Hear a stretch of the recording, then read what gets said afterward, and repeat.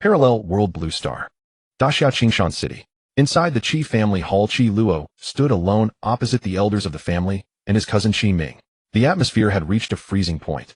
What, Qi Luo, are you dissatisfied with the Gyuan capsules allocated to your family this month?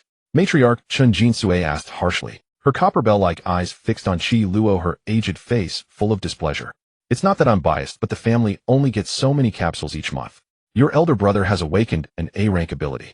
The college entrance exam is in a month. Shouldn't we allocate resources to the only martial arts student in the family? Or to you, a liberal arts student? In this world where everyone can cultivate, strength represents status. And what determines strength is the ability and cultivation system. Everyone awakens their ability at 16, but the levels range from E to SSS. If ability level determines the lower limit, then the cultivation system determines the upper limit. The cultivation system for ability users starts from the first rank and gradually rises. It is said that the strongest human has reached the 8th rank. There are many ways to improve rank, such as life and death battles, or taking miraculous pills, and absorbing spiritual energy. The latter is safer and more reliable. As a moderately powerful local family, the Qi family distributes a material called Gyuan capsule every month to help newcomers cultivate. But starting this month, Qi Luo's family and his third uncle's family received only a single capsule. The family distributes 20 capsules per month, and the eldest son's family takes 10. The remaining capsules are split between the second and third sons, each getting 5. But today Qi Luo's family got nothing. All the capsules went to the eldest son's family. Despite such injustice, Matriarch Chen Jinsui still sided with the eldest son's family, blatantly biased. Grandma is right, little brother. Among the 7 children in our family, only I awakened an A-rank ability. With the college entrance exam approaching, giving me more resources will benefit the family more. Qi Ming, sitting beside Chen Jinsui, smiled sinisterly, his greed evident. Sensing the tension, Qi Luo's father she stood up. Qi Luo, your cousin needs more resources for the exam. Let's not hurt family harmony. Seeing Qi Luo's own father give, an uncle Qi Dongsheng also smiled and played peacemaker. Nephew, we're all family. You take less now, you'll get more later. Uncle will remember it for you. The matter seemed settled as always in the Qi family. The matriarch and eldest son Qi Dongsheng had the final say. As for the others, especially juniors like Qi Luo, they had to accept it. Alright, let's end this. Everyone go back to your homes. Chen Jinsui saw no one speaking and began to dismiss the family. Grandma, you're so biased. At that moment, Qi Ming, unpredictable, walked up to Qi Luo. He put his hand on Qi Luo's shoulder and taunted, little brother. Grandma's decision today wasn't fair, but she did it for the family. Don't worry, once I get into a top school and graduate, the Qi family will be better off. Then you'll have a better life too. It was unclear where Qi Ming got his confidence. He was taking advantage and still being disgusting. His face was born to be punched. Qi Luo looked at Qi Ming and sneered. You really are my good big brother. Hearing Qi Luo's flattery, Qi Ming laughed out loud. He was so proud his tail would be up to the sky. You're asking for death. But he never expected that the coward Qi Luo, who dared not speak up, would suddenly grab a boiling hot teapot beside him and smash it into his face. With a crack, the cup of boiling tea shattered on Qi Ming's face. Oh! Qi Ming screamed, his face covered in blood from the hot tea and shards. Then Qi Luo threw an uppercut to Qi Ming's chin, sending him flying. Then he lifted a heavy table and smashed it onto Qi Ming. After a few dog-like yelps, Qi Ming's scream stopped. He was pressed under the table, unable to move. At this moment, the entire hall fell silent. Everyone stared wide-eyed, dumbfounded that the most cowardly Qi Luo had dared to beat his cousin. Stop pretending. Die. Qi Luo roared, lifted the table off, sat on Qi Ming, and rained down wild punches on his face. Only then did the others react, screams filling the hall. Stop that brute. Qi Luo's gone mad. Little beast has gone mad. Don't hit my son.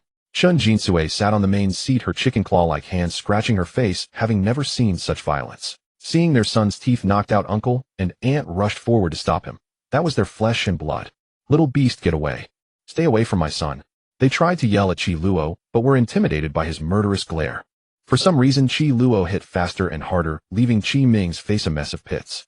Coming to their senses, uncle and aunt ignored their own safety, grabbed Qi Luo's arms from behind and pulled him up. Go to hell. I'll kill you today. Qi Luo glanced at his uncle and aunt, then grinned and stomped hard on Qi Ming's face with both feet. Ugh! The next second, screams like a pig being slaughtered drowned out the hall. 2 streams of bloody tears fell from Qi Ming's eyes. The handsome face he had rated as a 10 was now turned into a pig's head by Qi Luo. Everyone get out of the way. Today, either Qi Ming or I will die.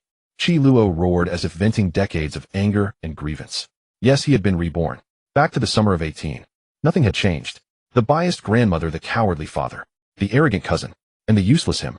In his previous life, his cousin Qi Ming, who was already favored by the family, awakened an A-rank ability, and all family resources were tilted toward him.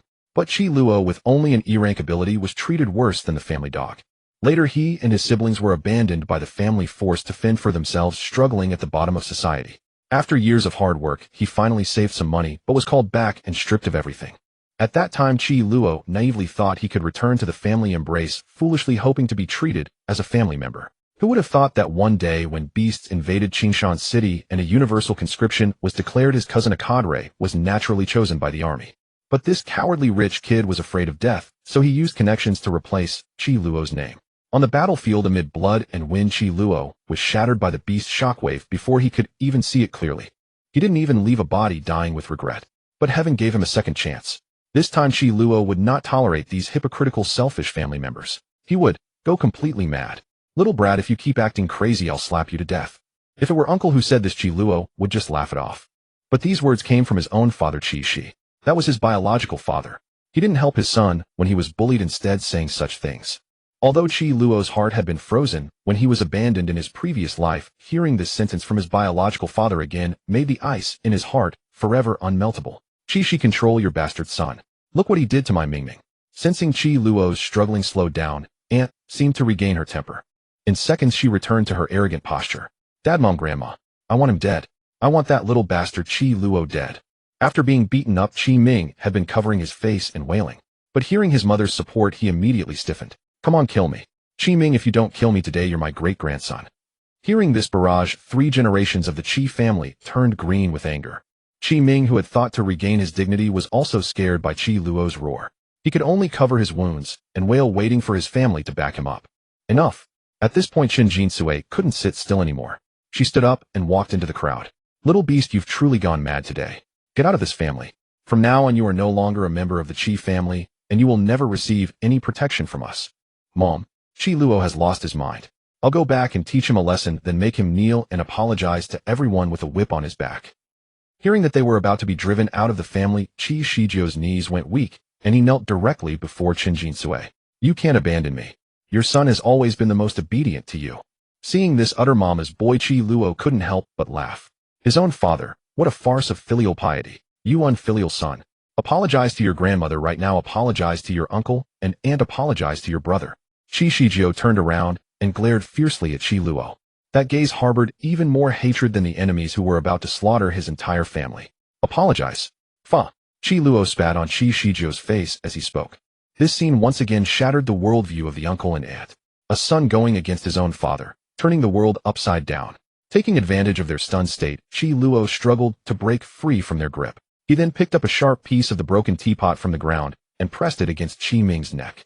"Don't any of you come fucking closer. Whoever dares to step forward, I'll kill him." No, Qi Luo. "Brother, no, I mean you're my big brother, don't be rash." Qi Ming had originally wanted to vent his anger with the support of his family, but who knew that this madman Qi Luo would actually be willing to fight to the death? Suddenly, a dripping sound came from Qi Luo's direction. Qi Ming, this coward, was so scared that he wet himself. "You little beast, dare to touch my grandson even once and see what happens. If my son suffers any harm that delays his college entrance exam, I'll grind your bones to dust." "Qi Luo, do you have to turn this family into a mess?" Looking at these people who couldn't tell right from wrong, Qi Luo didn't waste words. The teapot shard in his hand actually cut a small gash on Qi Ming's neck. "Stop talking, all of you. I'm going to die. Qi Luo really will kill me." Feeling the blood seeping from his neck, Qi Ming was already scared out of his wits. In fact, as an A-level superpower user, he could have repelled Qi Luo and escaped danger by simply mobilizing his ability a little. But he was a cowardly waste of space, too afraid to go to the battlefield, and would find someone to replace him. Even if he were given an S-level superpower, what good would it do? "Hey, Jinsui, didn't you say you wanted to kick me out of this family? Let me tell you, I'm leaving on my own. Do you think your Qi family is so great? You're nothing but a bunch of spineless, incapable trash." Hearing his own son insult his mother by calling her name and belittling their family to nothing, Qi Shijio immediately flew into a rage. If he didn't beat this unfilial son to death today, he would change his surname. No one could insult his mother. He was a great filial son. If word got out, he wouldn't be able to show his face. "How could I have given birth to a son like you? That's your own grandmother. I've raised a beast for 18 years. Today I'll personally clean up the family." Seeing that Qi Shijio was still provoking Qi Luo, the uncle and aunt immediately panicked. Qi Ming was their own son, Second brother, stop talking. If you say more, my son will really die at his hands. Qi Luo smiled and yanked Qi Ming's hair a couple more times. This action directly caused his aunt to faint on the spot. Qi Shijio, you are the one in this family who least deserves sympathy. Do you know why my mother divorced you? It's because you're a coward. Your wife was oppressed, your children were bullied, and you didn't even spare a glance. When the old woman told you to give in, you didn't dare to say a word in opposition. From childhood to now, you've bought more things for that bastard Qi Ming than for the three of us brothers. Just keep living. Who can outlive you? Qi Luo was full of resentment, a hatred that stretched from the endless painful memories of his previous life. It was precisely because of this coward Qi Shijio that his mother divorced him. And that old hag Chen Jinsui obstructed things so none of the three children could live with their mother. Even when later his younger siblings all awakened A-level superpowers, they never received half the resources that Qi Ming got. If not for their mother later going into business alone, how could the three siblings who had been driven out of the family have survived? But in the end, the hard-earned fortune their mother built was still stolen by these ingrates. In the end, the Qi family enjoyed a good life in the safe zone, while the three young siblings were all thrown into the battlefield, their fate unknown. Poor mother. She still had to endure life alone in her old age. Pain, such excruciating pain. Qi Ming, I won't kill you. I want you to watch carefully as you lose everything and fall from grace. Qi Shijio, you just stay in your broken family and keep guarding it. Qi Dongqing and you, your gossipy wife. The accounts between us will be settled slowly. Don't worry. And you, Chen Jinsui, you have a bunch of fine sons. You'll be blessed in your old age. From today onward, I, Qi Luo, sever all ties with the Qi family. From now on, between us, there will only be a blood feud. Having finished his proclamation, Qi Luo kicked Qi Ming away and swaggered out of the Qi family hall. Qi Dongqing and his wife, concerned for their son, rushed to his side to comfort him. Meanwhile, Chen Jinsui was so enraged that her heart condition flared up, and she began to convulse, as if about to faint. Qi Shijio initially wanted to strike Qi Luo dead on the spot. But seeing his mother half dead and realizing that he had indeed failed to fulfill his fatherly duties over the years, in the end he could only let his son leave first. Brother, are you really leaving? Brother, what should I and sister do? Stepping outside the hall, looking at his younger brother and sister, who were just over 10 or 11 years old, Qi Luo felt a pang of heartache. In the previous life, both of them had awakened A-level superpowers. But because the family's resources were all given to that waste Qi Ming, they ended up not getting into good universities. This in turn caused them to miss many opportunities. Having been reborn, he could no longer allow this ugly family to destroy them again. Brother will take you to find Mom, how about that? Really? We can see Mom. When are we leaving, brother? Seeing his younger siblings who had barely seen their mother since childhood, Qi Luo's heart ached even more. We'll go right now, but I have to tell you something. Once you step out of this door, you can never come back to this family. Then we'll never come back. This family is no good anyway. All the good food goes to that Qi Ming. Then we won't come back. Brother, Mom's place must be better than here. It seemed that not only he but his younger siblings were also unhappy in this family. Qi Luo bent down and patted the two children's heads, then turned to look at Qi Shijio's back and shouted loudly. Qi Shijio, I'm taking Feng Feng and Miao Miao away. Don't ever think about seeing them again. If I catch any of you harassing them, I'll burn this entire courtyard down. As soon as he said this, Qi Luo regretted it. It wasn't that he was afraid Qi Shijio wouldn't let the two children go, because that guy didn't even look back at the three siblings. They were his own flesh and blood. Why did he say that extra sentence? He should have left long ago. Holding his younger siblings' hands, Qi Luo finally stepped out of this home that had tormented him for years. Just as he stepped out of the Qi family compound, 2 or 3 electronic notification sounds suddenly rang in his mind. Detected that the host has severed ties with the Qi family. The Rune System has been activated. Congratulations, host. The 5 major runes have been unlocked. Your superpower has been upgraded to Rune Power. Indeed, heaven never seals off all exits. Qi family, the enmity between us at this moment has only just begun. Brother, are you alright? Third brother Qi Feng looked at his elder brother, who had stopped in his tracks and wore a rather ferocious grin, and immediately grew concerned for his brother's mental state. After all, with such a huge commotion at the Qi family, his elder brother must have taken a considerable blow. It's nothing. Let's take a cab to Mom's company and find her. Great. Long live Big Brother. Once in the taxi, Qi Luo once again entered his mental world, continuing to study this rune system. Host Qi Luo. Realm First Order. Foundation Rune None. Vitality 100. Mana 100. Strength 15. Agility 20. Spirit 30. Skills none. Talent points 5. Attribute points 0. Looking at his own status panel, Qi Luo felt quite helpless. Even with the power of an S-rank ability rune, without lighting a foundation rune, he was still just a weakling. In other words, Qi Ming had only been bluffed by him. Otherwise, with his current strength, even 8 Qi Luos would not be enough to defeat Qi Ming.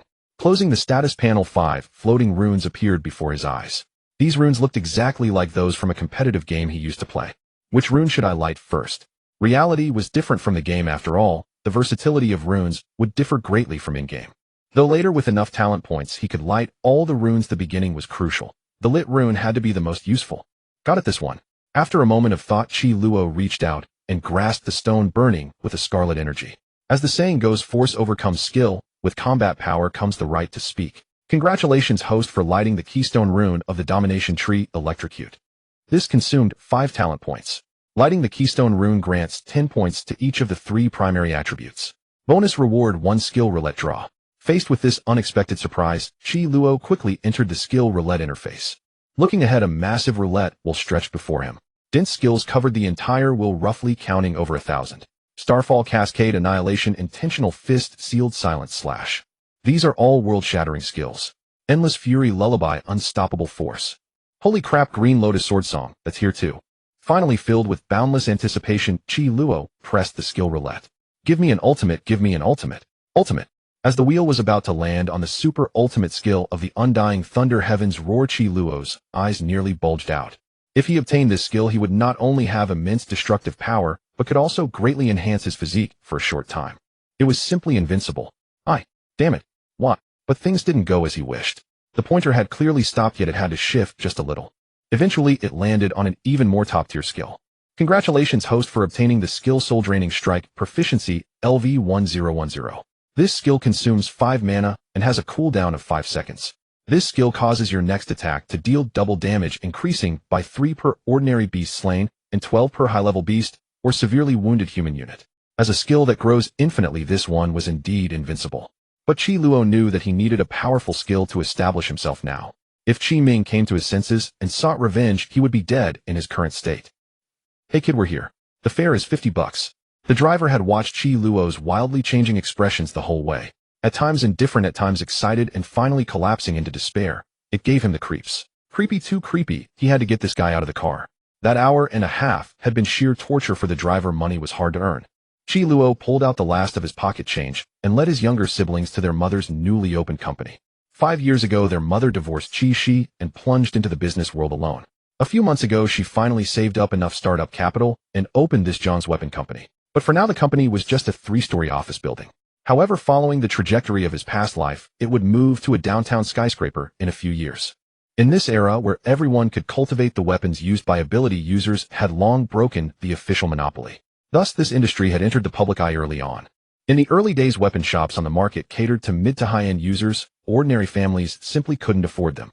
After all, a weapon costing millions could buy a house in the new district of Qingshan City. In his past life, their mother Jiang Xianchuan, with her unique insight, had made a fortune by tapping into the general user market. Now at the startup phase, it would take 4 or 5 years for her weapon company to make a name for itself. Therefore, Qi Luo intended to help his mother from now on, making Zhang's weapon company bigger and stronger ahead of schedule. See this? This is Mom's company. In the future, it will be famous throughout Daxia. The 3 of us siblings will never have to worry about food or clothing. Awesome. Long live Mom. I haven't seen Mom in a long time. Let's go in now, big brother. The 2 younger ones were already impatient. Seeing this, Qi Luo quickly led them toward the office building of Zhang's weapon company. But just as they were about to enter, they noticed several thugs in flashy clothes blocking the entrance with weapons. Tell your boss to come out. What kind of scrap iron are you selling? I used it for only 2 days and it broke. Zhang's weapon company is selling defective goods and cheating the people. Look, my cousin nearly got his head split open because of this. Qi Luo didn't need to think twice to know that these thugs were sent by competitors to cause trouble. After all, most low-level weapons on the market were sold at the port flea market, which had no unified brand.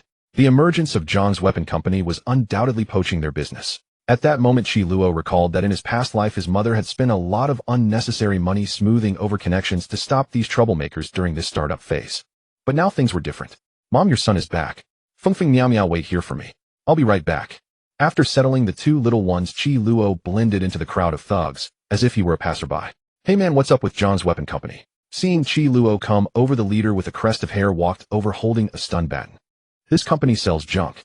This piece of crap can't even discharge electricity. At the flea market, you could pick it up for 500, but they dare to charge 5,000. As he spoke, the crest head slapped the stun baton a few times, apparently truly broken. An ordinary person might have believed him, but Qi Luo with his system had an equipment identification module that could instantly check a weapon's durability. Stun Baton. Minimum usage realm first order attack, 20 trait, discharge durability, 2830. Clearly this man was lying. While the crest head wasn't paying attention, Qi Luo snatched the stun baton from his hand. Then he pressed the switch and a powerful electric current shot out, the exact opposite of what the crest head had claimed. You're lying. Kid, don't meddle. This isn't your family's business. If you keep messing around, I'll beat you up. The crest head glared fiercely at Qi Luo. At the same time his ability energy surged, he opened his palm, and a cluster of flame instantly rose in his hand full of malice. Smack! But before the crest head could react, Qi Luo pulled the stun baton from behind and struck him on the head. In an instant, dazzling electric sparks crackled, and faintly a layer of black-purple energy seemed to cling to it. Soul-draining strike. Thanks to the attribute boosts from igniting the keystone rune, Qi Luo's strength was already much greater than before. Now with the double damage from soul-draining strike, the crest head immediately collapsed to the ground, convulsing all over. This sudden turn of events stunned all his thug squad members. No one could have imagined that a mere 18 or 19-year-old kid would strike with even more cunning than these seasoned hoodlums. Then raising the stun baton, Qi Luo stepped forward and declared loudly, "Let me make this clear, the business behind me is my family's. I'm taking charge of this. Brothers, he dares to harm our Kuan-ji. Let's finish him off." Seeing their boss beaten unconscious by Qi Luo, the thugs on the scene were instantly inflamed with fury, raising their weapons and charging at Qi Luo in unison. Perfect, let me test my rune power on these thugs. Qi Luo pondered for a moment, then his eyes sharpened abruptly. Undaunted, he plunged into the crowd like a leopard. Bang! Qi Luo first sidestepped to evade one's attack, then struck him on the back with his electric baton. The man grunted and fell forward. Another thug seized the opportunity to swing a knife at him. Qi Luo quickly ducked, gripping his electric baton, and thrust it straight into the thug's stomach. The powerful current instantly coursed through his body, causing him to convulse uncontrollably. Not finished yet. As the thug staggered back, Qi Luo took a large step forward, swung a heavy punch to his face, and instantly knocked him to his knees. Brothers, let's gang up on him and kill him. After several rounds, these thugs, relying on their numerical advantage, gradually surrounded Qi Luo. Even the most capable fighter would find it hard to escape when surrounded by several people. But Qi Luo was not afraid at all. He let out a cold laugh. Now is the time. Give me the power. As soon as he said that, he swiftly raised his palm like a steel clamp and slammed it onto the kneeling thug's head. At the critical moment when Qi Luo was surrounded by the thugs, a crimson thunderbolt descended from the sky, like a dragon descending to the world. The thunderbolt instantly struck the kneeling thug. Endless currents like surging waves swept in all directions with irresistible force. In just a moment, cries of agony echoed around. The thugs who had been so aggressive moments ago were now wreathed in wisps of black smoke, writhing in pain on the ground, utterly miserable. Is that Big Brother? He's so powerful. No wonder Big Brother had the confidence to beat Qi Ming. From now on, we won't be bullied by Uncle's family anymore. Not far away, watching their Big Brother take on 10 opponents and trounce these troublemaking thugs within minutes, the two siblings' admiration for him soared. Spare us, boss. We were all ordered to do this. Don't kill us. At this moment, several thugs with lighter injuries were terrified out of their wits, stammering as they spoke. Their boss, Ah Cohen, had been hit in the head and was foaming at the mouth. He might become a vegetable. This 18 or 19-year-old kid was a demon. They couldn't afford to mess with him. Hey, take your men and get lost. If you dare come again, I'll beat you down every time. Qi Luo casually grabbed a thug with lighter injuries, seized his colorful mohawk, and threatened, also go back and tell your boss my name is Qi Luo. This place is under my protection. With the experience of an extra lifetime, Qi Luo deeply understood that to deal with such thugs, one must dominate them with superior force. Preaching morality to them is a waste of breath. After driving away these crippled thugs, Qi Luo clapped his hands. Soon the system sent him a notification again. Host has used the foundational rune, electrocution, for the first time. Reward 3 talent points, 10 attribute points. Congratulations, host. Skill soul drain strike proficiency increased. Current level 2050. Beating up these troublemakers unexpectedly yielded some rewards. Truly a double blessing. Qi Luo was delighted. With the talent points rewarded by the system, he could continue to unlock the talent tree. Luo, is that you? He had intended to continue studying the talent tree and unlocking subsequent runes, but when Qi Luo heard that familiar and gentle voice, time seemed to stand still. Turning around, Qi Luo's eyes instantly moistened. At the moment of farewell in the past life, his mother was already aged, her enterprise taken by the Qi family, and her 3 children had gone to war, their fate unknown. After a lifetime of toil, she ended up alone. Now his mother was just over 40, dressed in a sharp business suit, still beautiful. That bright and warm gaze was the deepest eternal solace in Qi Luo's memory. Mom, I missed you so much. Qi Luo trembled, rushed forward, and tightly embraced his mother. Qi Luo had long lost the fierce demeanor he had when he beat Qi Ming and argued with the dogs at the Qi family estate. Nor did he have the bold composure he had shown when facing Ten alone. At this moment, he was just a 3-year-old child yearning for maternal love, left only with attachment and dependence. Big brother.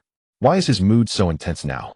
After all, Big brother has endured a lot of bullying from Uncle's family for us over the years. It's normal for him to let it out now. Although Qi Miao and Qi Feng's siblings also felt a pang of sorrow seeing their long-lost mother and wanted to cry, their big brother crying his eyes out somehow made them hold back their tears. It hurt so much pain. Big brother was crying as if he hadn't seen Mom for decades. Alright, Lolo, you're 18 now. Crying like this is embarrassing. Feng Feng and Miao Miao are watching. Stop crying. Come on, let's go upstairs with Mom. Originally, Jiang Xianquan had come down to resolve the issue after hearing from her subordinates that someone was causing trouble again. Who knew that when she came downstairs the troublemakers were gone, but she found her 3 children whom she hadn't seen for a long time. As soon as they met, her eldest Qi Luo was crying his heart out, leaving her both moved and distressed. She guessed that damn Qi family was up to their tricks again. Over the years, Qi Luo had been kicked out of the house by old lady Chen more than once. Every time she wanted to negotiate with the Qi family to raise her children herself, that old woman Chen would oppose her, using the family's power to keep a firm grip on her children. This time it was probably the same. The touching family reunion ended. Qi Luo wiped his tears and went upstairs with his 2 younger siblings and their mother. Inside the office of John's weaponry company. Mom, let me tell you that Qi Ming didn't dare make a peep the whole time, and in the end, Big brother beat him into a pig's head. That's right, Mom. Big brother let out a cold laugh, and suddenly a thunderbolt descended from the sky. With Qi Miao and Qi Feng embellishing the story, the 3 of them barely managed to recount the morning's events to Jiang Xianquan. After hearing about this experience, Jiang Xianquan felt deeply sorry for them. But at the same time, she was very happy that her 3 children had finally returned to her side. Even if things got tough from now on, her life had a new hope. The matter of severing ties with the Qi family was put aside for now. What worried Jiang Xianquan was that her son's actions might have completely offended the flea market crowd. Luo, you'll be taking the college entrance exam next month, right? Study hard and get into a good university. In the future, you can come to Mom's company, and our family will work together to make it bigger and stronger. Due to the differences in awakened abilities at age 16, E-level and D-level abilities were not suited for combat and cultivation. Therefore, the college entrance exam was divided into 2 different tracks. Some candidates with low-level awakened abilities studied cultural courses and took the liberal arts exam. Others with combat potential took the martial arts exam and would later formally cultivate as ability users. Back then, Qi Luo had awakened an E-level ability and had long given up on the martial arts path, planning to find a clerical job and coast through life. But now that he had obtained the Rune System, his plans changed. Fortunately, until the last week before the exam, one could change their subject selection. So it was not too late to mend the fold after the sheep were lost. Mom, rest assured. From now on with me at home, you Miao Miao and Feng Feng won't be bullied even a little bit. Sorry to trouble you, but to start this company, Mother had to sell our house. For tonight, everyone will just have to make do on the sofas. We will check into a hotel tomorrow. Reunited with her family, Jiang Xianquan was overjoyed and took the 3 children out for a sumptuous meal. Alas, in her elation, she completely forgot to book the reservation. With every inn downtown fully occupied, they were forced to return to the company. Thus, Qi Luo and the others would have to bear the hardship and sleep on the office sofas for the night. It is no bother. As long as we are together with Mother, any place beats that house. Exactly. Mother's office sofa is quite comfortable. Witnessing her sensible children, Jiang Xianquan felt a pang of heartache mixed with resignation. Ultimately, the 2 younger ones, Qi Miao and Qi Feng, claimed the sofa, while Qi Luo and Jiang Xianquan huddled at the desk.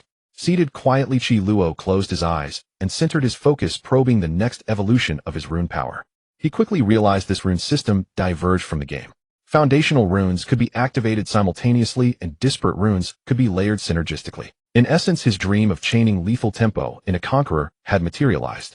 Yet lacking sufficient talent points, Qi Luo could not yet unlock other foundational runes and would begin with minor tiers. Crushing Impact, Vile Malice, Taste of Blood. After a moment's deliberation, Qi Luo selected the most instinctual choice, Crushing Impact. Unlike Vile Malice, which required debuffing the foe in this world, maintaining a certain velocity was all that was needed to trigger this rune. He also unhesitatingly poured his system-awarded attribute points into strength. Amidst a plethora of complex stats, raw, unadulterated strength remained paramount. After all, he was destined to forge his path through the absolute validation of force. All done. Time to rest. Qi Luo exhaled, deeply rejoicing that he might finally sleep soundly. In that hellish Qi estate, even the witching hour offered no peace. Should the matriarch fly into a rage, the entire household had to rise and placate her. Having escaped that suffocating home, even a desk would feel like a sanctuary. Would it not? Crack. The moment Qi Luo closed his eyes, the office glass erupted in a shattering cacophony.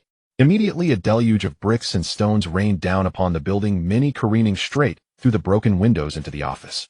The tranquil night was instantly drowned by a chorus of raucous curses.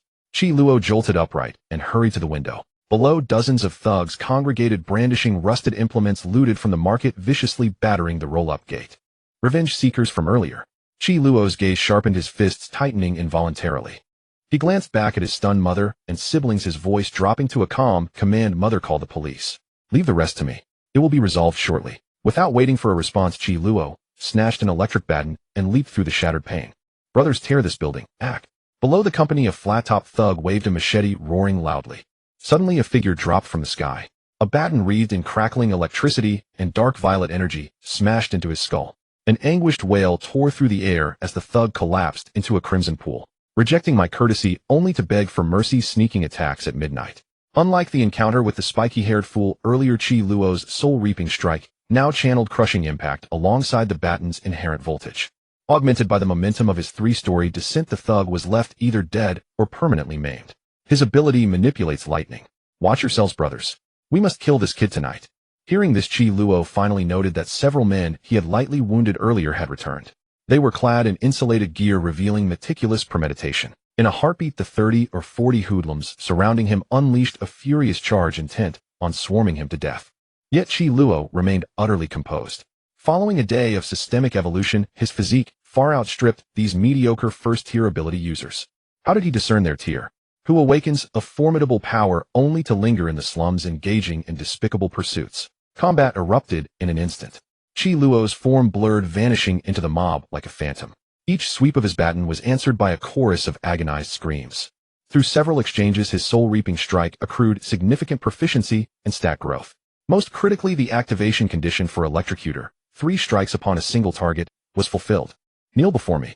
The dominance rune flared in Qi Luo's grip, and a devastating crimson bolt of thunder plummeted from the heavens. The sea of thugs packed tightly around him and insulated against conventional lightning had presumed themselves safe.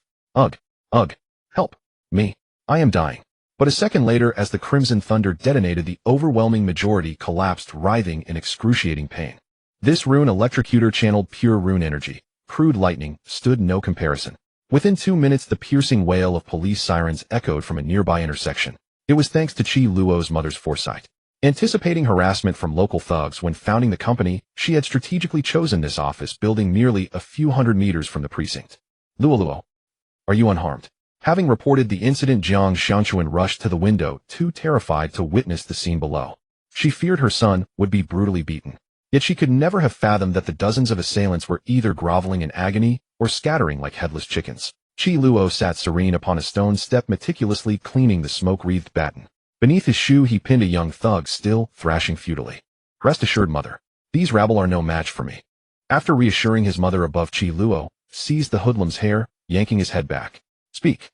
Who funded this mob? Confronted by Qi Luo's killing intent, the youth lost his courage, his trousers damp with terror. Great hero, I truly know nothing. My boss hired us. He gave us 200 each, telling us to simply frighten you. Who could have foreseen your divine descent and our complete subjugation? This lowly one failed to recognize greatness. Seeing the youth ramble on, Qi Luo raised the nearly spent baton, his voice icy. Name your boss, or share their fate. Those referenced were the men who had stood at the epicenter of the Electrocutor blast. With each invocation of the rune, Qi Luo's command over its power grew more seamless. Those at the core were now charred and broken, teetering on the brink of death. Spare me, great hero. My boss lies yonder, go question him. I swear I know nothing. As the baton advanced, the youth's tongue lolled, his eyes rolled back, and he collapsed unconscious from sheer terror. Incompetent. Qi Luo cast the unconscious body aside and strode toward the indicated direction. His boss was none other than the flat-topped man he had just obliterated with a single strike from above. Confounded. I should have picked someone else. As the sirens crescendoed, nearby police forces mobilized in full. In this era of high martial arts where everyone awakens supernatural abilities, incidents of provoked harassment occur with considerable frequency. Consequently, the criteria for justifiable defense have been broadened considerably. Regardless of whether that thug survived Qi Luo's beating, even if he had died, it would still qualify as self-defense. After all, dozens of them were smashing and looting his family's company downstairs, which already crossed into serious criminal territory. Moreover, these thugs not only contributed nothing positive to society in their daily lives, but instead engaged exclusively in vandalism and looting, severely disrupting the stability of the urban area. Among them were several notorious ringleaders with numerous criminal records to their names. Therefore, Qi Luo's defense against overwhelming numbers today would not only go unpunished, but likely earn him commendation.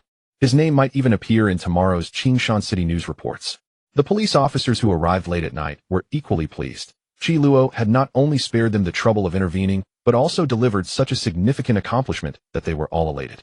These gangs had kept the police perpetually occupied with their constant troublemaking, so dismantling their entire operation tonight meant the station could finally enjoy some well-deserved respite. Ms. Zhang, the majority of these lawbreakers have already been apprehended, and we will provide you with updates within the next 2 days regarding the remaining cases. It's getting late. You should return home and rest. Leave the rest to us. As the police moved in, all the thugs subdued by Qi Luo were handcuffed and taken away for questioning.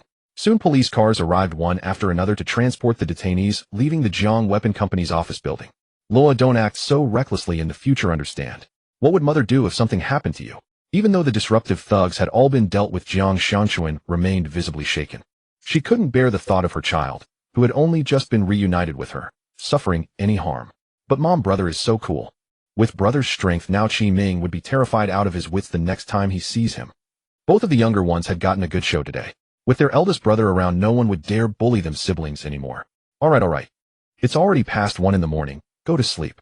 Both of you have school tomorrow.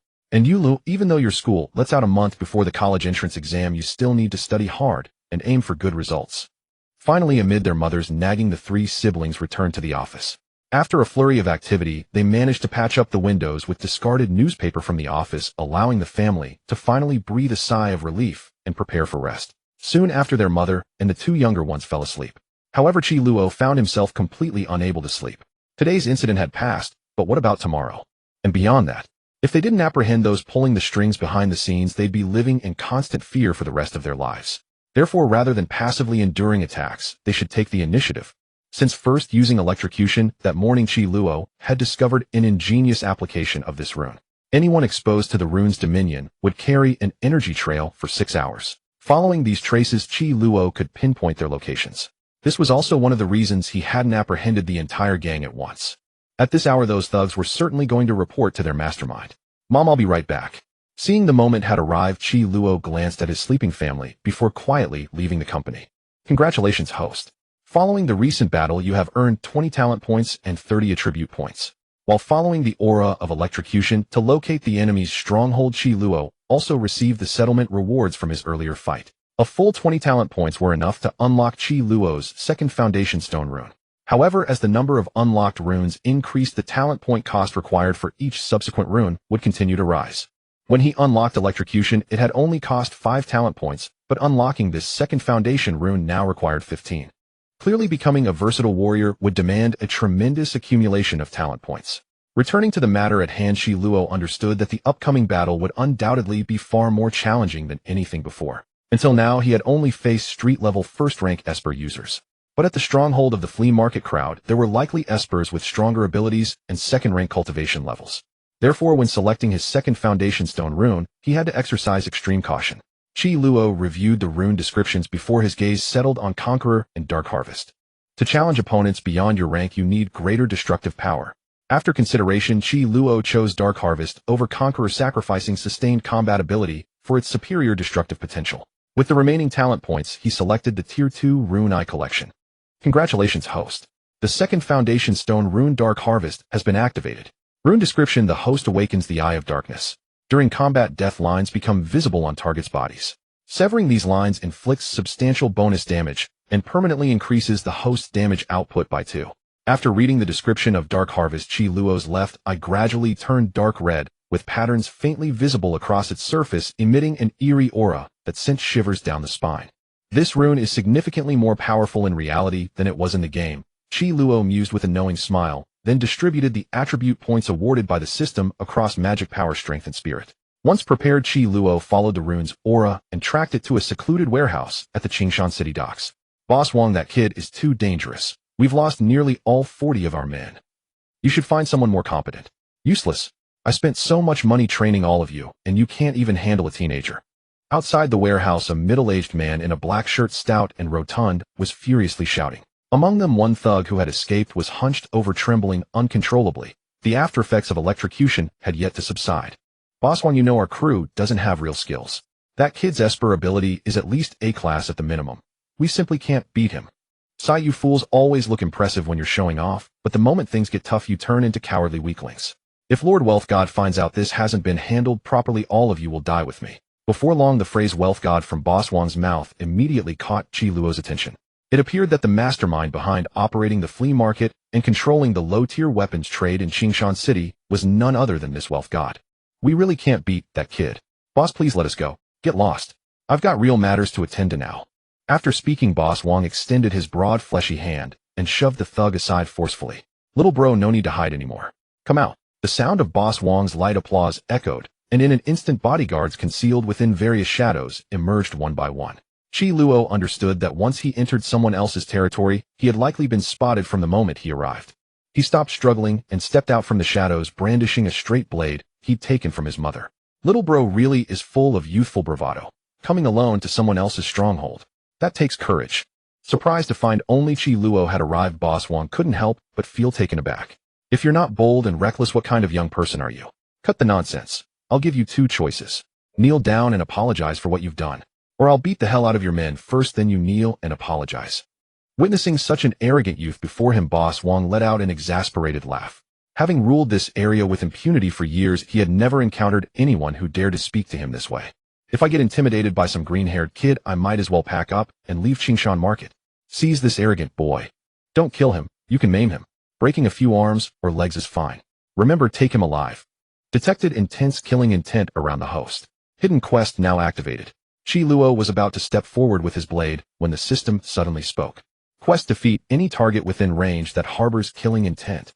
During the quest, each defeated enemy grants 1 talent point and 2 attribute points. Quest completion reward: 1 skill roulette draw, 1 equipment skill roulette draw. Temporary skills activated: Bloodlust Essence Drain. Bloodlust 20 of damage dealt to targets is restored as HP. Essence Drain 10 of damage dealt to targets is restored as MP. Witnessing the system's meticulous care, Qi Luo felt a surge of gratitude. It not only issued quests with rewards, but also provided temporary skills to sustain him. So heartwarming. Yet this was not the time for sentiment. Putting these emotions aside, Qi Luo now faced opponents far more formidable than the cowardly thugs from the day. These bodyguards were hired by the flea market bosses. Though their abilities and cultivation were not exceptional, they were undoubtedly masters among common folk. Not a moment to analyze. In the blink of an eye, the nearest black-clad bodyguard had already lunged at him with a blade. Qi Luo remained unfazed. As the battle began, his dark eye snapped open, instantly revealing a faint crimson death line across the bodyguard's chest. Facing the assailant, Qi Luo sidestepped nimbly, evading the attack. Then, reversing his grip on the straight sword, he channeled soul-draining strike and slashed fiercely along the death line. Rip! The moment the death line snapped, the bodyguard's chest erupted, blood gushing like a fountain splattering across Qi Luo's face. The bodyguard screamed and collapsed, instantly unconscious. But Qi Luo had no time to catch his breath. As he neutralized this one, 3 more had already descended upon him like wolves. "I got him." One leaped into the air, landing a heavy blow on Qi Luo's shoulder. Seizing the opening, the second struck his palm against Qi Luo's chest, forcing a mouthful of blood from his lungs. Surrounded and outnumbered, the last of the trio activated his ability, teleporting behind Qi Luo. He crouched low, dagger in hand, and slashed through Qi Luo's Achilles tendon. Within seconds, the system showed Qi Luo that his HP had plummeted from 150 to 20. Had he not invested heavily in strength, which also boosted his HP, he would have been killed instantly by these 3. However, as the saying goes, what doesn't kill you makes you stronger. Moreover, the pain he now endured was nothing compared to being annihilated by a savage beast in his past life. "Take it easy, boys. The boss said we can cripple him, but keep him alive." "Got it. I'll start by cutting off an arm." Haven't seen a kid this reckless in a long time. Seeing Qi Luo heavily wounded, the 3 grew cocky. "What the hell are you bastards yapping about?" On the verge of death, Qi Luo sneered, seized the moment, and grabbed the death line at the neck of the nearest bodyguard. Then he hurled the straight sword in his other hand, piercing the second man's thigh and severing his death line. Simultaneously, Qi Luo took a dagger from the third man, using the momentum to lunge forward and bite the death line on the man's right shoulder. Bang! Slap! Tear! All 3 death lines snapped at once, and torrents of blood erupted from different parts of their bodies. At the same time, the sustained skills granted by the system restored Qi Luo's status, and the severed tendon in his heel miraculously healed. Come on, gang up on him. Kill this kid. As the bodyguards swarmed, Qi Luo swiftly slashed a man 3 times, then hurled him into the crowd. Crack! Qi Luo snapped his fingers, triggering electroshock. A crimson bolt of lightning struck down. Admittedly, these bodyguards included several second-tier ability users. Given Qi Luo's current first-tier destructive power, electroshock could only disrupt their rhythm, not wipe them out like the thugs from the day. But Qi Luo was in no hurry. The fight had only just begun. Come on, all of you. Facing the blood-soaked youth, the bodyguards began to waver. Those who had tried to curry favor with the boss now lay before them, either writhing in agony or severely injured. Their medical bills alone would cost a year or 2 of wages. Why risk their lives for a month's salary? This kid was clearly insane. Better to play it safe and slack off. Too scared to come. Then I'll come to you. Qi Luo's eyes were bloodshot with rage. To him, these bodyguards were nothing but gleaming experience points. No reason to pass up free XP. Before they could react, Qi Luo charged into the crowd. SP, spare me please. Don't. Oh. As the last bodyguard was knocked unconscious by the blunt edge of Qi Luo's now dulled straight sword, the entire dock lay strewn with motionless figures. Qi Luo had roughly counted about 60 or 70 in total. That would provide him with plenty of talent points and attribute points enough to unlock another keystone rune. Hidden quest completed. Qi Luo smiled and walked into the warehouse. Now only one crucial person remained. His upper garments had been torn to shreds during the prolonged melee, leaving him drenched in blood from head to toe, like a demon crawling out of hell. Don't kill me. I was wrong. With all his men defeated, Boss Wong panic-strickenly hid in a crevice. But as Qi Luo drew closer, accompanied by a bone-chilling laugh, Boss Wong's nerve completely shattered. He scrambled out, falling to his knees with a thud before Qi Luo. Great sir, I was blind not to recognize you. Please tell me what you need. I'll do anything. Just spare me. Boss Wong was terrified out of his wits. He couldn't fathom how an 18 or 19-year-old brat could have wiped out his expensive hired guns. Boss Wong, you're quite the bully, aren't you? Just because I stole some business, you storm my company. That's not very fair. With that, Qi Luo crouched down, grabbed Boss Wong's pig-like face, and delivered a few crisp slaps. Great sir, I had no choice. Your family's goods sell too well. If I sat idly by, I wouldn't be able to pay my tribute to the god of wealth. This god of wealth again. It seemed that this person controlled the low-end weapon market in Qingshan City. Thinking this, Qi Luo set Boss Wong down, sat beside him, and feigned friendliness by draping an arm over his shoulder. Boss Wong, tell me, who exactly is this person? Do I have to say? Seeing Qi Luo less aggressive, Boss Wong began to try his luck again. But when he met Qi Luo's piercing, murderous gaze, he deflated like a punctured balloon, utterly defeated. I'll talk. The god of wealth is the eldest of the Qi family in Qingshan, Qi Dongsheng. Qi Luo initially planned to learn more about this god of wealth and deal with him later. But he never expected this god of wealth to be his own uncle. In less than a day, he had once again clashed with the Qi family. Truly, enemies always meet on a narrow road. Boss Wong, do you know the relationship between Qi Dongsheng and me?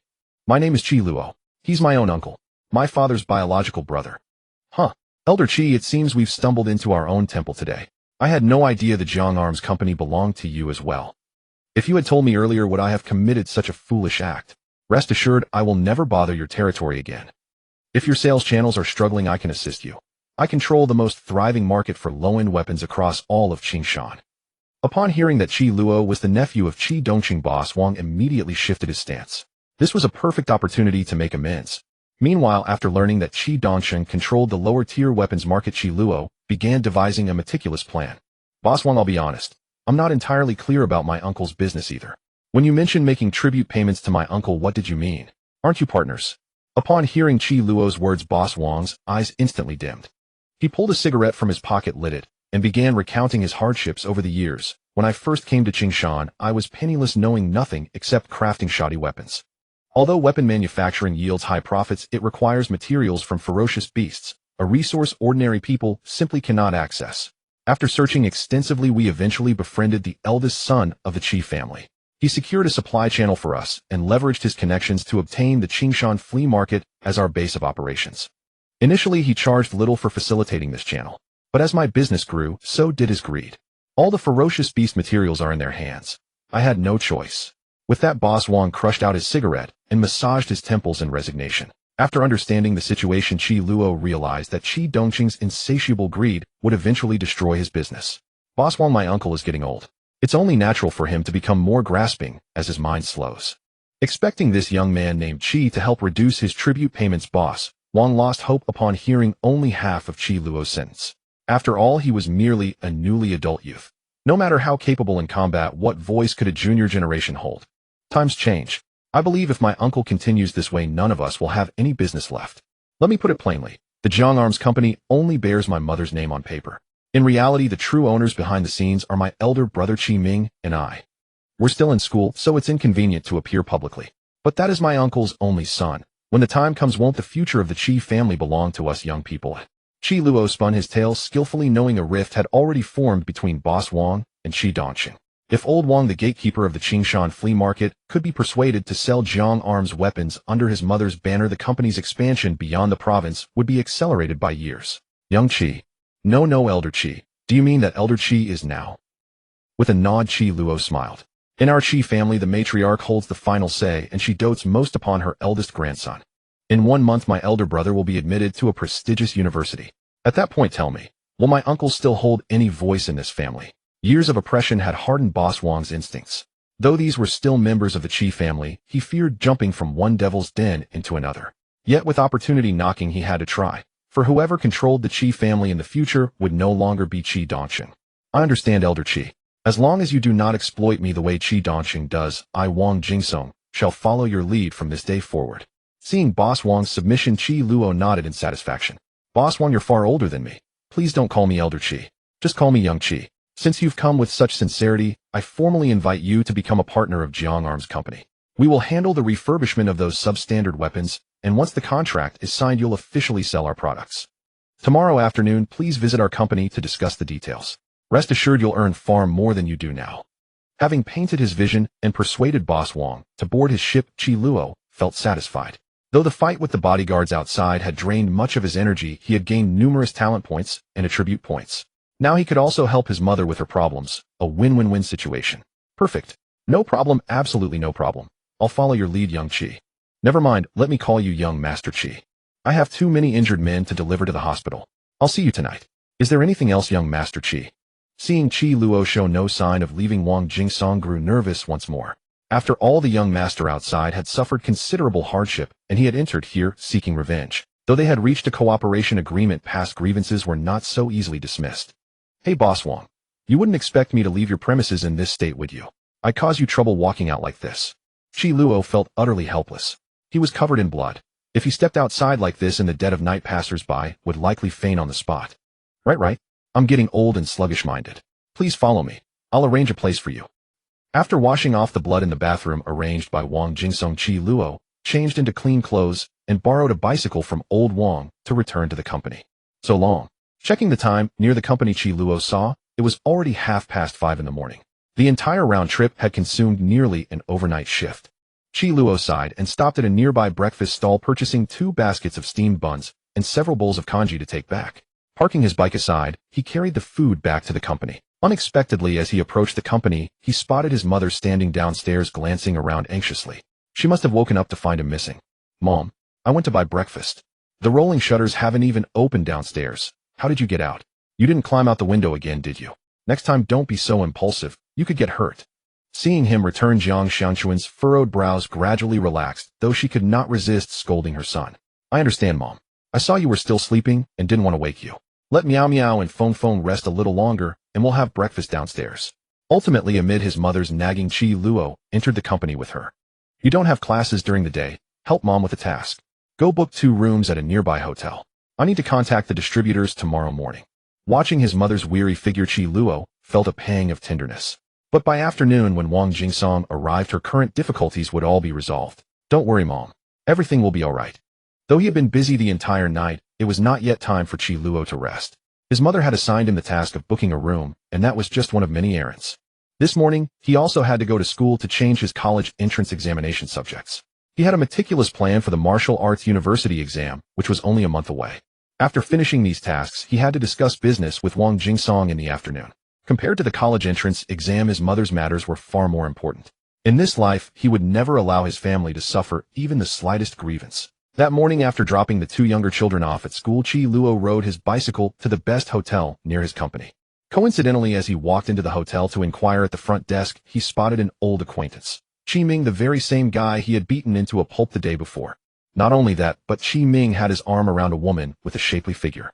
Qi Luo recognized her as well. In his previous life, she had been a prominent figure in Qingshan City. Zhao Lingling, one of the few ability users who had advanced to the second tier during the college entrance exam that year.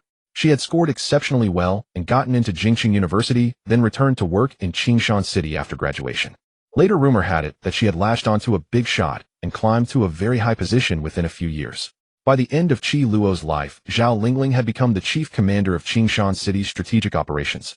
He remembered that in his previous life, she was the one who had given the order to charge in the final battle. In that sense, she was one of his enemies too. But this woman was no ordinary opponent, and dealing with her would not be easy. Setting that aside for now, how did she end up mixed up with a character like Qi Ming? Judging by their intimate embrace, they had just come out of a room together. It wasn't gossip, everyone had curiosity. So Qi Luo picked up a novel from the bookshelf and sat on a nearby sofa observing Qi Ming and the woman. Lingling, don't worry, I'll definitely help you with the college entrance exam this time. As he spoke, Qi Ming fawningly pulled out a small box from his pocket. These are 10 Guyuan capsules. Take them to break through to the second tier. Hearing that Qi Ming was about to give Zhao Lingling 10 whole Guyuan capsules, Qi Luo nearly choked with anger. Those were Guyuan capsules. Top-tier cultivation resources that money couldn't even buy. For a local prominent family, like the Qi family relying on various resource channels, they could only obtain 20 capsules a month. And he was willing to give away half of them just to please this woman. What a complete wastrel. Brother Ming, these capsules are too precious, oh I can't accept them. At that moment Zhao Lingling put on a pitiful innocent look, making Qi Ming's heart even more delighted. Hiding nearby, Qi Luo couldn't help but roll his eyes, silently cursing Zhao Lingling as a scheming woman. But now Qi Ming was completely smitten, and the sound of Zhao Lingling's coquettish voice only filled him with joy. Just take them, Lingling. Soon you'll be a member of the Qi family. Why treat each other as outsiders? Take them. Oh, thank you, Brother Ming. Let's work hard together for the college entrance exam. Qi Luo could hardly bear to listen any longer. This Qi Ming, who usually acted like a little tyrant at home, now looked like nothing but a sycophant. And now Qi Luo understood in his previous life, Qi Ming had a Class A ability and consumed most of the Qi family's resources, yet only managed to get into a mediocre university. So he had been giving away his resources to others. No wonder he scored so poorly. And given Zhao Lingling's previous pace of development, a useless piece of trash like Qi Ming had probably been left far behind long ago. A sycophant. In the end, he had nothing. Hey, look who it is, Qi Luo. Isn't this the little bastard who got kicked out of the family? What's the matter? Where are those two little bastards? Did your good big brother sell them? Just as he was about to leave sharp-eyed, Qi Ming spotted Qi Luo sitting on the sofa. Come Lingling, let me introduce you. This is the good cousin I've told you about. Qi Luo. Seeing Qi Ming pulling Zhao Lingling by the hand and approaching, Qi Luo knew the guy was up to no good. Tell me, Qi Luo, did you sleep on this sofa all night? Where are Meow Meow and Feng Feng? Why do you have to tear things apart? You took those two kids away. You can suffer yourself, but why make the children suffer with you? Tell you what, come back home with me and apologize to the family. Maybe if Grandma is happy and you kowtow 100 times, she'll allow you to return. Your big brother is merciful. Do you know why I didn't fight back when you hit me yesterday?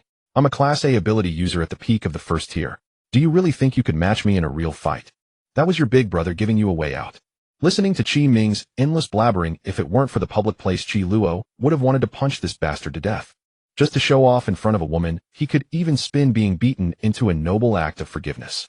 Qi Ming was a coward at heart. When Qi Luo had beaten him up, the guy had been so nervous he'd forgotten how to use his ability. With many things to do in the morning, Qi Luo had no time to waste on this fool. He stood up and cursed, Qi Ming, what the hell are you barking about? Hearing that the gunpowder in Qi Luo's words hadn't dissipated, Qi Ming also grew angry. After all, there was a woman beside him. How could he lose face? I've been patient, but you're pushing it. Qi Luo, I'm telling you, if you keep being so rude, I'll make sure you have nowhere to hide in Qingshan. Hearing Qi Ming's barking, Qi Luo didn't hold back. He spat directly in his face, shut your dog mouth. Don't think I don't know what you were just doing. Aren't you afraid I'll tell your father? Enraged again by the humiliation, Qi Ming wanted to lash out. But when he heard that Qi Luo had seen him using the family's precious resources to please a woman, he immediately deflated. He knew all too well how precious the Guyuan capsules were. For his college entrance exam, the family had basically given him their entire share. If his father Qi Dongqing found out, he would probably be beaten to a cripple. I'm telling you, Qi Luo Lingling is my future wife. Giving her Guyuan capsules is only right. Go ahead and tell, but you little bastard, whether you can even step foot in the Qi family's door is still up for debate. Lingling, let's go. I won't waste words on this little thug. Watching Qi Ming's pathetic display, Zhao Lingling was also full of contempt. He talked big, but when it came down to it, he just wanted to walk away. How embarrassing. But she still needed to rely on Qi Ming's connections and resources, so she could only suppress her disgust and follow him. Don't move. You can't leave. Just as Qi Ming was about to leave, Qi Luo grabbed him and pulled him back. What are you doing? Ouch. He never expected Qi Luo to lay hands on him in public. The fear of being beaten the day before surged back into his heart. Qi Luo reached out and made a strange grasping motion in the air in front of his chest. Suddenly Qi Ming felt an intense palpitation. At that moment Qi Luo activated his dark eye. In his hand he held the thread of Qi Ming's death. He didn't intend to pull it, but just holding it made Qi Ming feel the agony of his life being gripped in someone else's hand. What did you do? Qi Ming was completely panicked. He felt that ever since Qi Luo had gone crazy yesterday, the guy had become a completely different person. In the past he would never have dared to stare at him like this. Get lost now, and don't let me see you again. If you ever show up in my face, I'll kill you. Hearing Qi Luo's words, Qi Ming was furious but dared not speak. He grabbed Zhao Lingling's hand and scurried away. Before leaving, Zhao Lingling turned back and gave Qi Luo a flirtatious glance. This woman was probably planning to switch her anchor. She must have realized that Qi Ming's position in the family was unstable. If she wanted to cling to the Qi family's tree, the more promising Qi Luo would be a better choice. But Qi Luo was different from Qi Ming. He wasn't so short-sighted. This woman was a blood-sucking leech. No one could withstand her drain. However, Zhao Lingling was accelerating the fall of the Qi family, which for Qi Luo was not necessarily a bad thing. If she stayed by Qi Ming's side a little longer, the Qi family would self-destruct without Qi Luo even lifting a finger. Thinking of this, Qi Luo couldn't help but smile. Anyway, he should go book the room first. After booking 2 rooms at the hotel, Qi Luo hailed a taxi and made his way to school. Oh, Qi Luo is here. Is there something you need to discuss with the teacher today? A month before the college entrance examination, students could choose whether to come to school for independent study. To maintain their momentum, most liberal arts students chose to study at school. Essentially, only martial arts candidates booked training facilities on their own. As their top student, the homeroom teacher naturally kept a close watch on Qi Luo's exam readiness. The past 2 days he hadn't shown up had her genuinely worried. She feared his performance might suffer. No, Teacher Yang, I'm here to change my subject. I want to switch to martial arts. Alright. Wait, what did you say? For an outstanding student like Qi Luo, the homeroom teacher would typically agree to any reasonable request. She nodded in agreement out of habit. Qi Luo, you're joking, right? Don't scare me like this. But his reaction was exactly what she'd expected. Teacher, I'm not joking. I've carefully considered switching to martial arts. It's a decision I've made after thorough thought. With that, he offered the homeroom teacher a solemn bow. After all, the homeroom teacher had given their all during this period, and no teacher would easily accept such a sudden change. If you've thought it through, don't regret it later. The teacher sighed and began working on the computer. Done. Has the text message arrived on your phone yet? Seeing the message from the education department confirmed the change, another task was complete. Thank you, teacher. Then, goodbye. The homeroom teacher initially stayed silent, feeling unsettled that such a promising student had chosen an unconventional path. But when Qi Luo reached the door, she stopped him anyway. Qi Luo, whatever subject you choose, just do your best on the college entrance exam. Receiving the teacher's blessing, Qi Luo turned and waved with a smile. Don't worry, Teacher Yang. Even if I switch to martial arts, I'll still bring back an admission from a prestigious university. After changing his exam subjects in the morning, Qi Luo returned to his mother's office and slept until 2 p.m. His mother had gone out for business negotiations and hadn't returned yet. Luo, why are you still asleep? A boss Wang from the market side said he'd come to discuss business. Go wait in the next room first. Come back after I'm done negotiating. Realizing from his mother's words that Boss Wang should have arrived by now, Qi Luo responded, I understand, Mom. I'll go out and grab some drinks. After saying that, Qi Luo headed downstairs since he needed to speak with Boss Wang briefly. Oh my, young Master Qi, you're coming all this way to welcome me. Little Wang is truly flattered. Wang Jingsong had just parked when he spotted Qi Luo waiting nearby, so he immediately grabbed his briefcase and waddled over with his considerable belly. Enough, Boss Wang, no need for such formalities between us. Not at all, I'm just happy to see you, young Master Qi. Watching Wang Jingsong's obsequious manner, Qi Luo couldn't help but purse his lips. Judging by the dark circles under his eyes, transporting those bodyguards to the hospital must have taken considerable effort and money. That morning, old Wang had likely cursed him countless times behind his back.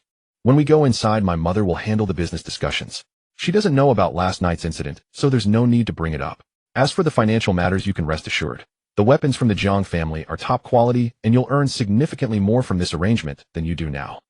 Furthermore, the Jiang family plans to expand beyond the city and province, eventually going international.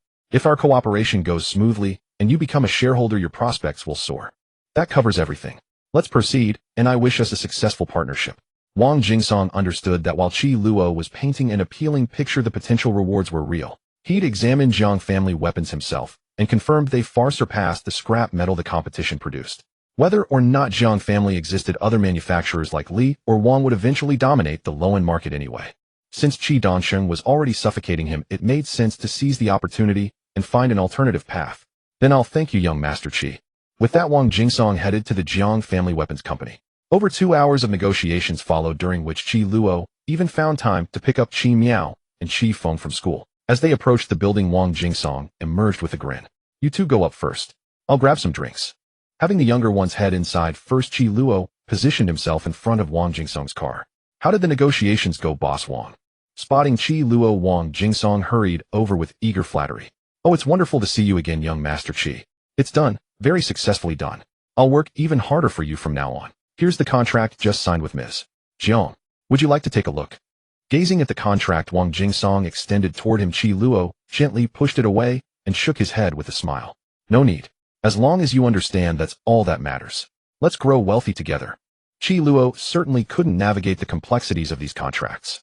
What he understood clearly was that Wang Jingsong was now backed into a corner, and the path he'd outlined was undoubtedly the best option available. So Wang Jingsong's betrayal of Qi Dongsheng was practically certain.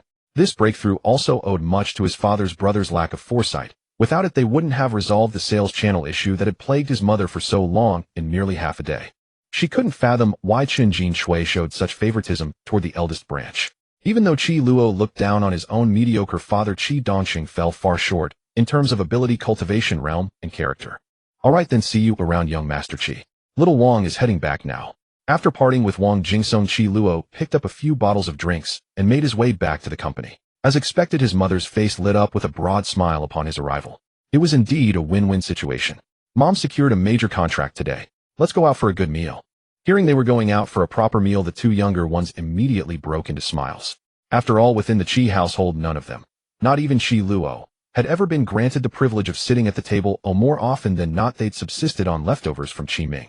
Worse still, that bastard knew his younger siblings had no choice but to eat his scraps, and would often spit on the food after the adults finished eating, leaving all three of them, siblings now, chronically malnourished and frail. The family settled into a well-known Western restaurant nearby, and within moments a spread of dishes appeared after the two younger ones placed their orders. Eat slowly, take your time. If you're still hungry, Mom will order more. No need to rush. Watching her two children devour the food as though they hadn't eaten in days, Jiang Xiangchuan couldn't help but feel a pang of sorrow. How on earth did the Qi family treat their own children like this? Qi Xiuji was far too cruel. Those were his own flesh and blood. Amid the ache in her chest, her gaze shifted to the eldest Qi Luo seated across from her. Ever since returning yesterday, she'd sensed something had shifted in Qi Luo. In the past, molded by the Qi family's misguided upbringing, he'd been just as timid as his younger siblings. Yet now he'd become noticeably bolder. The thought of him jumping from that height in the dead of night still terrified her, but thankfully her son had proven more than capable, handing those thugs a thorough beating. All these years her son had undoubtedly endured untold suffering, which had fundamentally reshaped his personality. She didn't grasp how he'd transformed from an E-rank esper into someone so formidable, but those details didn't matter to her. As long as her child could live better, that was all she cared about. Even if he made mistakes as a mother, she would do everything in her power to support him. All these years, in her desperate bid to escape that hellish Qi household, she neglected her three children far too long. Luo, eat up too. The college entrance exam is approaching. Make sure you nourish your body properly. Gazing at his mother, Qi Luo cleared his throat twice. The moment had arrived to tell her. Mom, since we're all here as a family, I have something to share with you. I've decided to take the martial arts track, Mom. This morning I went to school and changed my subject. Even as he spoke, a flicker of regret crossed his mind. Teacher Yang was merely his homeroom instructor. No matter how abrupt the change, she'd had little choice but to comply. But Jiang Xiangchuan was his own mother, and making such a decision without consulting her first felt wrong. However, he hadn't anticipated his mother's response. After a brief pause, she offered a gentle smile and placed a piece of steak onto his plate. Switching subjects is no big deal. With Luolua's abilities, you'll still get into a good university either way. Starting tomorrow, I'll secure resources for you. I guarantee you'll come out of this entire experience completely transformed. Mom, you're so good. I thought you were going to scold me. At this moment, Qi Luo was on the verge of tears. No one in this world would be good to you for no reason. Mom is an exception. Big brother really knows how to act spoiled. Big brother is too good at this, you'll have to teach us later. Seeing their elder brother's pitiful look, the siblings who were wolfing down their food burst into laughter. Go on, eat properly. After the family finished their meal in joyful harmony, they headed to the hotel Qi Luo had booked earlier that day. Since there was still some time before bed, the family gathered in one room to chat. Luo, have you thought about joining the special training class? I heard that many college entrance exam candidates have signed up recently. They say it simulates the exam environment. It's amazing. Hearing his mother's words, Qi Luo, who was browsing his phone, moved closer to her and looked at the screen. Victory Education College Entrance Exam Special Training Class now open. This class will last for half a month with daily face-to-face combat against fierce beasts in the hunting grounds. Registration fee is originally 20360 yuan, but it's reduced by 3600 before the course starts. Only 200 yuan. Moreover, the daily beast battles will use the same scoring system as the college entrance exam. Scores are refreshed at the end of each day, with the highest record retained. A leaderboard will be opened on campus recording the results of the top 100 enrolled students. Before the course ends, the top 30 students in total points will receive a tuition waiver, and the first place on the leaderboard will win a customized weapon provided by the Keck Company. Seeing the promotional material from this institution, Qi Luo grew interested. He had long heard that many training centers had established special training classes for the martial arts college entrance exam. It was said that enrolled students would face real battles against fierce beasts in actual hunting grounds. Though dangerous, they offered genuine experience. Surely that was better than cramming on the day of the exam.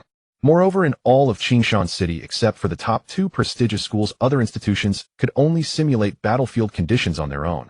They never encountered real beasts. Although the price of 200 yuan was somewhat painful, Qi Luo noticed the tuition waiver for the top 30 students. If he performed well, he wouldn't have to spend a single cent. And if he got lucky and claimed first place, he could also bring back a special weapon. The Keck Company was a renowned foreign manufacturer.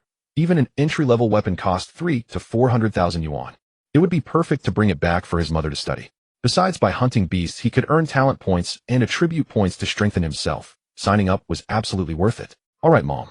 I'll bring you the first prize and get that grand award for you.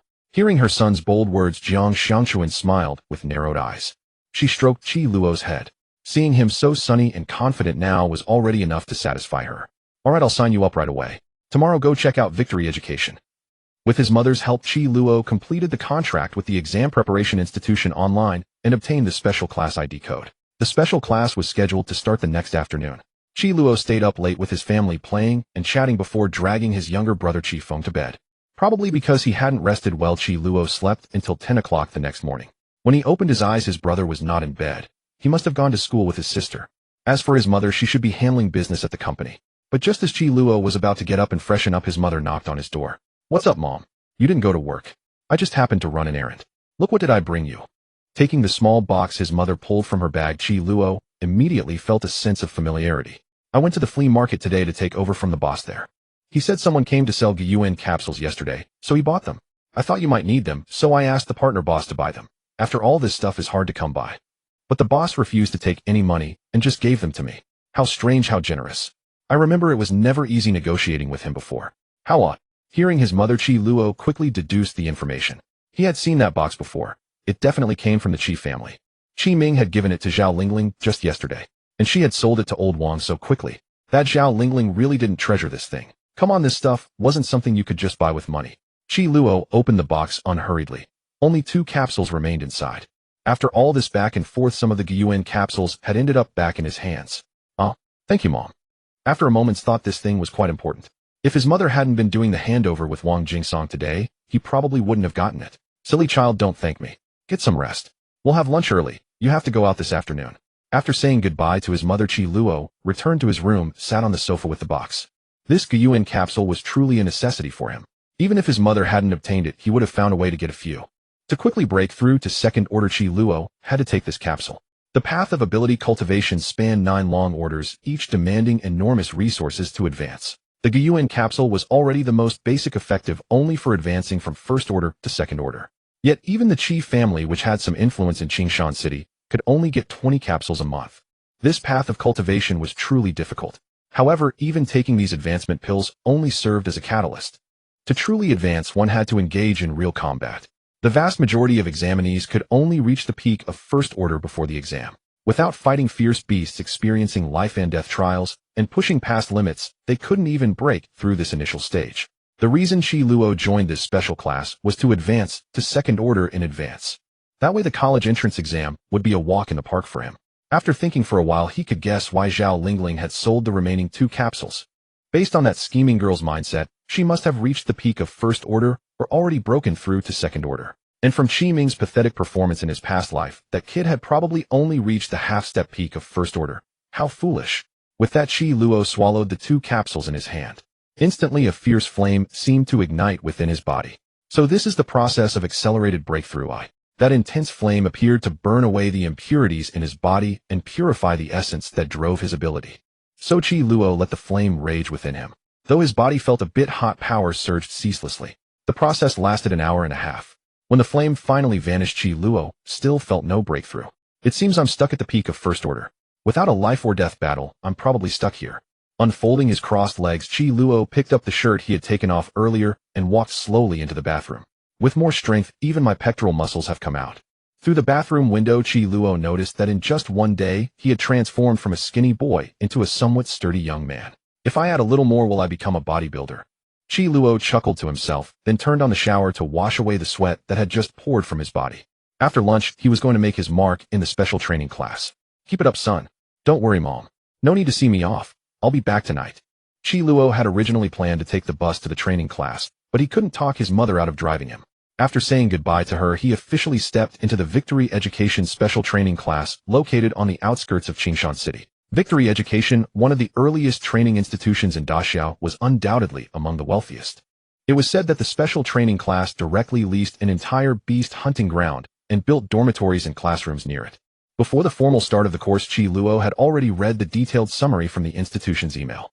The general process was theoretical lessons on confronting beasts in the morning, then entering the hunting ground after lunch. The scores reset at noon every day, and the hunting ground remained open until 10 at night. However, since the number of beasts in the field was limited, the ground was usually cleared by dinner time.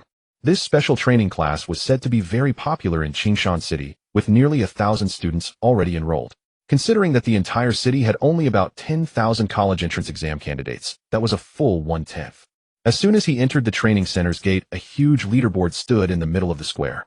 The scores of the top 100 students were prominently displayed. At the top, the first place student Jiang Hao had a lead of 200 points over the second place Ji Chen. It seemed that even in this small training class there were top-tier candidates who left others far behind. Truly not to be underestimated.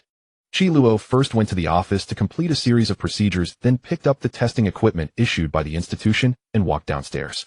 In this educational institution, the teaching building is adjacent to the hunting ground.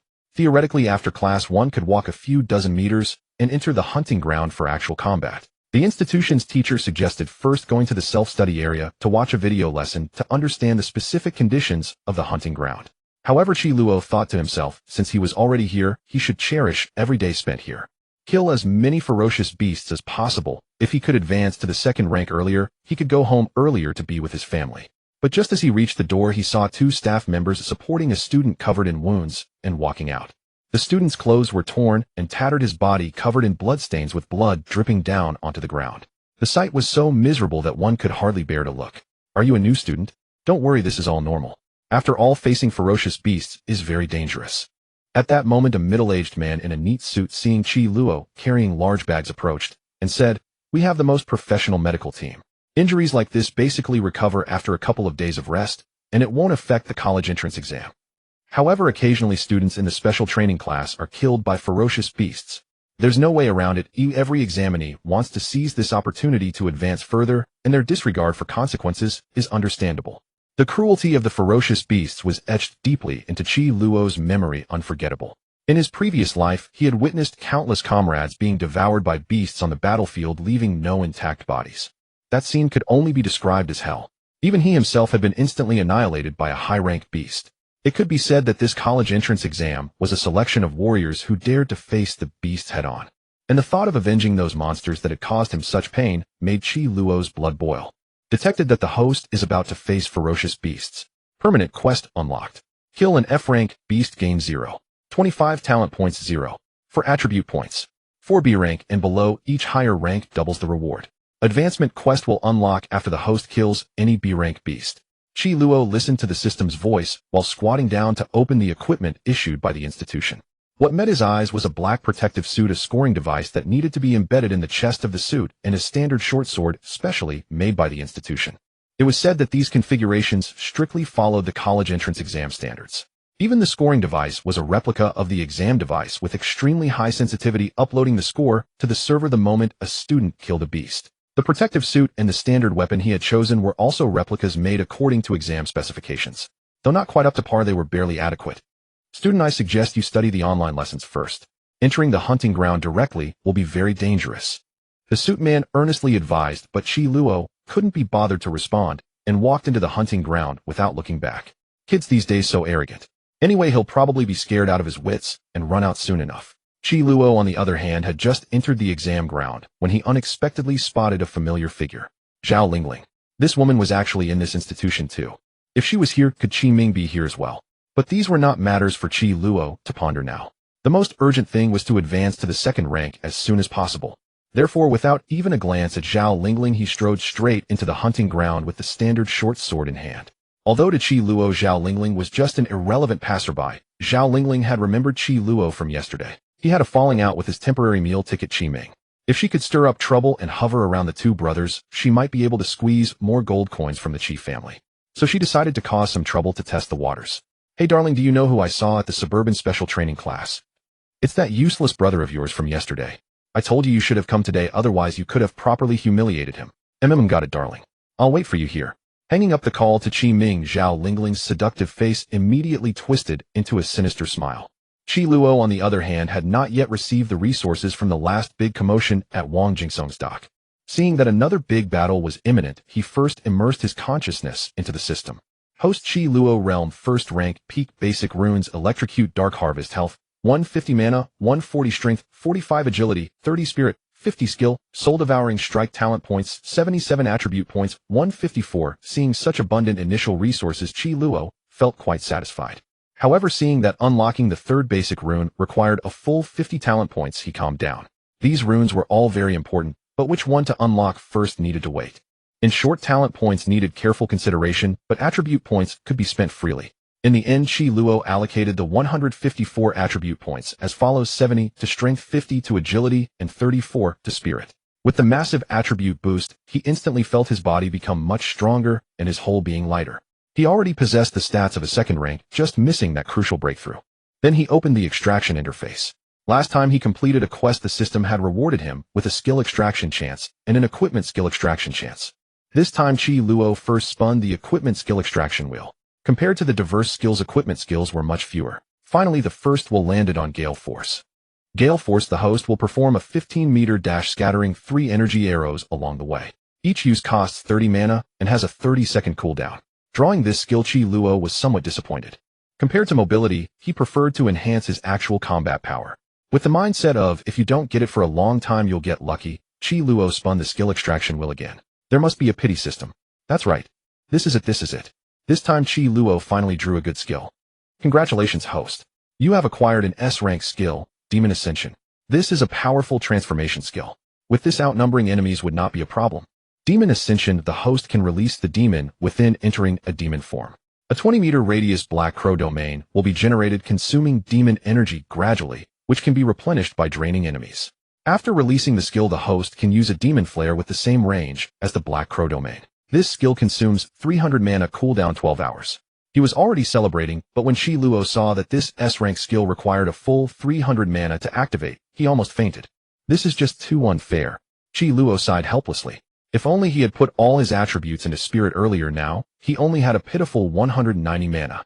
In order to activate Demon Ascension sooner, Qi Luo quickly grabbed his short sword and hurried into the first area of the hunting ground. The hunt had begun. Kill, kill, kill. At the forefront of the hunting ground, the newly arrived trainees were all dumbfounded. The F-rank swift wolves, which they usually struggled to kill after much effort, now lay scattered on the ground as countless corpses. Before their eyes, a handsome young man was wielding a bloodstained standard-issue short sword, ferociously fighting. His demeanor was utterly different from their own cautious approach when facing beasts. This young man seemed to be reveling in it. His face twisted with ferocity, he laughed as he killed like a bloodthirsty madman. And this madman was none other than Qi Luo, who was leveling up and slaying monsters.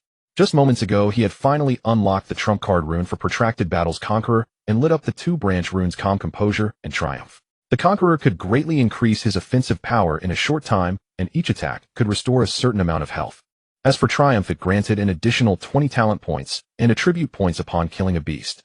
Meanwhile, calm composure was similar to life steal, restoring a certain amount of mana during combat. Every time he hunted a beast, Qi Luo could reap enormous benefits. Don't forget, he also had the two development-oriented runes Soul Drain Strike and Dark Harvest. To him, this hunting ground was nothing less than an inexhaustible treasure trove of experience. So it was no wonder Qi Luo was acting madly. The hunting ground was paved with gold. Who wouldn't be envious? Battle exhilarating. At that moment, the suit-wearing man who had earlier advised Qi Luo to stay calm entered the large office inside the teaching building. As soon as he entered, he heard the teachers discussing something. This student is amazing. His ability is so cool. Is it lightning type? No, look, every time he passes near a beast, their bodies burst with red explosive energy. It must be a higher level annihilation ability. Approaching the group of teachers, everyone saw his figure, and as if spotting an unwelcome visitor, quickly scattered. President Chen, why are you here? A middle-aged teacher looked at the leader called President Chen with utmost respect. I happen to be free today, so I came to take a look. That student is new, I was just talking to him. I thought he was just a hothead, but he really has some skills. Come bring his file for me to see. From what President Chen said, he must be the person in charge of victory education in Qingshan City. President Chen, here's the file you requested. In less than 2 minutes, a female assistant from the institution rushed in carrying Qi Luo's paper file. Taking the file from the assistant, President Chen rubbed his chin as he read, then frowned, and asked with confusion, are you sure his ability level is correct? This can be an E-rank ability. Upon hearing President Chen's words, all the teachers and assistants present panicked. After all, this was a low-level mistake. Although it had little impact since the company leader was here, it wasn't good to have such an issue. It shouldn't be wrong. The ability level is attached to the ID card. This student's ID copy clearly shows E-rank, right? But after calming down, the teachers and assistants began to doubt. Could it be a second awakening? Is he a dual ability user? That would explain why he can both discharge electricity and cause explosions. It's possible. It's unlikely that this student is pretending to be weak with a fake identity. There's no need for that. It must be a second awakening. Although examples of composite abilities are rare, they do exist. Seeing the scene become chaotic, President Chen coughed twice to interrupt everyone, then sat down in front of the monitor to continue observing Qi Luo. It's fine, let's just watch. Maybe this student will bring us some surprises. On Qi Luo's side, the F-rank beasts at the entrance of the hunting ground posed no challenge to him at all. His only purpose in staying here was to get familiar with the feeling of fighting beasts.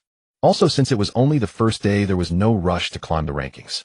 He needed to stay in this hunting ground for a few more days, develop enough, and then snatch the first place to bring home the weapons from the major company. However, the swift wolves near the entrance were almost all killed. Qi Luo understood that he should leave some for other trainees to avoid being targeted and causing unnecessary trouble. Therefore, he gripped the short sword dripping with beast blood and walked toward the jungle ahead. He was not completely ignorant of this hunting ground. Yesterday, when he confirmed with his mother that he would come here, he had researched the distribution of beasts in this hunting ground online. About a bit further ahead, he would encounter a poisonous nest. The F-rank poison stinger bee was extremely small and fast. Although its lethality was low, it could release venomous stingers that caused short-term paralysis, making it very dangerous in this area. If it were only this type of beast, it might be manageable, but the presence of the E-rank two-headed python increased the difficulty of this area. Even though the two-headed python had no venom, it could coil around a living person and squeeze them to death, and its two heads made it highly efficient in combat, making it extremely troublesome. At this time, the cries of many trainees who had been paralyzed by the poison stinger bees and then severely injured by the two-headed pythons could be heard. Battle was imminent, and Qi Luo also raised his short sword ready to fight. Suddenly, a buzzing sound broke the silence. Qi Luo's heart tightened, and he immediately activated his dark eye. Although the poison stinger bees were tiny targets, the death line was ineffective. However, a small red dot would still appear on them, at least allowing him to better identify these little creatures. Soon a swarm of poison stinger bees swept in like a black cloud. Their gleaming stingers were chilling. Qi Luo dodged left and right with agile movements, evading the bees' repeated attacks. Taking advantage of their unpreparedness, he swung his weapon fiercely, activating Soul Drain Strike, which stirred up a gust of purple wind and instantly knocked down several poison stinger bees. However, before he could catch his breath, the ground began to tremble slightly. Qi Luo's heart sank as 3 or 4 two-headed pythons appeared directly before him. The pythons were massive, with 2 heads, each flicking their tongues and revealing endless cruelty in their eyes. The two-headed pythons swiftly attacked. One head feinted from the side, while the other lunged directly at Qi Luo. Qi Luo rolled sideways to avoid the venom spray, simultaneously slashing his sword at the python's body. However, the scales of the two-headed python were extremely hard, and Qi Luo's ordinary strike did not cause much damage. But he was not in a hurry and immediately retreated a few steps, using the dense forest terrain to maneuver around the two-headed python. Soon he found the death line at the junction of the python's 2 heads. Several scales shattered, causing the two-headed python to stagger. Seizing the opportunity, Qi Luo chopped off both of its heads with several consecutive strikes. Then Qi Luo deployed his signature tactic of luring enemies into his trap. Countless poison stinger bees and the remaining 3 two-headed pythons swarmed toward him. Qi Luo repeated the trick, grabbing the dying two-headed python and unleashing electrocute. A crimson thunderbolt tore through the forest and struck down, and in an instant the charred scent of roasted beasts spread throughout the woods. Oomph! With this strike, Qi Luo's conqueror had already been fully primed. A thin layer of golden light enveloped him as if he had entered a Super Saiyan mode. In just a few rounds the ground was left with only charred poison stinger bees and several headless python corpses. Under Qi Luo's brutal actions, the beasts that had troubled the trainees now appeared somewhat pitiful. I have to keep going, not done yet. With his conqueror reignited, Qi Luo knew he couldn't stop like this, so he dashed forward at full speed. The system's rolling settlement numbers above his head couldn't stop. Inside the dense forest of the hunting ground, a group of students who had teamed up to confront the fierce beasts were desperately resisting the attack of a two-headed python. Meanwhile, numerous poisonous spiked bees were corroding the energy barrier erected by a defense-type psionicist among them. Just as everyone was struggling to hold on, a mixed energy body of gold and dark red appeared before them in an instant. With a swish sound, one of the two-headed python's heads was severed in an instant.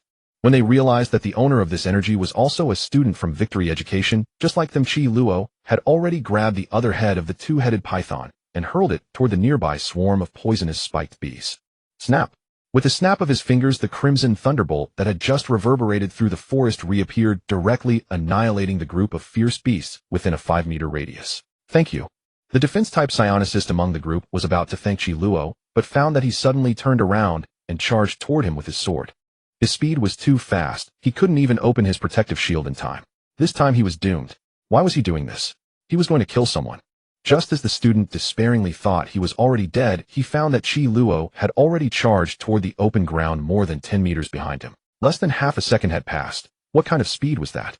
He turned his head in utter astonishment, only to see that Qi Luo had just severed both heads of another two-headed python. This person's strength was unfathomable. Thank you. What's your name? Before the defense-type student could finish, Qi Luo had already sprinted toward the edge of the forest not far away. He could only hear a voice fading away. Qi Luo. In the large office, President Chun and the group of teachers had been watching Qi Luo's performance through the surveillance monitors. The entire office was stunned by Qi Luo's decisive and swift actions. This student is truly formidable. It feels like only the first-place Jiang Hao can compete with him. Jiang Hao. Have him come over and spar with this student named Qi Luo. Teacher Jiang Hao didn't come today. You know, students with such extraordinary talent all have their own ideas. Listening to the discussions among the teachers in the office, President Chun had been lost in thought for a long time. Originally, his inspection today was meant to focus on a student with unparalleled strength in Qingshan City, Jiang Hao. But Jiang Hao didn't show up, so he planned to take a look around the Qingshan City branch and then return. Yet he encountered Qi Luo. Qingshan City was truly a place where hidden dragons and crouching tigers resided. Half an hour ago, Qi Ming, who had been sleeping soundly at home, sprang up from the bed the moment he received a call from his girlfriend Zhao Lingling. What? Has Qi Luo gone mad? A low-level fish with an E-level psionic power dares to go to the special training class. This is an absurdity that would make the whole world laugh. Qi Ming laughed wildly. For the past few days after being beaten by Qi Luo, he had been uncomfortable all over and was racking his brains to save face. Now this was his chance. Although he didn't know why Qi Luo had gone mad and joined the special training class, he had to go since there was a chance for revenge. He had to let Qi Luo, that E-level trash, see what a real A-level psionic power was. That was a being that Qi Luo would have to look up to for his entire life. Others popped the champagne at halftime, but Qi Ming had already opened the champagne before the game even started. As soon as he stepped out, he saw the whole family sitting in the hall. Grandma was lecturing second uncle, saying he had raised 3 ingrates, and also that the ex-wife he married was a troublesome person. Qi Ming felt a secret pleasure in his heart. With the whole family together, he was going to announce his plan to go and teach Qi Luo a lesson. After all, he would take plenty of photos of Qi Luo beaten into a mess and bring them home to show his parents' grandma and his worthless second uncle. Anyway, he would give his family a surprise announcement first. Grandma, a classmate told me that Qi Luo has gone to the college entrance exam special training class on the outskirts. Hearing the news from Qi Ming, the old lady Chen Jinsui opened her mouth wide in surprise. This little bastard thinks he's capable going to the training class to court death, eh? Qi Dongqing, who was sitting next to his mother eating snacks, also noticed the blind spot. Wait, didn't he sign up for the liberal arts track? And that training camp costs a lot of money. Where did he get the money? No need to think he must have gone to that slut Jiang Xianchuan. As she spoke, Qin Jinsue began to spew a series of venomous words. Maybe that little bastard is instigated by that bitch. Shijio, look at the wife you married. Fuck. Scolded by his mother, Shijio naturally lost face, especially with the younger generation present. But he had never had any status in the family. Over the years he had become accustomed to being publicly scolded by his mother. Never mind, I'll take care of it. Having said that, Qi Ming also smoothed the few strands of hair on his head. Grandma, wait for my good news. Your grandson will go and capture that brat Qi Luo for you, and make him kneel before the ancestral tablets of our Qi family to repent. Hearing Qi Ming's impassioned declaration, the old lady was overjoyed. Good grandson, grandma supports you. With that, she casually handed him a handful of pocket money. This 1,000 yuan meant nothing to Qi Ming. Every month the biased Qin Jinsue would give him 10 to 20,000 to squander. But if Qi Luo were here, he would only feel more chilled, for in all his years the old lady had never given him a single cent.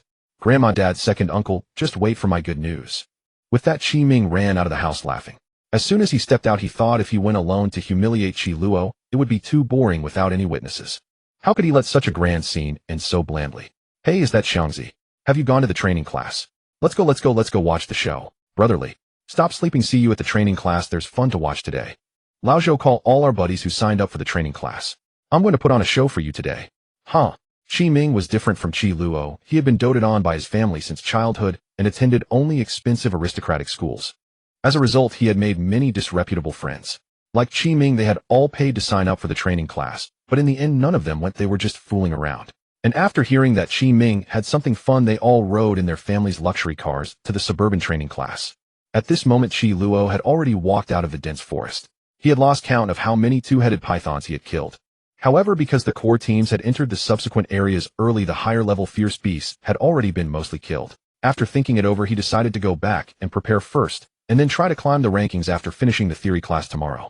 So after resting by the stream outside the forest for a moment, Qi Luo leisurely headed back. But just as he was about to exit the forest, he was suddenly surrounded by a group of inexplicable people. The one leading them was none other than Qi Ming. See, brothers, this kid is my disowned bastard cousin. Today I am going to punish this arrogant little brat on behalf of the family. Come on, let this E-level psionic muggle know what real power is. Brothers, surround and kill this ungrateful traitor who betrayed his family. Seriously, an E-rank like you deserves to be in a place like this. Brother Qi, let me go up and teach this brat a lesson. After blocking Qi Luo, one of the pockmarked fellows holding a standard-issue long staff stepped forward with a vile grin. Let me show you the power of my ability, blazing fire. With that, the pockmarked man's hands instantly ignited with a cluster of flames, which quickly spread along the staff, turning it into a burning rod. He immediately charged at Qi Luo. On Qi Luo's side, seeing a dozen or so ruffian-like students blocking him in the hunting ground, a look of irritation naturally spread across his face, especially when he spotted Qi Ming among them. Back when he saw Zhao Lingling, he already had a feeling that this woman would stir up trouble. Sure enough, not even 2 hours had passed before Qi Ming came with his crew to block him. But Qi Luo wasn't angry because Qi Ming was causing him trouble.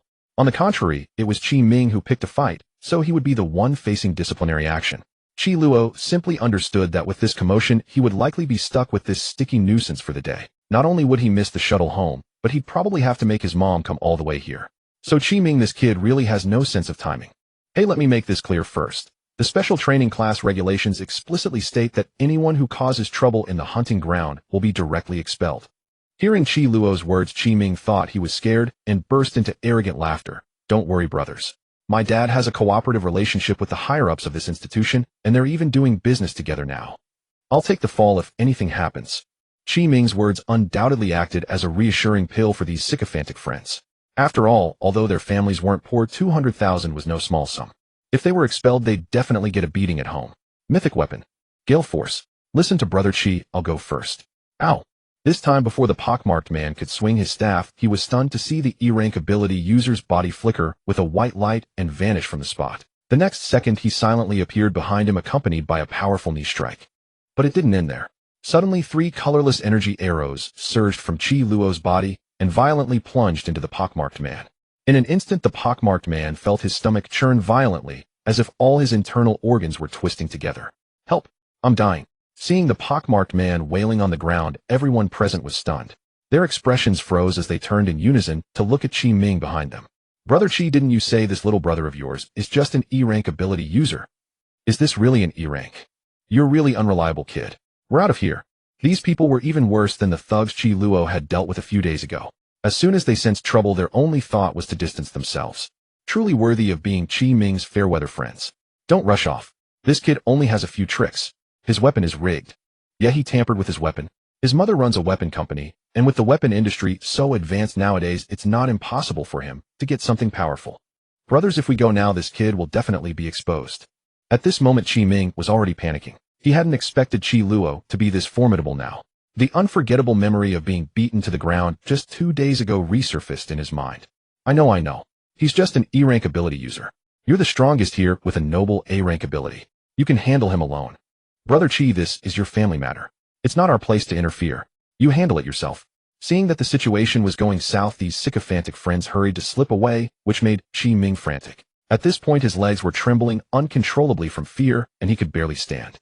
Trying to escape. Just as the group was about to turn tail and run, a chilling voice reached their ears from not far away. I spent quite a few attribute points on you guys just now. You can't leave yet. Everyone saw a surge of dark energy rising from Qi Luo's body. Demon Ascension. In the next moment, the dark energy erupted, and behind him a pair of massive black wings spread out instantly. Moreover, they felt the surrounding environment begin to grow dim. At the same time, countless black crows suddenly appeared flying through the dense forest. It felt like an omen of the apocalypse. A few minutes earlier in the office. What are these students doing? Campus bullying. This kind of behavior is strictly prohibited. Do they want to be expelled? A dozen of them ganging up on one student. This is too much. Quick, have the staff in the hunting ground stop them. There are fierce beasts here. It's dangerous. Watching the surveillance footage of Qi Ming and his crew surrounding Qi Luo, the teachers were frantic. Especially since higher-ups had sent someone today. If something like this happened, their year-end bonuses would probably be gone. No need to worry. Let's watch a bit more. That student named Qi Luo is not weak. But at this moment, Director Chen overruled everyone and held them back. Didn't you say you couldn't find students with low ability levels, but high talent? Right here you have a live example. Qi Ming, you came to me today of your own accord. Don't blame me for being ruthless. At this very moment, all the people Qi Ming had brought were already lying on the ground, defeated by Qi Luo. The entire dense forest was filled with their cries of agony. Now among the group, only Qi Ming still had some consciousness. However, he was currently pinned down by Qi Luo's foot, unable to move even if he wanted to. Not only that, but the crows that came from nowhere occasionally pecked at his body. Although only a few cuts had been made, he felt as if his vitality was gradually weakening. Don't. I was wrong. Qi Luo, your big brother, was blinded by greed. Let me go, big brother. Will take you back to the Qi family today. From now on, you'll have the final say in the family, okay? Don't hurt me, big brother. The college entrance exam is coming up. Please, Qi Luo. At this moment, Qi Ming had already wet his pants. He really couldn't believe that after just one day, he was being beaten to the ground by Qi Luo again. He was an A-rank ability user after all. Since the day of his awakening within his own circle, he had never lost a one-on-one fight against his peers. But why could this cousin whom he had always looked down upon so easily grind him into the dirt? But what could he do about it? Qi Luo, this madman, could kill him at any moment. Qi Ming, I haven't done anything excessive. I just subdued you all. That's self-defense. Qi Luo then released his foot and crouched down, smiling amiably. As for your punishment, let's wait for the institution's teachers to decide. Although Qi Ming had said he would take the fall and that his family had connections, Qi Luo also understood that he couldn't deal with these rich second-generation heirs the same way he handled thugs. After all, his power had yet to grow, and he couldn't afford to go against so many influential people. If he crippled these rich kids, their families would surely join forces against him. That would make his future plans much more difficult. However, stopping at a moderate point was not bad. This way, after understanding the full story, their parents would direct their anger at the Qi family. After all, these people were all called by Qi Ming. Let them fight among themselves. Let's go, cousin. Not long after, Qi Luo escorted Qi Ming and his group to the office and informed the teachers of their situation. But even if Qi Luo hadn't said anything, Director Chen and the others already knew what had happened. Everyone had been watching him all along. Uncle Chen, do you remember me? I'm Xiao Qi. My dad is Qi Dongchen. He had dinner with you just a few days ago. The moment Qi Ming saw Director Chen, he perked up. Since he couldn't win in a fight, he could only rely on his father. Having suffered this beating today, he couldn't let Qi Luo off so easily. I remember you. Hearing that the director from the big city remembered him, a lewd expression immediately appeared on Qi Ming's face. He was about to thoroughly slander his wicked cousin to Director Chen. But before he could open his mouth, Director Chen sealed his lips with a single sentence. You just gathered a crowd to bully another student. I've already contacted your parents. They can come and cancel your contract. Hello, who is it? Oh, it's the teacher. Okay, I understand, I'll be right there. At the Qi residence, Qi Dongcheng hung up the call from the special training class instructor, putting on an arrogant posture as he stood in the center of the hall. The training class just called. They said Mingming got into a fight and is going to be expelled. Upon hearing that her son was about to be expelled, Qi Ming's mother rushed out in a panic. How can he be expelled? Did he actually beat up Qi Luo in that training class? What should we do, dear? If Mingming gets expelled, what will happen to his college entrance exams? Seeing his wife's short-sightedness, Qi Dongcheng pushed her aside, stroked the few whiskers on his chin, and laughed. My son was beaten by Qi Luo at home the other day, and we haven't even settled that score yet. Mingming must get even for this. Anyway, I'm friends with one of the leaders at that institution. There's no way he'll be expelled.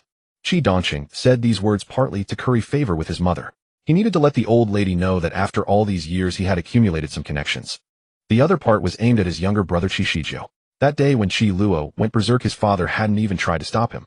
He usually puts on the act of a harmless good guy, but in reality, he couldn't wait for something bad to happen to their family. Today he'd take the chance to remind his dear brother of that. Mom, don't worry, I'll handle it. It's nothing serious. On this trip, Qi Dongcheng not only planned to smooth things over for his son, but also to bring Qi Luo back for a family punishment. That day the kid had gone mad and caught the family off guard. They hadn't yet punished this rebellious brat. Perfect timing, it's been a while since I've gotten out and about. Just then Chen Jinsui, who had been sitting like a statue in the main seat, actually stood up. Seeing this, the two sons hurried over to support her. But even though Qi Shizhou arrived half a second earlier, the old lady still placed her hand on the eldest son Qi Dongcheng's arm. Qi Shizhou was naturally hurt, but what could he do?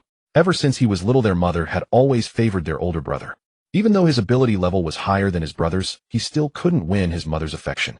And after the grandchildren awakened their abilities, the favoritism became even more obvious. No need to use your connections. I'll go have a word. Our Qi family has some foundation in Qingshan City. This is after all a family matter. I believe that educational institution won't be unreasonable. Hearing that his mother was going to back him up, Qi Shizhou's already arrogant expression grew even more brazen. And so Qi Dongcheng set off for the suburban special training class with his mother, his wife, and his younger brother. An hour later at the suburban special training class office. Where is he? Where's my son? Before he even saw anyone, Qi Luo heard Qi Dongcheng's revolting voice from a distance. Seconds later, a series of faces all too familiar appeared before him. Damn, Jinsui is here too. Qi Luo thought to himself, never expecting that his own grandmother would come for the sake of her precious grandson. Unfortunately, the old lady was here for the other grandson, and she'd probably make things nasty for him. Not only the old lady, but his own father had also come. What was he here for? To help him out? Or to take his son home and give him a beating? The second option seemed far more likely. Mingming, my dear grandson, why are you standing here? Chen Jinsui spotted her precious grandson, Qi Ming, at once among the line of students facing the wall. What infuriated her most was that the wretched Qi Luo was actually sitting safely on a chair eating an ice cream bar. Shouldn't he have been beaten black and blue by her good grandson? But now it was Qi Ming who was covered in bruises. Seeing the whole family arrive, Qi Ming panicked. Without a word, he hurriedly pressed his swollen face against the wall. Even though his grandmother and father had come to back him up, they had just been taken down by Qi Luo single-handedly. If word got out, he'd never be able to hold his head up again. Last time he had been intimidated by Qi Luo's presence and taken a beating without even fighting back. This time he had planned to use his ability to beat him up, but who knew the kid had been hiding his true strength all these years. This time he was pinned down and taken out without even using his ability. How humiliating. Manager Qi Ming is your son, right? What he did today was way over the line, gathering a crowd to fight bullying the weak. Impressive, really.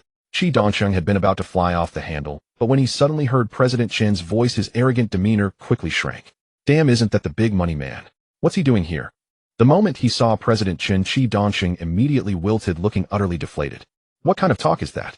He had quieted down, but Qi Dongcheng forgot that he had brought along his unreasonable old mother this time. Gathering a crowd to fight. Bullying the weak. What nonsense. Our Mingming would never do such a thing. Look at what that little beast has done to our child. He's the victim. Besides, that little beast is also my grandson. This is all a family matter. Who are you, an outsider, to interfere? Seeing the increasingly dark expression on President Chen's face, Qi Dongcheng knew trouble was coming.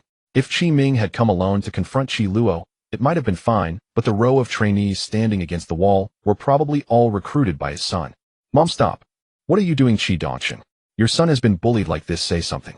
Qi Dongcheng had been about to restrain his mother from making a scene, but his own unreasonable wife, furious over her son's beating, dragged him forward. Manager Qi, I thought that after negotiating several deals with you in Qingshan City, we had become friends. But today you bring your family here to cause such a ruckus. It seems you don't take me seriously at all. At this point, Qi Dongcheng understood that he had offended the out-of-town big boss. It's not like that. How dare you speak like that, you little brat? I'm telling you, don't think you can act all high and mighty just because you opened some shabby institution. Without Dongqing's support, you'd be nothing. And you call yourself a friend? You're not worthy. Before he could even apologize, Qin Jinsui had already torn apart their fragile relationship. Madam, I respect you as an elder and won't argue with you. But if you continue to make a scene here, I'll have security escort you out. President Chun had delivered his final ultimatum. Qi Dongqing knew he had to stop his mother from making a scene. Otherwise, there would be no turning back. So he quickly stepped forward and clamped his hand over her mouth. But Qin Jinsui, a shrew for so many years, had never been so humiliated by a younger generation. Well, Qi Luo might count as one. Anyway, when Qin Jinsui felt her mouth covered, she bit down without a second thought.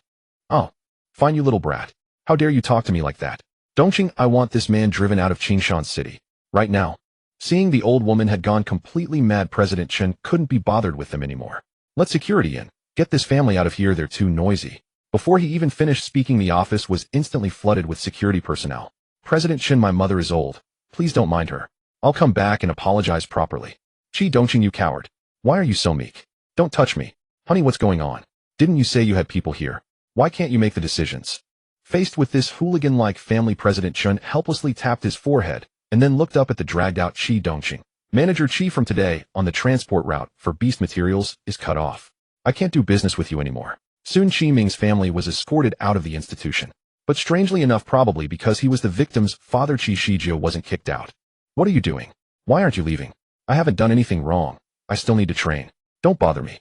Qi Luo had no good face for his weak father. Come home, I promise I'll be more. Security officers, this man is also part of that family. Don't let any of them slip through. Soon, thanks to Qi Luo's righteous disowning, Qi Shijie was also dragged away by the security personnel. As these troubles were dealt with one by one, the teachers and staff in the office left one after another. Only Qi Luo and General Manager Chen remained. Firing these people means we've offended all the local toughs in Qingshan City, General Manager Chen muttered seemingly to himself. Qi Luo had watched the whole farce from beginning to end, and in his mind, he had formed a general impression of this General Manager Chen. This man definitely had some power and influence, since even his usually arrogant uncle Qi Dongqing dared not act up in front of him. Therefore, he must have some purpose in keeping him here. He remembered they had exchanged a few words at the entrance of the hunting ground, but at that time, he didn't know that this man was sent by the higher-ups of this educational institution. He seemed to have had a rather bad attitude back then. Had he offended him? Are you really an E-rank ability user? Just as Qi Luo was lost in thought, General Manager Chen turned around. To this question, Qi Luo stroked his chin, pondered for a moment, and finally gave a somewhat compromising answer. Logically speaking, I shouldn't be, but according to the official authoritative appraisal and my ID card, I absolutely am. That's enough. After saying this, General Manager Chen wore a friendly expression and leaned in. Are you interested in being a spokesperson for our company? Hearing General Manager Chen's words, Qi Luo's mind was momentarily unable to process. He was just an ordinary student with no power or influence, not a celebrity. What qualifications did he have to be a spokesperson for such a large educational institution? But combining that with General Manager Chen's earlier question, Qi Luo immediately understood what was going on. It was normal for students who awakened high-rank abilities to get into prestigious schools. Even if this institution advertised how much students improved after attending their special training classes, people would only attribute the credit to the student's abilities. But what if a student who awakened an E-rank ability through continuous hard work in the special training class eventually got into a prestigious school? Regardless of whether it was true or false, if this happened in this information age, it would create a huge stir. A tidal wave of traffic would come. You must know that the college entrance exam is the top priority in Great Xia. The whole country would be paying attention to various exam-related events during that time. If he, as an E-rank ability user, promoted General Manager Chen's institution, it would skyrocket. You trust me that much? What if I can't even get into a university in the exam? Those local toughs may not be of much use to you, but with their connections, making money in Qingshan City is always convenient. Seeing that the child in front of him was still considering his own interests, General Manager Chen couldn't help but smile. He had previously looked at the materials and found that Qi Luo and Qi Ming were actually cousins.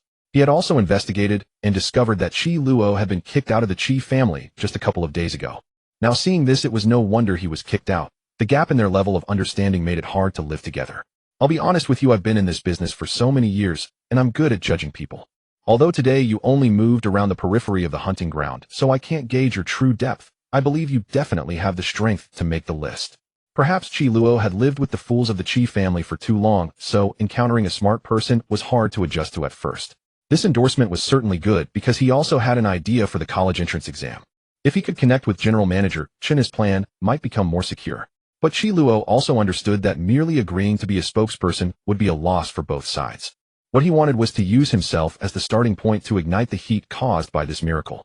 Across the entire country, endorsement is definitely a win-win for both of us. After finishing his thoughts, Qi Luo looked up at General Manager Chun and began his own plan of painting a rosy picture. But if it's just a simple endorsement, I think the value realized is not enough. This endorsement must bring in multiple companies that can share interests to maximize the benefits. Before the exam, we need to amplify the momentum and put me at the center of attention. As for whether it can take off, leave that to me. I'll give you a satisfactory answer. General Manager Chun was also troubled by Qi Luo's proposal. Although he had some power here, if he really did, as this young kid said, if it failed, the entire company would be doomed. The company was currently in a flourishing stage, or it was totally inappropriate to make a huge gamble. From General Manager Chin's expression, Qi Luo could see that he was still hesitating. After all, if this succeeded, it would be a huge event that could make their company skyrocket. But at the same time, it could also plunge their company into the abyss. I know you have doubts, but don't worry, there are still 27 days until the exam. Give me 4 days and I will prove to you that I have the strength I claim. But at that time, please agree to a small favor, General Manager Chun. I'll take my leave now. I'll come to listen to the theory class tomorrow. With that, Qi Luo picked up his equipment and headed for the door. Wait. Just as he reached the door, General Manager Chun called him back. Here is my business card. I'll come personally in a few days. Taking the business card, General Manager Chun handed him. The first thing he saw was the 3 characters, Chun Sherbin. Thank you for the opportunity, General Manager Chun. Just call me Brother Chun. I'm only in my early 30s, makes me feel younger. Got it, Brother Chun Zone. Not only had he dealt with Qi Ming's family, but he had also secured an enormous deal. Qi Luo was feeling extremely pleased. The increase in exposure brought his plan one step closer. Qi Dongqing, you useless piece. You boasted so much at home, but in the end you couldn't say a word. At this moment, the Qi family was already in an uproar. Being escorted out by several security guards, Chen Jinsui was so angry that her heart condition nearly relapsed. The second son, always timid, dared not speak. Fine. But the eldest son, who had never lost face before this time, didn't dare say a word. If your father were still alive, seeing you 2 useless sons would make him die of anger. Now Qi Dongqing was also full of pent-up frustration. Chen Sherbin was his big money tree. Every year, by buying the beast materials he provided and selling them at the flea market, he could earn 2 or 3 million. Because of his mother's rash impulse, he would lose that much money every year. What a pity. He had thought that man usually operated at the headquarters and rarely came here, but he ran into him today. What bad luck. Mom, stop scolding me. I'm helpless too. I've lost a contract worth over $1 million a year. I'm worried. Hearing her useless son's words, Chen Jinfeng became even angrier and hit Qi Dongqing with her cane. Ouch, Mom, stop hitting. It hurts. Useless. You're still thinking about that little money. Your son was beaten like this by that little beast. You still care about money. Now, sitting on a chair nearby, Qi Ming had bumps all over his head and was covered in injuries, completely devoid of the arrogance he had when he left home. What's going on, Ming Ming? Isn't that little beast an E-rank? Did he hire someone to ambush you? Hearing his mother's words, Qi Ming was also full of anger. He had never known that Qi Luo had such strength. If I want to know too, where did this rumor that Qi Luo is E-rank come from? That guy chased 10 of us all by himself. How could he be E-rank? As soon as Qi Ming said this, the whole family's eyes turned to Qi Shijio. Things seemed to have taken a strange turn. I understand, Mom. It's the second son, definitely the second son. That little beast going crazy that day must have been his plan. How could a little brat like Qi Luo have the courage to scold our whole family? Suddenly, Qi Dongqing switched his target and began to attack the always taciturn Qi Shijio. That little beast's ability was never E-level from the start. It was all the second son pretending to hide his family's strength. I've seen it long ago, huh? Second son, you've been patient. Tell me, pretending all these years, what are you up to? Slandered like this by his elder brother, Qi Shijio was also stunned. How could he have known his son was so formidable? If he had known earlier, he would have definitely let Qi Luo show it, so that over these years he wouldn't have been suppressed so badly by the eldest brother's family. Elder brother, no, you've misunderstood. How could I do such a thing? Misunderstanding, huh? Seems you have even deeper schemes. Your heart is dirty enough. As the eldest brother, like a father with dad gone, I'm in charge now. Family punishment. In fact, Qi Dongqing knew very well that he had said these words just to divert his mother's attention. This old lady's scolding was too harsh. Anyway, this younger brother had been taking the blame for him since childhood. One more time wouldn't matter. Qi Dongqing, that's enough. I've tolerated you for decades. Today, I'm going to fight you to the death. But he didn't expect that Qi Shijio had also had enough of his humiliation lately. Perhaps infected by his son's madness, he charged at Qi Dongqing like a madman. Qi Dongqing was vicious and ruthless, reaching out his claws to scratch Qi Shijio's face until it was covered in blood. But Qi Shijio didn't lose out either. One punch directly gave Qi Dongqing a big bump on his eye. The two men in their 40s were now entangled together, one punching the other, clawing, utterly disheveled. For a moment the Qi family hall was in chaos, a mess. Stop it. Both of you stop. Do you want to anger me to death? You two unfilial sons. Seeing her two sons fighting, Qin Jinfeng quickly stood up, grabbed her cane, and started hitting them on the heads. How did I give birth to you two sons, stupid as pigs? If the third son hadn't gone to the army, do you think you two would have time to fight among yourselves, eh? Upon hearing the old lady mentioned, the third son, Qi Dongqing and Qi Shizhou, were like two deflated balls, each sitting on the ground, utterly disgraced. Even now you don't understand. All this is the doing of that little beast, Qi Luo. After calming her two sons, Qin Jinfeng tidied her appearance and sat back in the main seat. Shizhou, you'd better investigate your ex-wife carefully. Your elder brother's guess is probably not wrong. But mother believes you are not the kind of person who bites the hand that feeds you. However, that outsider, who knows? Mom, Xianquan is not that kind of person. Qi Shizhou's words completely angered Qin Jinfeng, who had always disliked this former daughter-in-law. Regardless of whether this person was her own son, she thrust the cane straight at Qi Shizhou's chest. This blow directly knocked Qi Shizhou, who was sitting on the ground, over.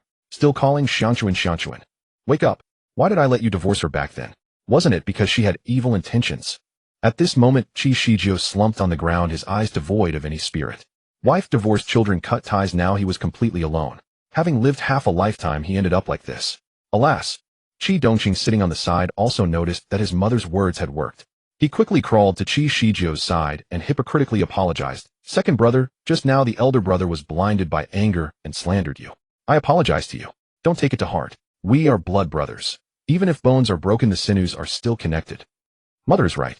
It's definitely that woman Jiang Xianquan stirring things up behind the scenes. That boy Qi Luo has grown up under our noses all these years. On his own, he can't cause any waves. You should investigate thoroughly. Even if Qi Luo wants to sever ties with you, you still have two children. They are also your own flesh and blood. That Jiang Xianquan recently started some weapons company. Let me tell you, the market in Qingshan City is already saturated. If she enters now, she'll definitely lose everything. Can you bear to see those two children and their mother live a hard life? Qi Dongqing's words indeed moved Qi Shizhou, but his face still had a few scratches from his elder brother's claws, and now it was burning with pain. Thinking of all the years of being bullied by his elder brother, he was furious. Get away. Qi Shizhou pushed his elder brother aside, then stood up and looked at his mother Qin Jinfeng. Mom, I understand. I'll go investigate this matter in the next few days and bring the children back. With that, Qi Shizhou stormed out of the Qi family hall alone. Damn, this second son's fists are really hard. It hurts like hell. Qi Dongqing, holding his face swollen from his second brother's punch, began to wail. If it weren't for Mom today, I would have torn him apart. Give it a rest. With your skills, if I hadn't protected you, you'd have been beaten to death by the second son long ago. Qin Jinfeng picked up her teacup to soothe her throat, then instructed Qi Dongqing. You should also put some effort into this. That woman has turned our Qi family upside down. We cannot let her off easily. Hearing his mother's words, Qi Dongqing chuckled. Mom, don't worry. Those weapon sellers in Qingshan City all have to rely on your son. Next, I'll make her lose everything and beg for a living. In the following days, Qi Luo immersed himself in the special training class. In the mornings, he studied theory and pondered methods to climb the rankings. In the afternoons, he familiarized himself with fierce beasts in the hunting ground and accumulated points. To give Qin Shirbin a surprise, Qi Luo had been keeping his score just a few places outside the ranking list these days. After all, the bigger the surprise, the easier it would be to make demands. That Mr. Qin was a true businessman. Businessmen only care about benefits. As long as he could bring enough benefits, Qin Shirbin would have no problem treating him like his own father. Since the day Qi Ming's whole family made a scene at the special training class, they had been much quieter lately. But Qi Luo didn't believe they had truly calmed down. He knew these people all too well, having lived together with them for decades in his past life. Vindictive and calculating. Having gotten their precious Qi Ming expelled, they were surely now thinking of how to turn the tables. However, Qi Luo was not in a hurry. Several of the Qi family's comeback methods had been blocked. Now he just had to wait for them to make a move, and he could take down the Qi family.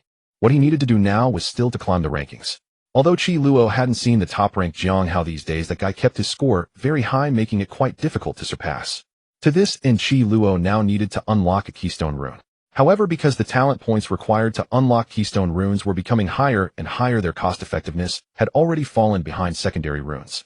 Moreover, if he unlocked the next keystone rune, the next time he wanted to unlock another, he would need to spend runes that he couldn't accumulate in a short time. Originally, he had planned to save the next keystone rune for the college entrance exam day, to be chosen and activated on the spot. But given the current situation, Qi Luo understood that he had to take a big gamble. Come on, sorcery rune phase rush. Congratulations to the host for unlocking the rune phase rush. Phase Rush. The host can use this rune at any time. Upon activation, it provides the host with triple movement speed, consuming 10 mana per second. Racing. Without speed, how can it work? Qi Luo also understood that many trainees try to climb the rankings every day. If he was too slow and the fierce beasts were all killed, what use would his strength be, no matter how formidable? He now possessed 3 combat-type runes. In terms of combat power alone, few examinees in the entire province could compare to him. But when it came to speed, although his agility was high and he wasn't slow, he was no match for speed-type ability users. Tomorrow's ranking climb was absolutely a critical juncture for Qi Luo, and also a test of his previous efforts. This battle, only victory, no defeat. System. Show me my current panel. Host Qi Luo. Realm Stage 1. Electric Torture Phase - Dark Harvestor.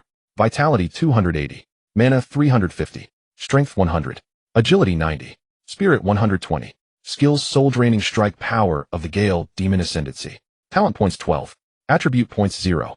The appointed date had arrived, and with morning classes not yet over, Qi Luo had already eaten and was waiting at the gate of the hunting ground. When the hunting ground gates opened, he would begin to climb the rankings.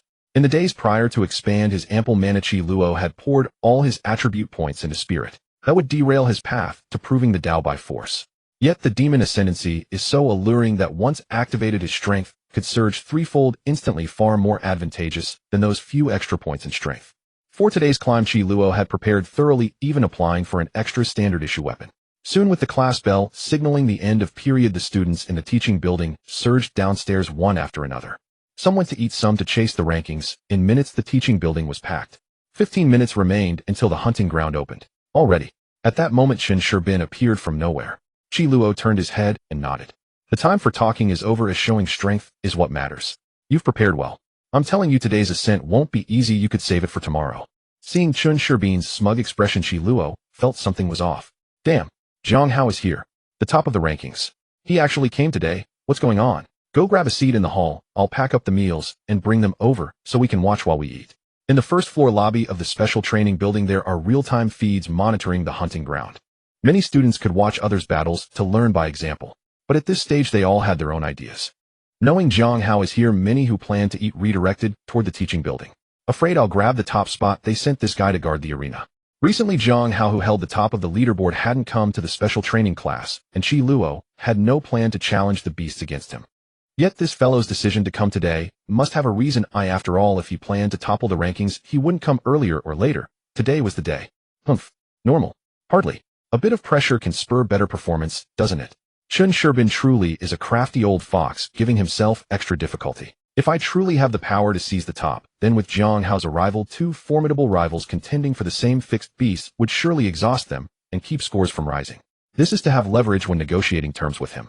A merciless merchant. Finally, after all the anticipation and every eye on him, Zhang Hao slowly stepped out from the crowd. Yet this fellow seemed peculiar. No one approached him, and he looked dangerous. A man nearly 2 meters tall, handsome, with a greatsword strapped to his lower back and a tangle of messy curls atop his head. This feeling reminded Qi Luo of Lin Tianhui, Suzerain High Strongest. Go on, that trainee's strength isn't ordinary. Slack off for a moment, and you may have no chance. Qin Sherbin smiled and gently pushed Qi Luo toward the hunting grounds entrance. I've released more beasts today. I'll push a bit harder, and you still have a chance. Now, with Zhang Hao's arrival, many who planned to surge up the rankings gave up entering at the first moment. In other words, at the onset inside the hunting ground, only Qi Luo and Zhang Hao remained. Humph. Before the start, Zhang Hao shot a condescending look at Qi Luo, a look like looking at trash, truly unsettling. As the hunting grounds countdown began, Zhang Hao drew the great sword from his back. Qi Luo could barely perceive a ghostly presence wafting around Zhang Hao. Perhaps it was the beasts, but the sensation was chilling. Today this fellow would surely be a formidable opponent. Begin. As Qin Sherbin shouted, the hunting grounds iron gate slowly opened. Zhang Hao didn't bother waiting for the gate to fully open and leaped over from above. That gate stood 5 meters tall. Zhang Hao's mobility was unbelievably swift. Yet Qi Luo had no time to marvel. He charged through the main gate as well. Who was that guy daring to challenge Zhang Hao? He only arrived in the last couple of days. His strength is decent, but he hasn't topped the rankings yet. A reckless youth. No problem, in just a few minutes he'll see the gap between himself and Zhang Hao's strength. Challenging Zhang Hao is the funniest joke I've heard in a long time. Yes, Zhang Hao is a strong contender for the city's top, and even the provincial top this year. This kid truly doesn't know his own limits. Suddenly, students watching Zhang Hao's fight offered their opinions, all eyes fixed on the screen ahead. On the display, Jiang Hao with the great sword in hand roamed the hunting ground like an Azura. Jiang Hao surged into the hunting ground, his figure swift as the wind, instantly locking onto a row of swift wolves. His foot planted, and he shot forward like a cannonball. The great sword flashed with a cold edge, killing intent rising. He leaped, turned in the air, and slammed the great sword downward with the weight of a mountain. A hiss rang out as Jiang Hao's great sword cut through the beast's claws unimpeded. Following through, the beast's head was split in two. Blood spattered, the beast toppled, stirring up a cloud of dust. Jiang Hao's motion showed no pause. He immediately pivoted toward the next foe. He snorted, his wrist flicked. The great sword flew from his hand, streaking like lightning. With precise aim, the great sword pierced another swift wolf's body. Then Jiang Hao took a quick step forward, drew the fallen great sword again, turned and charged toward the next target. Hey, Jiang Hao seemed stronger now. Maybe he didn't even use his full power that time. The guy who went in with him probably already returned. Who would dare to fight Jiang Hao? No. Look, that guy actually caught up. The scene shifts, and a figure emanating deep blue energy speeds ahead of Jiang Hao with near ghost-like velocity. He casually gripped a short sword under a meter, slicing through the swift wolves in front of him. In the next moment, those swift wolves burst apart. His strength was not inferior to Jiang Hao's. Keep going. After instantly killing 4 or 5 beasts, Qi Luo turned his head, narrowing his eyes into a smile. What was once a bored climb began to feel like a swift display of prowess, and Jiang Hao couldn't help but smile faintly. Interesting. Spirit and Qi is one. In the next moment, Jiang Hao's hair turned white, and his black eyes began to glow blood red. Truly like an Azura demon. Regardless of whether Jiang Hao showed up or not, Qi Luo's strategy for the ranking challenge was already prepared long ago. If he posed an obstacle, he would be eliminated along with the beasts. Demon Ascension. Gazing at Jiang Hao, who had transformed into an Azura-like figure, Qi Luo also snapped his fingers, unleashing demonic power. In an instant, dark radiance erupted from his back, and countless black crows surged outward. At the same time, a pair of massive black wings quietly unfolded. The crows swirled around Qi Luo, encircling him like a dark cloud. Let's see who is stronger. Within the dark cloud, Conqueror and Phase Rush activated simultaneously, golden and deep blue energies merging to surround his body. Coupled with that crimson gaze of the dark eye, Qi Luo now wielded multiple kinds of power. Jiang Hao was not intimidated, raising his Nodachi and charging toward the beasts.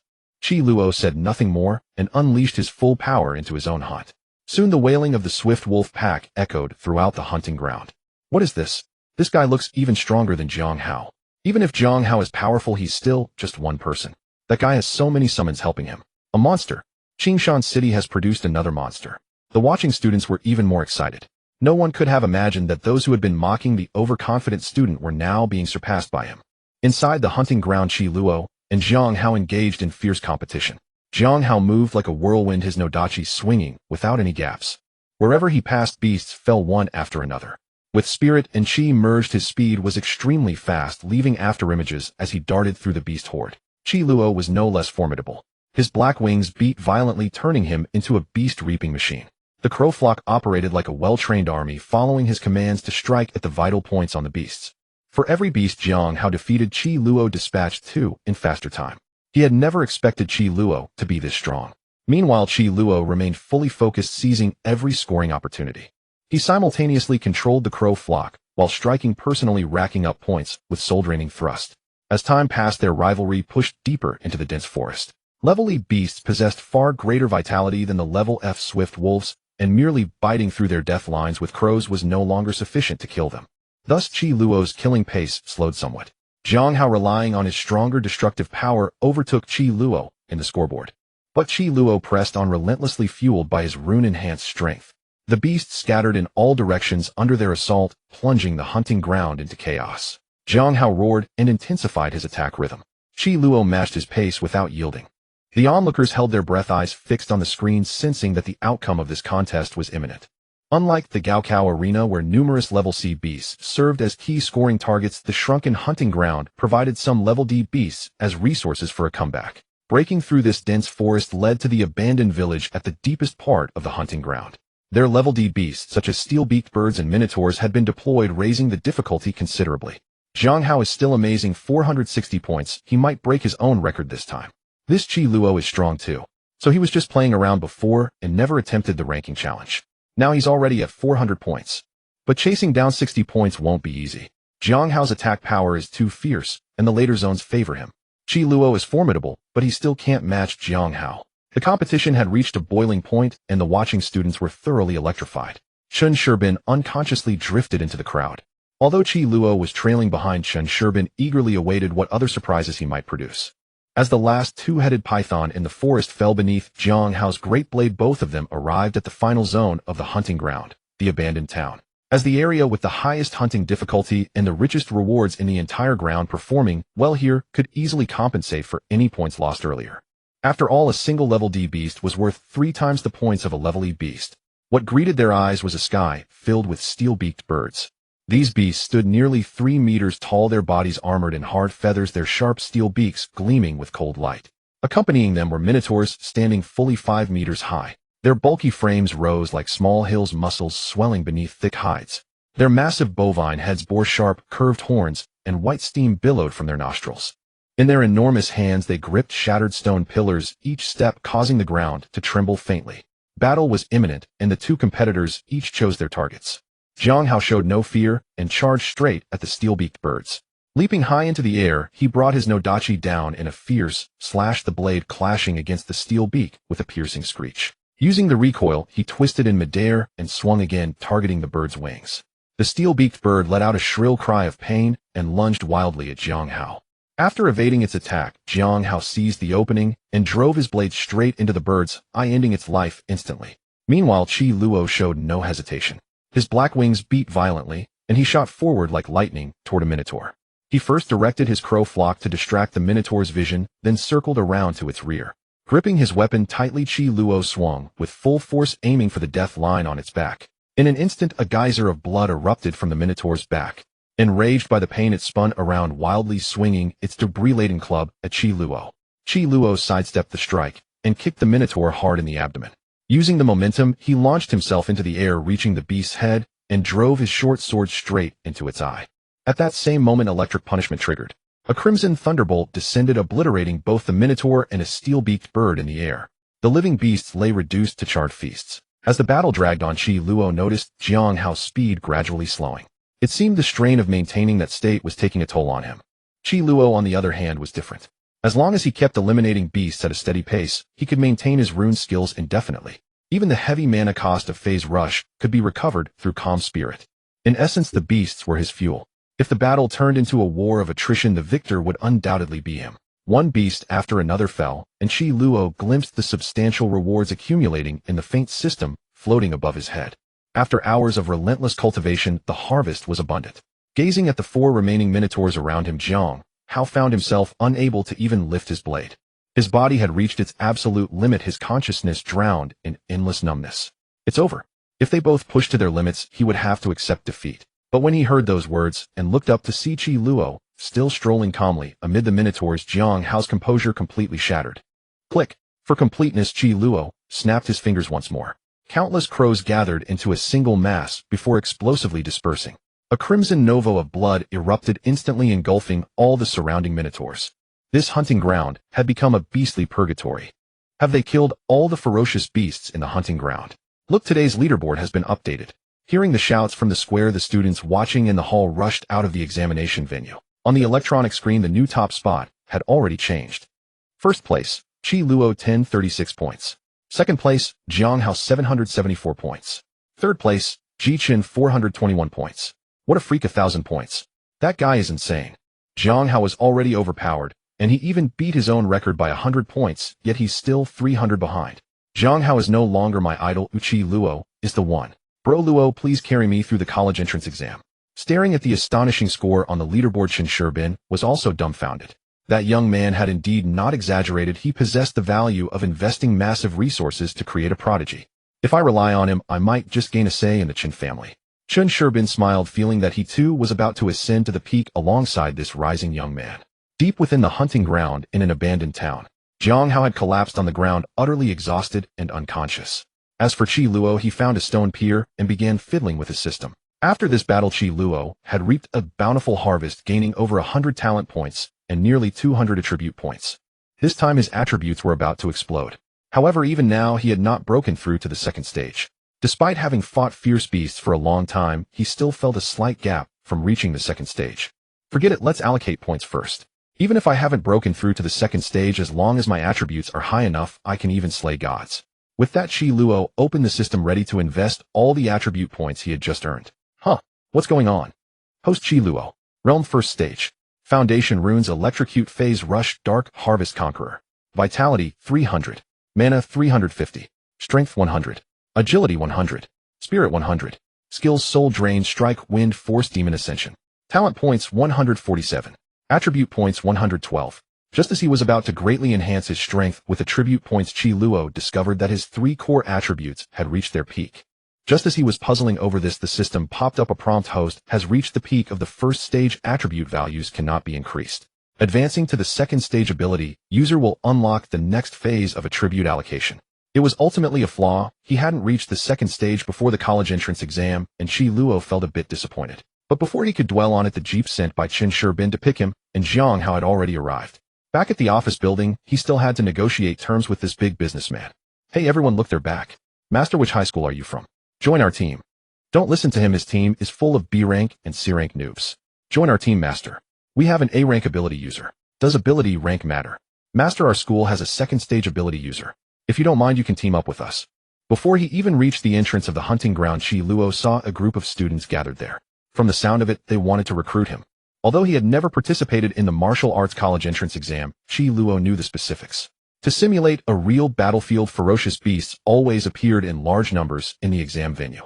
This hunting ground merely mimicked the outer area of the exam site. To get a high score, one had to challenge the C-rank beasts deep in the exam site, and the B-rank beasts as the grand prize. Each time the beast's rank increased, its power rose dramatically, and fighting alone was a sure path to death. Therefore, before the college entrance exam, students would spontaneously form teams to tackle the challenges. They all understood that if they could recruit Qi Luo, an outstanding breakthrough player, getting into a prestigious school would be a sure thing. Students, let's talk later. Excuse me. Qi Luo passed through the students and arrived at the office building, where he immediately saw Qin Shibin standing at the entrance. Let's go to my office upstairs to talk. Following Qin Shibin to his office, Qi Luo took the bottled water he handed over, gulped down a few mouthfuls, and then began discussing business. Brochin, are you satisfied with my performance today? Looking at the confident Qi Luo before him, Qin Shibin had nothing to say. After all, he had specifically summoned the ace of this year's special training class. Tell me your thoughts. As long as I can do it, I'll follow your lead.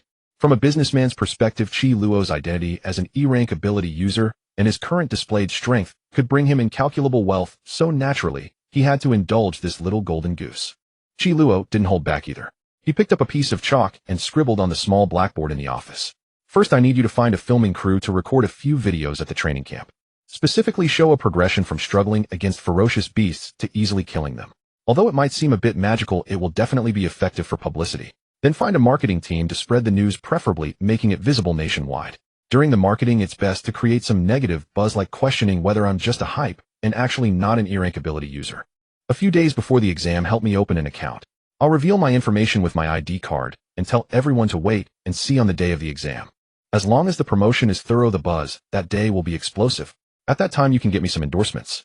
With my strength, I might not be in the top 100 of the province, but I'll definitely be in the top 100 of the city. Everything Qi Luo said made sense.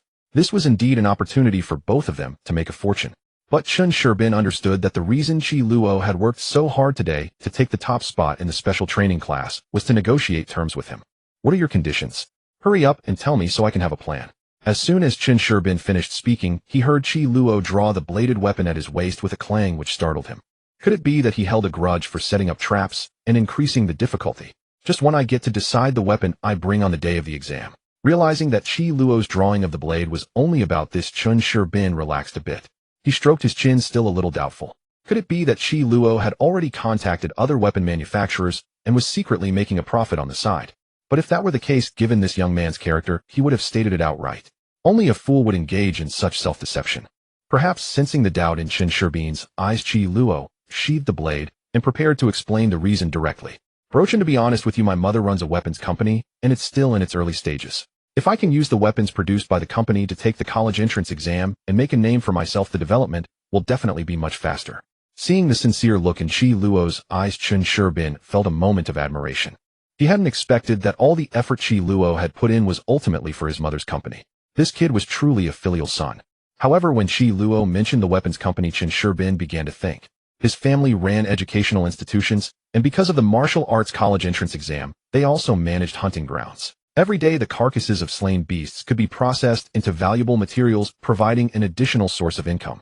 As a result, he had some knowledge of the various weapons merchants, both large and small, in the country. Speaking of Qingshan City, there were people who traded with him, like Qi Dongqing for instance. But from what he knew, Qi Dongsheng didn't own any weapons company, he was just a middleman. As for who else in Qingshan City?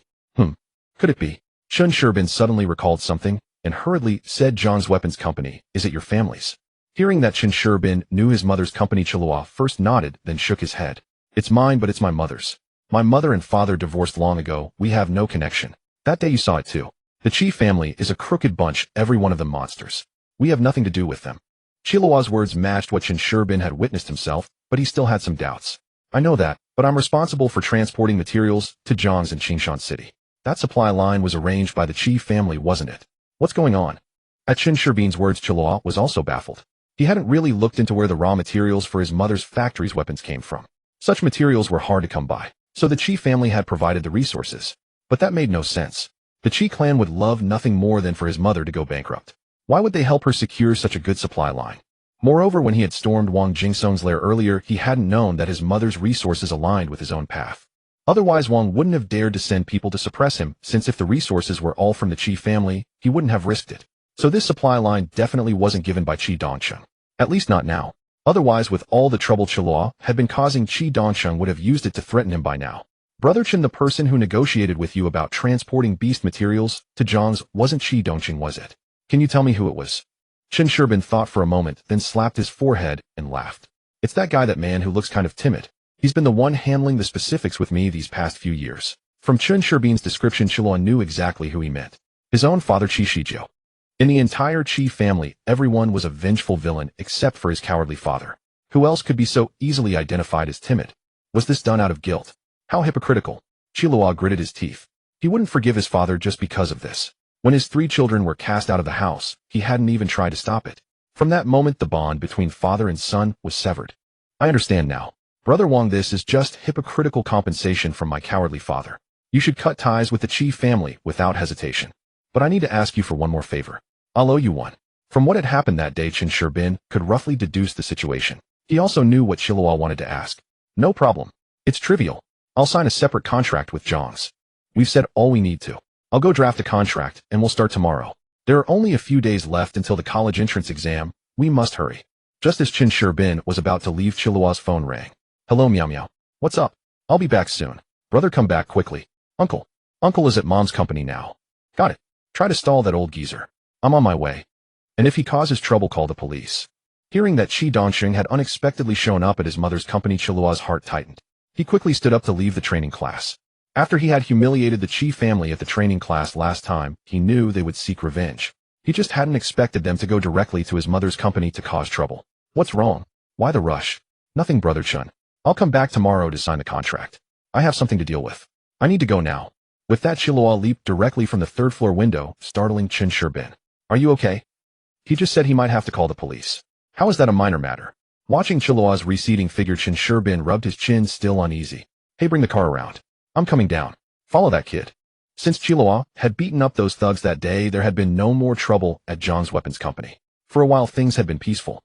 But today, a middle-aged, balding, greasy man in slippers showed up, and it seemed like a storm was brewing. Where is everyone? A big client comes, and no one greets me. From his tone, the receptionist downstairs immediately understood he wasn't there to buy weapons. She quickly informed the boss, Zhang Xianquan. The moment Zhang Xianquan saw the man, she knew it was the Qi family trying to be a nuisance. In the past, they had loved to pull such stunts, relying on their influence in Qingshan City to do whatever they pleased. Sir, our company's weapons are available at retail points throughout Qingshan City. We don't sell individually here. Zhang Xianquan naturally wouldn't be polite. In the past, she had tolerated Qi Dongqing bullying her, relying on his mother Qin Jinsui. But if he dared to bully her 3 children, she would rather fight to the death. Come on, Xianquan, don't be so distant.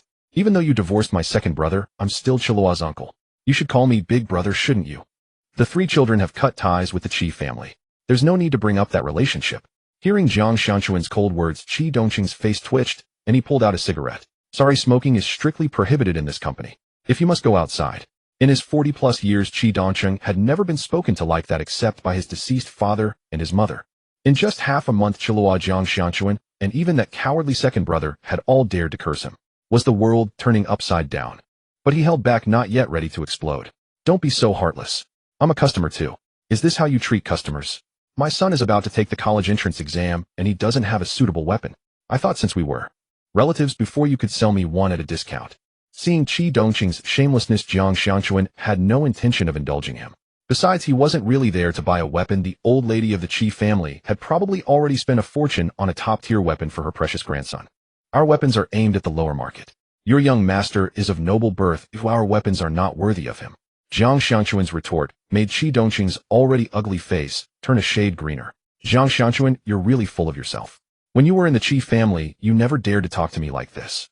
Angered, Qi Dongqing stood up and casually grabbed a stun baton from the product display area. Put that down, or I'll call the police. Easy, easy. Listen to me. This weapon is made from the hide of an electric squirrel, isn't it? He touched the high-quality material on the baton. To be honest, I control the entire transport chain for beast materials in Qingshan City. I don't know who you're getting your supplies from, but if I want to cut off that line, it's easy. Seeing the smug expression on Jiang Xianchuan's face fade, Qi Dongqing's mood improved. Snap. He threw the stun baton to the ground, grinned slyly, and shuffled toward the door. Jiang Xianchuan, you and your precious son have gone too far recently.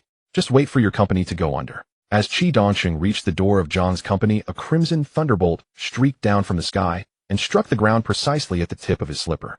The thunderbolt struck without warning, and Qi Dongqing was so terrified that he lost control of his bladder, urinating all over his pants in a sudden stream. Who the hell did that? Killing someone in broad daylight. I'll sue you. A moment later, Qi Dongqing regained his composure and hastily summoned a green protective barrier around himself with his ability. He had been running rampant in Qingshan City for decades, and no one had ever dared to attack him on the street. A surge of rage rose within him, and he no longer cared whether he was a match for the one who had hurled the thunderbolt. Don't accuse the innocent. You were the one who barged in. I was acting in self-defense. At that moment, Qi Luo slowly got out of the taxi, still holding the short sword with its blade curled from cutting. Qi Dongqing, either you get the hell out of here, or I'll kill you. Choose one. Hearing Qi Luo's words, Qi Dongqing completely lost his composure. The old woman was already harsh enough, but the younger one was even more ruthless, directly telling his own elder brother to die. You little brat, let me warn you now, so you don't blame your uncle later for not making things clear. The weapons your mother makes here all rely on the beast materials I provide. Kneel down and kowtow 300 times to me, then stab yourself twice with that knife. I might consider delaying the termination of that supply route by 2 months to give you some breathing room. He had expected to see the same expression on Qi Luo's face as his mother's earlier. But Qi Dongqing never expected that the little brat would let out a cold sneer instead. Crazy, this little bastard was truly crazy. Hey Qi Dongqing, stop pretending to be some big shot. In an instant, Qi Luo, who should have been 10 meters away, was now standing right in front of him. Moreover, he was holding the short sword and slashed it twice in front of him, instantly shattering the protective barrier around his body. Hey you little brat, if you kill someone here, your life will be ruined, you know. Qi Dongqing was now drenched in cold sweat, utterly panicked. He knew well that Qi Luo was a madman. If he wanted to strike, he would do so at any moment. Seeing Qi Dongqing's panic, Qi Luo sneered. You caused trouble at my mother's company. If I kill you, I'll get at most 10 years in prison. Not a bad deal. Nephew, don't be like that.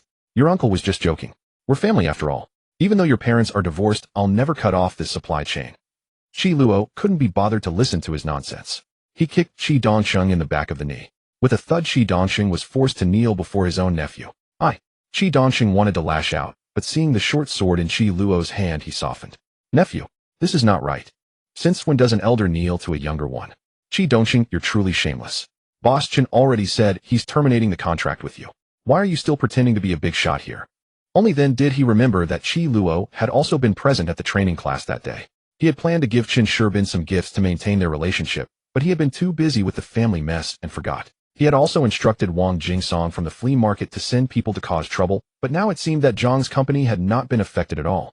Nephew, I've been cooperating with Boss Chen for 7 or 8 years. He was just angry that day. If I don't handle this supply chain, who else can? I've only been in charge of Qingshan City for 3 years, and you're saying it's been 7 or 8. Boss Qi, your timeline is quite special. At that moment, Chen Sherbin, who had been following behind Qi Luo, stepped out of a luxury car.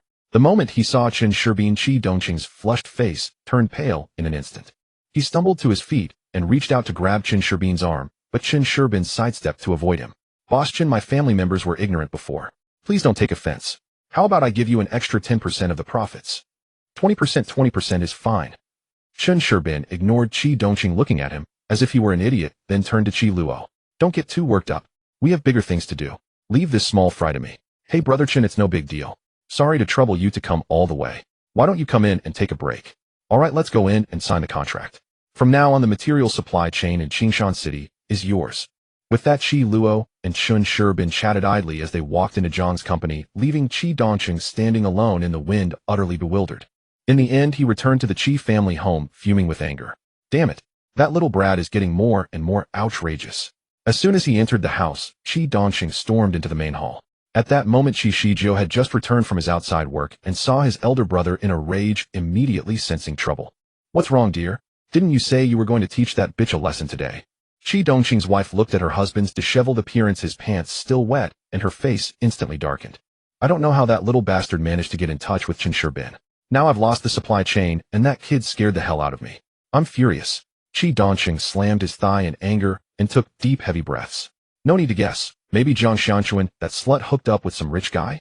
Otherwise, how would Qi Luo have so much confidence recently? At that moment, the malicious old woman Chen Jinsui also approached.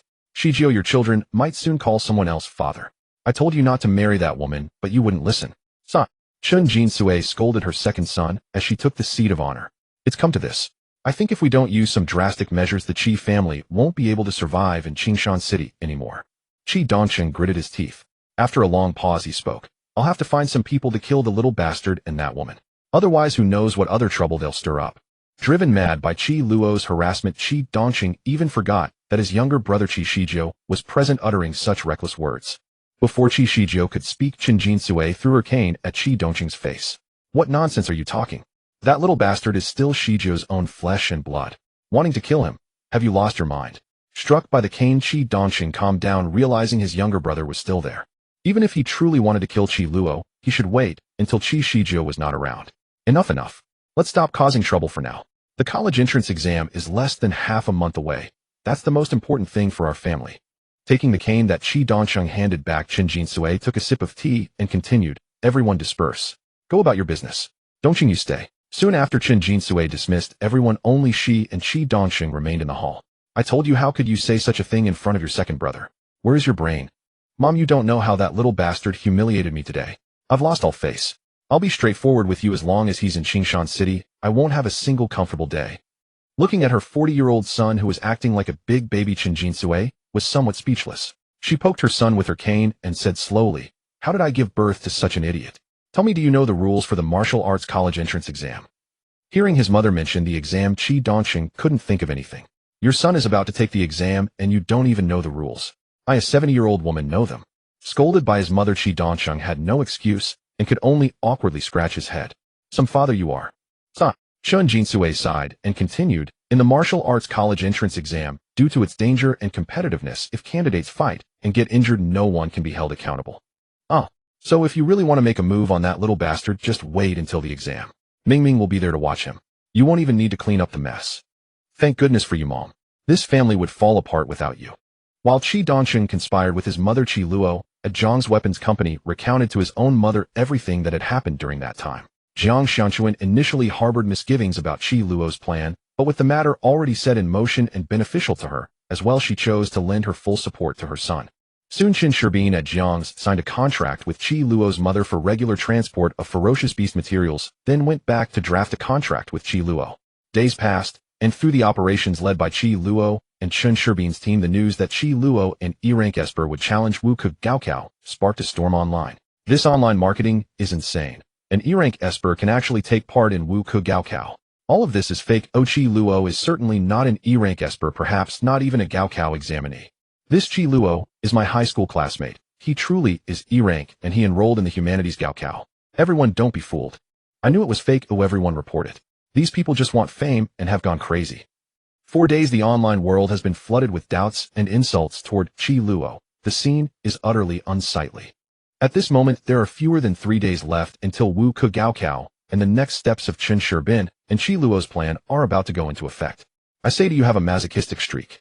People insult you like this, and you still watch with relish every day. In a deliberately designed classroom, Qi Luo was talking with Chen Shirbin. Over the past days, he had read the online comments. They had insulted Qi Luo's ancestors to the 18th generation. He could hardly understand why Qi Luo kept smiling while scrolling his phone. Dark fame is still fame. Gaokao is in a few days and half the internet is cursing me. I have become a public figure.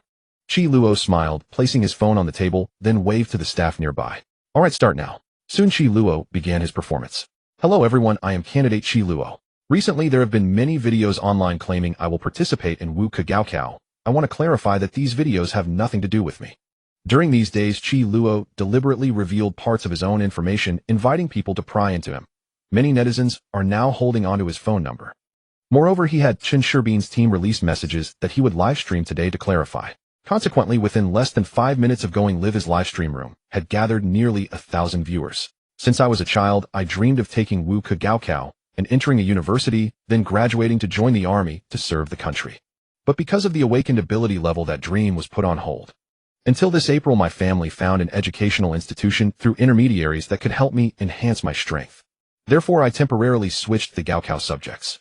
I know that with my abilities, getting into a university is a fantasy, but if there is a chance, I really want to try it. During this period, I have been training diligently, so I haven't paid attention to outside happenings. I don't understand who spread this rumor and embellished it. It has caused me great distress. After the Gaokao ends, I will pursue legal action to protect my rights against those marketing accounts. With those words, Qi Luo broke down in tears, his voice thick with emotion. From a hidden vantage, Chen Shibin watched his performance with admiration, utterly convinced. For a moment, the barrage of insults diminished, though most onlookers still claimed Qi Luo was merely pretending. But it was indeed a performance. I know. Now everyone doesn't believe what I say. Therefore, on Gaokao Day, I will do an outdoor live stream to prove I have no marketing team. I am simply an ordinary examinee. As for the Gaokao process, you can also watch my performance on official platforms. I truly haven't deceived anyone. As the live stream neared its end, Qi Luo, deeply drawn into his role, wept and pulled out his identity card to face the screen. This is my identity card. You can see I really am an E-rank esper. This is absolutely true. Although many still think the ID in Qi Luo's hand is forged, the effect has already been achieved. That tearful performance had drawn many in. As the Great Xia's most important day, Wu Ke Gaokao would launch nationwide live streams. Even in Qingshan City, more than 50 live stream rooms would be opened on the platforms that day. All of this was to lay the groundwork for Gaokao Day. As long as Qi Luo performs well and achieves a highly ideal score, it will surely ignite nationwide excitement. After the live stream ended, Qi Luo quickly shed the tearful persona from earlier. Not bad. I had rehearsed this for half a day. Kid, with this ability, you could be an actor and never worry about meals. Brother Chen, leave the marketing to you. Ramp up the hype a bit more. I'll handle the rest on Gaokao Day. Aim for a top 100. After bidding farewell to Chen Shibin, Qi Luo returned to his mother's company with a cheerful smile. Sis, my elder sister and I watched your live stream. You cried out. It was so like you. Today is the weekend, and the 2 younger siblings are off at the company doing their homework. They are well aware of the big thing their elder brother has stirred up. Although the internet was flooded with insults for the sake of their elder brother's plan, the two could only endure and refrain from clarifying. After all, Qi Luo had marketed this himself. Finish your homework properly, both of you. This is all heartfelt. Study hard. Qi Luo chuckled, seeing his mother still at work, and sat on the sofa scrolling his phone. From the live venue Chen Shibin arranged to the company, the distance was less than half an hour. His livestream's hot search had already climbed into the top 20. This Mr. Chen really put in real effort. Hey, Xiao Qi, Jiangzong is calling you downstairs. Got it, Miss Wang, I'll be there. His mother's secretary Xiao Wang suddenly called him. Qi Luo did not delay and hurried downstairs. Wow, the quality is amazing. Hearing that the son had arrived, Jiang Xianchuan looked up, scanned the crowd, grabbing Qi Luo's hand and pulling him into the throng. Didn't you say the Gaokao would use our weapons? This our latest product, come take a look. Stepping into the center, Qi Luo immediately spotted the black and white weapon on the table. Hearing the staff say the son had arrived, Jiang Xianchuan looked up and swept the room, grabbing Qi Luo's hand and dragging him into the crowd. Didn't you say the Gaokao would use our weapons? This our latest product, come take a look. Stepping through the crowd, Qi Luo found the black and white short-handled weapon on the table. JS-2 Jin Integrated Armament Attack Power 70. This is a watershed product in the weapons industry. Its launch would drive down the prices of most mid-range weapons on the market. Unlike those fixed configuration weapons on the market in actual combat, it can absorb the corpses of different ferocious beasts to morph into different weapon forms. Rather than a multi-purpose weapon, it's an all-purpose weapon. Come on, take it to the courtyard behind the company to test it. Under his mother's arrangements, Qi Luo picked up the JS-2 Jin and, accompanied by 2 technicians, went to the company's temporary weapons testing yard behind the building to test its power. Stepping into the small courtyard behind the company, a 3-meter-tall steel pillar forged from various hard metals came into view.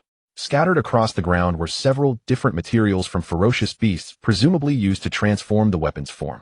Let me tell you. Before the two staff members could respond, Qi Luo raised the JS2 in his hand and charged forward with all his might. In a past life, he had spent several years engaged in weapons trading alongside his mother, so this particular armament was deeply familiar to him. First, the basic form, a short sword. Qi Luo channeled a wisp of magical energy, and the weapon rapidly shifted shape, revealing a gleaming blade. He activated the soul-draining strike, coating the sword in violet energy, then surged forward and struck the steel pillar with full force. With a thunderous crash, a deep furrow was carved into the steel pillar. Then his eyes narrowed, and he drove the short sword into the corpse of an F-rank ferocious beast, the blade-winged scythe. Amidst flickering light, the JS2 rapidly transformed its broad blade, extending and reshaping into a razor-sharp scythe. Gripping the haft with both hands, Qi Luo swung mightily the scythe, slicing through the air to strike the steel pillar. With a resonant clang, another deeper groove appeared on the steel pillar, and a swirling jade-colored vortex lingered faintly within the wound. After the second strike, Qi Luo again hurled the scythe blade, driving it precisely into the skull of an E-rank ferocious beast, the twin-headed python. Radiant light flared as the broad blade retracted and folded, and in the span of a breath the JS2 in his grip had transformed into a short-barreled rifle. Qi Luo took aim at the steel pillar and pulled the trigger without hesitation. The two serpent heads emerging from the barrel materialized into wraiths of death, piercing straight into the target. This time there was no great noise, yet a web of hairline fractures spread across the surface of the multi-layered steel pillar before him. Then Qi Luo reverted the rifle back to its short sword form and plunged it into the remains of the steel-beaked bird before him. In an instant, the unadorned blade transformed into a katana glowing with white radiance. Wielding the sword in one hand, his movement as swift as lightning, he gave it a gentle arc. 3 razor-sharp blades of sword Qi roared forth, carving through the steel pillar in a single moment. A thunderous bang erupted as the already weakened steel pillar shattered under the assault of those 3 sword Qi strikes, collapsing into scattered fragments across the ground. At that moment, all witnesses, the 2 testers behind Qi Luo, Jiang Xiangquan at the courtyard entrance surrounded by her staff, and the 2 younger observers watching from the office window above, stood frozen in astonishment. Some were stunned by Qi Luo's formidable power, especially given how he had recently dominated the internet with his reputation, drawing those who had hoped to see him humiliated. Yet based on what they were witnessing, now any expectation of mockery had vanished. Others found themselves envisioning Jiang Corporation's future prospects, particularly since Qi Luo would wield the JS2 during the college entrance examination.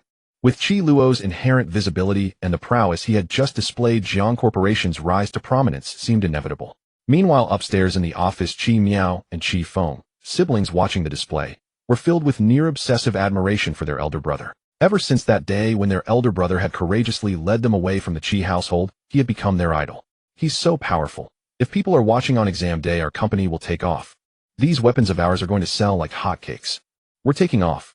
Watching his employees' ecstatic faces, Qi Luo smiled and handed the JS2, which had reverted to its short sword form, to his mother before heading upstairs to rest. Everything was ready. All that remained was the exam day itself, when he would unleash his true capabilities. Days passed in quiet routine, with only 4 hours remaining until the college entrance examination officially began. This day marked the most pivotal moment for countless candidates across the entire Great Xia. Qi Luo, his heart pounding with anticipation, rose from bed at 5 that morning. After quietly completing his routine, Qi Luo, dressed in fresh clothes, and tiptoed out of the room he shared with Qi Feng. As he was about to head downstairs for the hotel's buffet breakfast, he noticed the door to his mother and sister Qi Miao's room across the hall swinging open. Noticing the worry etched across his mother's face and the dark circles beneath her eyes that makeup could not fully conceal, Qi Luo guessed she had not slept well either. Today was everything, for her son's examination and for whether the Jiang family would finally ascend. His mother's burden must have weighed far heavier than his own. Why are you up so early? Go back to bed and rest. The exam lasts 12 hours. Qi Luo chuckled at his mother's scolding, waving dismissively as he explained, I'm just excited, Mom. We need to be at the venue by 8 at the latest, so let's go get breakfast. All right, then come back and rest after eating. Save your strength for a good score. Unable to argue with her son, Jiang Xiangquan joined him as they took the elevator together to the dining area. Qi Luo was reaching for a plate when his phone buzzed with a call from Chen Sherbin. He clearly was not the only one struggling to sleep. Calling at 5 in the morning, Brother Chen. You're up early too. I can't help being nervous. I've invested heavily in this plan, and now everything depends on you. Don't forget to go live when you head out. I know, Brother Chen. Just sit in front of your computer and watch the stream. I'm the top scorer from the special training class. My abilities are verified. Oh, and don't forget to send my tuition refund and the weapon reward for being first place. Understood. Prepare well. Today is crucial. Meanwhile, Qi Luo and his allies were not the only ones plotting something significant. Qi Dongxing had already roused his son Qi Ming early that morning. Dad, what's the rush? The exam doesn't start until 9. Let me sleep a bit longer. Sleep? Get up right now. We have business to attend to.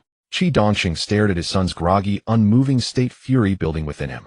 Previously, his son's awakening of an A-rank ability had brought him considerable satisfaction, since such power virtually guaranteed strong exam results. On top of that, the Qi family had been supplying him with numerous solidifying essence capsules each month, which should have elevated his capabilities even further. However, since that incident where Qi Luo had thoroughly beaten Qi Ming and his group at the special training center, doubt had begun creeping into his thoughts. For one, his son had grown complacent over the years, relying solely on his innate abilities rather than putting in proper effort, and the training center expulsion only compounded his frustration. And secondly, despite consuming so many strengthening medicines, he still had not advanced to the second stage, a situation that filled him with genuine anxiety. If Qi Luo could single-handedly defeat 10 opponents like them, what score would he achieve come exam day? So on one hand, he wanted to settle old scores and avenge his family's humiliation, while on the other, he could not let this young upstart steal the spotlight. Qi Luo's exploits had already spread across the internet, an F-rank ability user registering for the martial arts college entrance examination generating enormous buzz. Most people online who did not understand his true capabilities assumed it was all manufactured publicity, but Qi Dongxing knew better. Qi Luo was deliberately using this controversy to carve out his own fame. Under no circumstances would he permit that to happen. That very day after his mother's words had opened his eyes, he had scoured Qingshan City to find candidates with genuine ability but impoverished backgrounds. 13 candidates, all possessing A-rank abilities, each offered 200,000 yuan and access to weapons from his factory, charged with disabling Qi Luo on exam day. Qi Luo's internet fame had already painted him as an arrogant upstart, and Qi Dongxing's embellished tales of familial betrayal only intensified their resentment toward him. In their minds, crippling Qi Luo had been reframed not as a malicious act, but as a righteous mission of justice. Without hesitation, they accepted half the payment up front and wholeheartedly joined Qi Dongxing's scheme. Come with me outside. Those 13 have taken my money. You are in charge of leading them to Qi Luo and eliminating him. With that, Qi Dongxing started the car and drove toward their prearranged meeting point, Qi Ming in tow. Hello everyone, I am Qi Luo. I am now on my way to the Gaokao exam venue. I have made a lot of preparations for this exam. At 7:30 in the morning, Qi Luo boarded the bus specially provided for Gaokao candidates and started a live stream. Hey, isn't that the big internet celebrity? Yeah, it said that he has E-level supernatural ability. Do you think it's true? It seems true. He even did a live stream a few days ago to prove it. Not necessarily he could fake an ID card to pretend, but he's really committed to the act, even starting a live stream. At that moment, all the candidates on the bus noticed Qi Luo sitting in the corner and began to discuss among themselves. Meanwhile, Qi Luo's live stream room was packed with viewers. As the most important exam in all of Daxia, all primary and secondary school students across the country had a day off to watch the live stream. Therefore, even before the exam officially started, many candidates had already begun live streaming on their personal accounts. Not only up-and-coming internet celebrities like Qi Luo, but many streamers who used the Gaokao as a selling point had seen their popularity soar. For example, Teacher Zhang, who has become very popular in recent years, is famous for helping candidates choose their future majors and directions. It is said that his online courses cost a lot of money, and he has made a fortune. There is also a candidate in the same city as Qi Luo, who is now 38 years old. This guy's name is Tang Shi, and he has taken the Gaokao 20 times so far, having been admitted to several prestigious universities. But his dream is to be admitted to Jingxing University, the most powerful university in Daxia, so he has been continuously retaking the exam. Walking this path of Gaokao is not easy. To overtake his predecessors, he really needs to work hard. We have arrived at the exam venue now. I need to go in to verify my admission ticket, so the live stream ends here. Everyone can watch through the official Gaokao live streaming platform of Qingshan City later. Bye-bye. Arriving at the exam venue, Qi Luo bid farewell to the netizens in the live stream room and got off the bus holding his JS2 generation weapon. Haishi Town. I'm back again. The Qingshan City Gaokao venue, Haishi Town, is located in the uninhabited area north of Qingshan City. 50 years ago, it was the agricultural center of the entire city. Its area was twice as large as Qingshan City. But due to the invasion of ferocious beasts that year, the entire town's environment was contaminated and ferocious beasts began to appear endlessly, making it no longer suitable for human habitation. For this reason, the Ministry of Education cooperated with the military to transform this abandoned town into a Gaokao venue. More than a decade later, a global beast tide struck, and Haishi Town once again became a stronghold of ferocious beasts. And in his previous life Qi Luo was turned to ashes right here by a beast king-level ferocious beast. The entire Haishi town has 8 entrances, each with a large square that can hold 1,500 people. As soon as he got off the bus and entered the square, Qi Luo saw a group of fully armed soldiers standing guard protecting the candidates. After all, this was Daxia's most important annual exam, and candidates could fight freely within the exam venue. But if anyone caused trouble before the exam, these soldiers would intervene. At this moment, less than an hour before the official start, nearly 1,000 candidates had already gathered in Square No. 7, where Qi Luo was located. Everyone quiet down. Just as Qi Luo entered the square, a loud voice came from the nearby podium. Next, please line up in an orderly fashion and collect protective suits from the staff. At the same time, I will repeat the Gaokao rules for everyone. As soon as the teacher in charge of this square finished speaking, the scattered candidates formed several long queues along the wall where staff were distributing protective suits. First, as soon as you receive your protective suit, place your admission ticket into the buckle on the inside of the suit.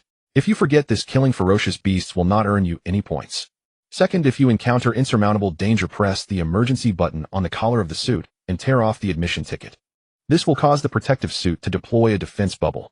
Although this will be considered an automatic submission of your exam, please do not forget that life is always more important than scores. After the teacher's words, the emotions of the candidates in the square fluctuated. After a year of hard work, who would want to give up halfway? But everyone understood the danger of fighting ferocious beasts. This was a battle staking their lives. Even Qi Luo, who had practiced in the training class hunting grounds, understood that the ferocious beasts in the Gaokao venue, regardless of type or strength, were incomparable to those in the artificial hunting grounds. Second, this Gaokao will last 12 hours starting at 9:00 a.m. and continuing until 9:00 p.m.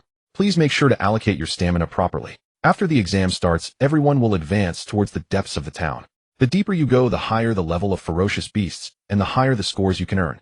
Let me explain the points corresponding to beast levels. Killing an F-level ferocious beast gives 0. 1 point. C level gives 0. 5 points. D level gives 5 points. C level gives 20 points, and B level gives 1,000 points. There will be an electronic screen on the wrist of the protective suit where you can see your accumulated points in real time. As the teacher grew more excited, the candidates under the podium were also eager to try.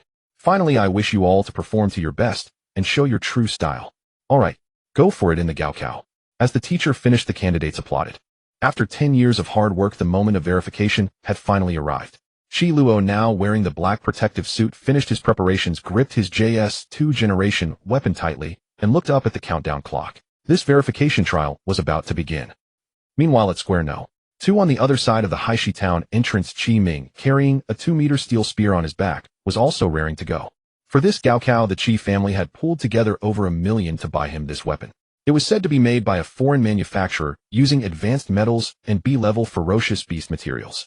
Combined with his own powerful supernatural ability, Qi Ming was confident he could get into a prestigious university. A few hours earlier, his father Qi Dongcheng had taken him to meet the 12 hired thugs. 6 of them were in the same square as him. The remaining few were not far away, and one of them was in the same square as Qi Luo, keeping a constant watch on him.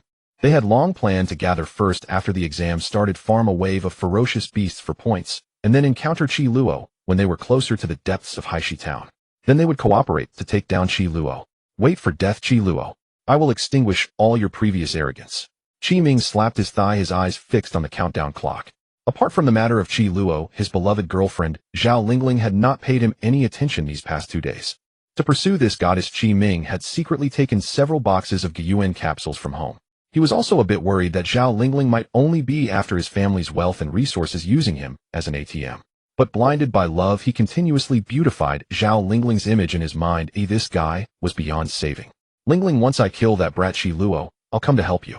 But he had no idea that at this very moment Zhao Lingling was hugging and kissing a frivolous-looking pretty boy in Square No. 7, and Qi Luo saw everything clearly.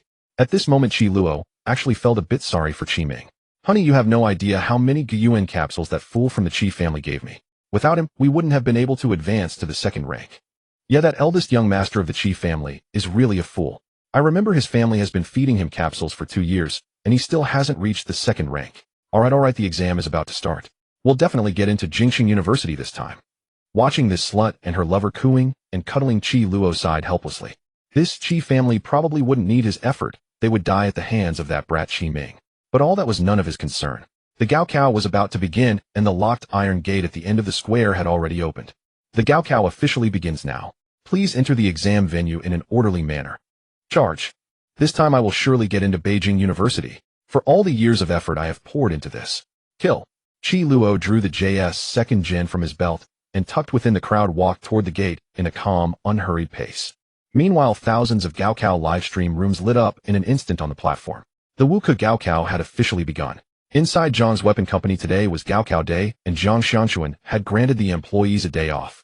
Yet today was a day decisive for Zhang's rise, and these employees had climbed up step by step with Zhang Xianquan. Thus the crowd, without planning ahead, gathered at the company, and together with Zhang Xianquan's family, watched Qi Luo's movements.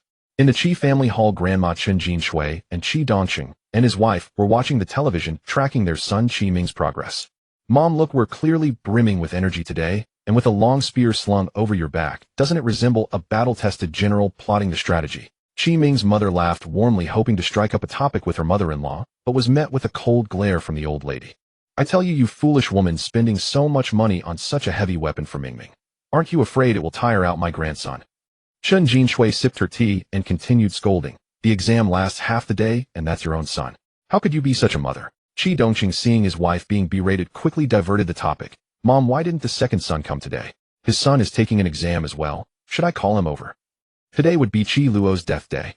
Even if Qi's quarrel with Qi Luo remained, he was still his son. To witness his own son die before his eyes would be incredibly satisfying. Thinking of it, Qi Dongqing's tongue nearly curled with triumph. No need, I am here. Just then she stiffened and slowly strode into the hall. During the days since he severed ties with his son, he gradually realized how absurd his earlier mistakes were. Previously, when the elder bullied his family, he believed as the younger brother, he must submit to the elder, and so he endured. Recently, Qi Dongqing had grown harsher, and the lone man could not bear it any longer. When he learned that Qi Ming had been beaten again by his own son Qi Luo, a sense of relief actually washed over him. Today he came to watch Qi Luo crush Qi Ming. Take a seat, but second, our family is limited in means. This projector can only show Qi Ming's live feed here. For Qi Luo, you should watch on your phone. No problem, big brother, I'll watch it too. It's fine. The two brothers at this moment both had schemes in mind, and a subtle balance formed between them. Everyone sit down, it's already started.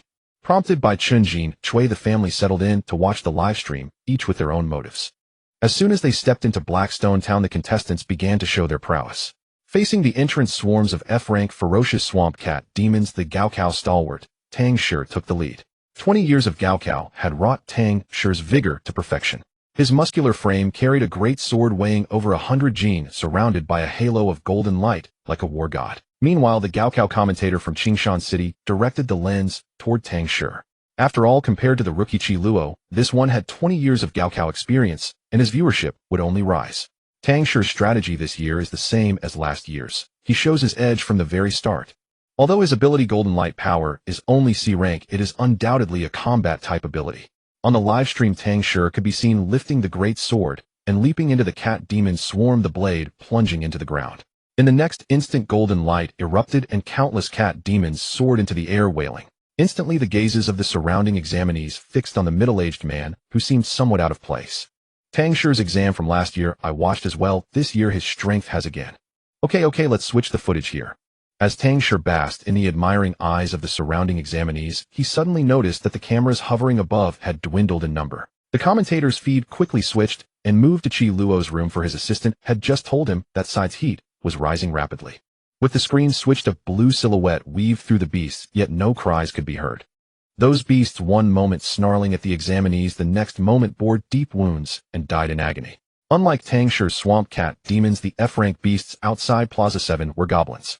If cat demons symbolize treachery, goblins are the quintessential brainless and brutal. Seeing the examinees emerge from the exam halls, the squat green-skinned creatures leapt forward with clawed hands. Their faces twisted, they emitted sharp shrieks that could truly intimidate the timid examinees. Qi Luo clenched his weapon, instantly unleashing Phase Dash, while opening the dark eye, sending countless deathly threads through the goblin swarm. Next moment, Qi Luo's gaze sharpened, his legs powered, and his form darted through the goblin swarm like a wraith. The short blade in his hand swung, drawing fierce arcs. Each strike landed true on a goblin's vital points, and blood sprayed as the blade flashed. The goblins had no time to cry out, collapsing one after another. Not long after, the ground was covered with goblin corpses.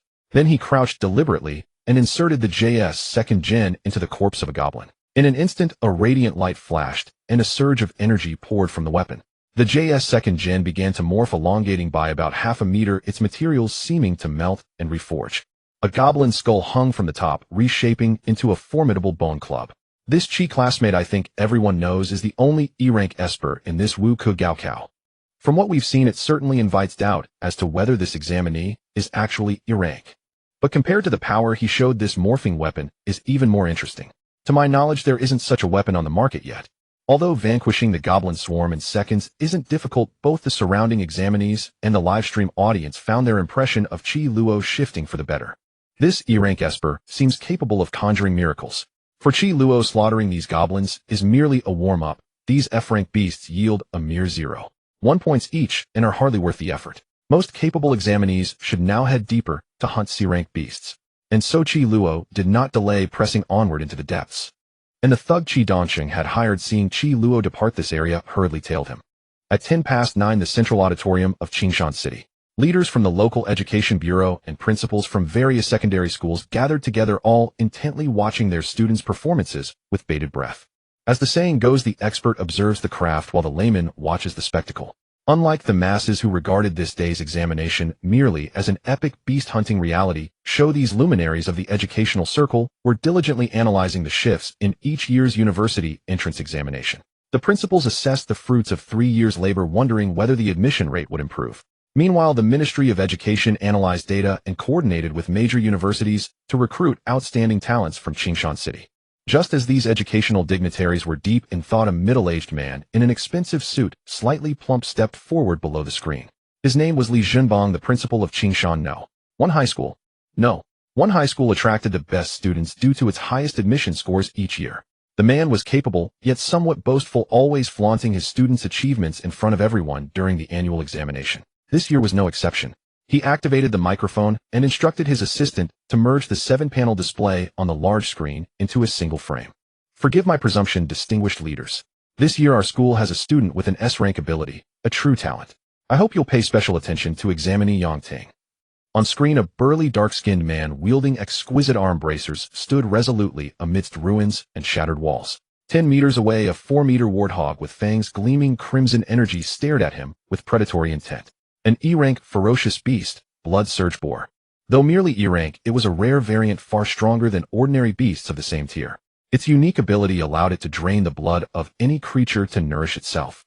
Simply put, as long as an ability user bore even a minor wound, there was a high probability it would drain the blood from his body. Fortunately, being merely a warthog with limited intelligence, it employed its ability rather clumsily. It essentially coated its fangs with the extracted blood to infuse them with blood energy, then charged and fought like an ordinary wild boar. This was precisely why the Blood Surge Boar's threat level remained only E. However, in such an environment, excessive blood loss would quickly deprive one of the strength needed to continue fighting. Therefore, most examinees chose to avoid this beast entirely. After all, an E-rank ferocious beast was worth only 0.5 points. The effort hardly justified the reward. Yet some always sought to display their prowess in such situations. Yang Ting was one of them. Clenching his bracers, he activated his ability, and a surge of thunder energy flooded his body. With 2 thunderous booms, he appeared as though possessed by a thunder god, blue-white lightning crackling across his body. A magnificent sight. Now, soon his bracers were fully charged, the thunder energy on the verge of erupting. Yang Ting leaped, powerfully charging straight toward the Blood Surge Boar. But just as his punch was about to connect, a crimson bolt of lightning descended from the heavens, striking both the Blood Surge Boar and Yang Ting, who was pouring all his strength into the attack. It sent him flying backward several meters. What the? Yang Ting rolled 3 times before struggling to his feet. He had assumed his S-rank ability, Thunder God Descent, was invincible at his level. Who would have thought that crimson bolt of lightning would sever the thunder energy coursing through his body? Who's there? As the dust settled, Yang Ting, sprawled on the ground, caught sight of a young man in black clothing radiating a blue aura, standing with the Blood Surge Boar beneath his foot. The once restless beast now lay motionless, a short sword plunged into its body, its life force already fading. Sorry about that. I figured this boar would make excellent material, so I took it. Half a point won't matter to you, will it, brother? If it were merely about losing an E-rank beast, Yang Ting wouldn't have cared. But the newcomer had used the same lightning-based ability to send him flying. This struck at his pride. Among the 15,000 martial arts examinees in Qingshan City, this year only 4 possessed S-rank abilities. Since awakening his power, Yang Ting had never suffered defeat against any peer.